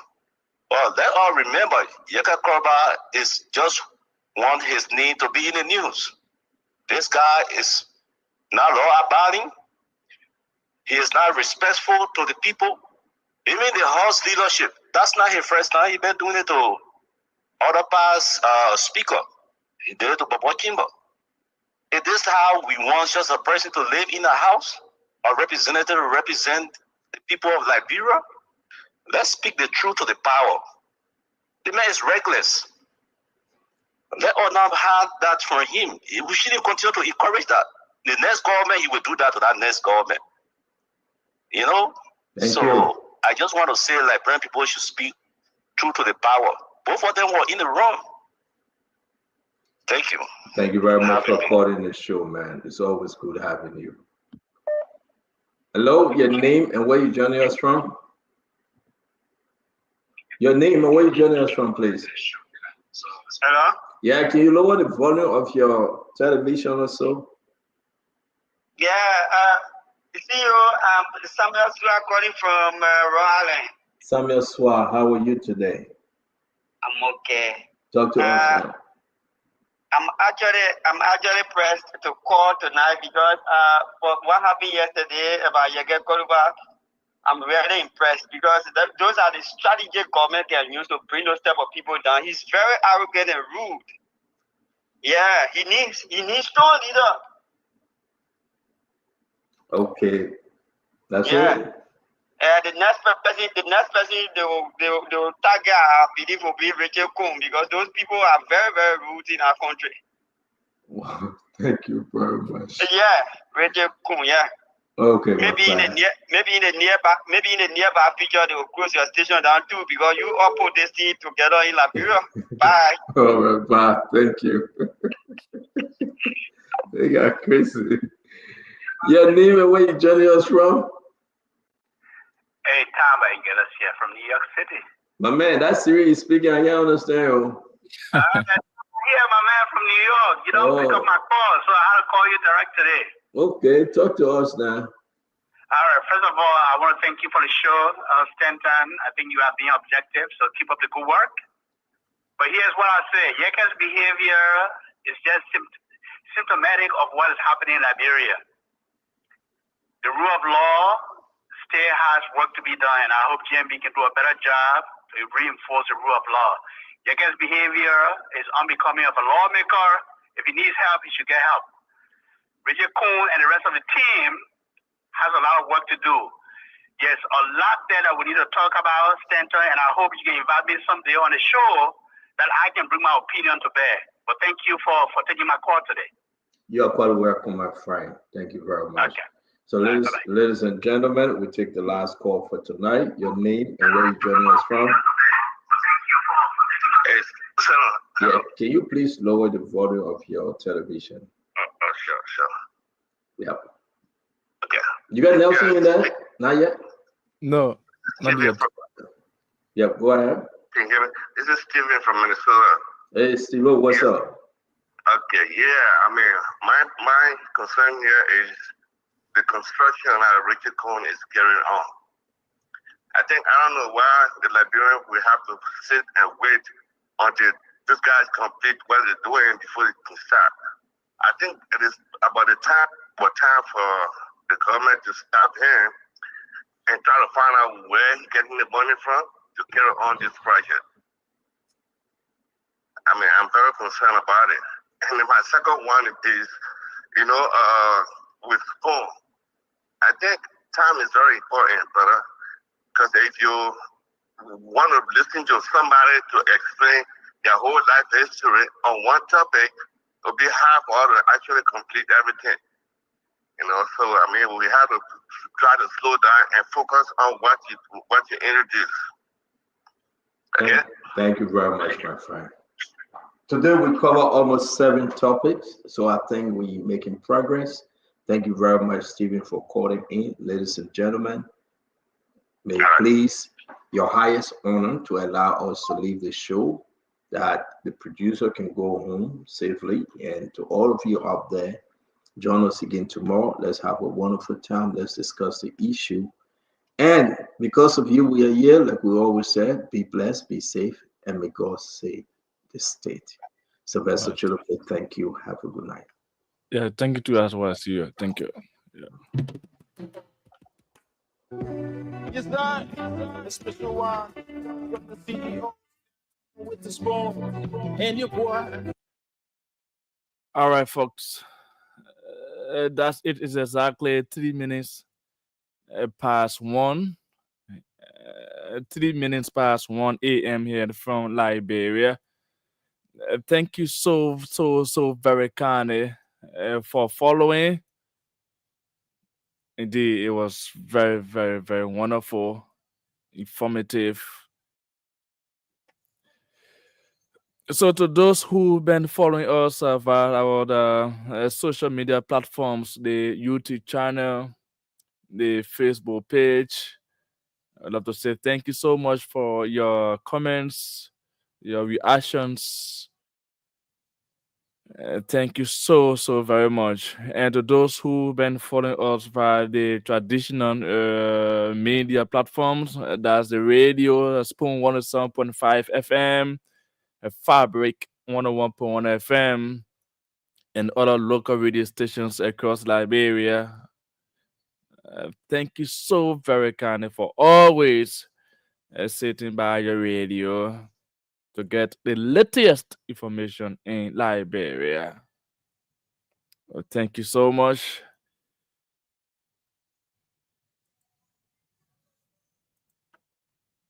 All right. So have a wonderful night.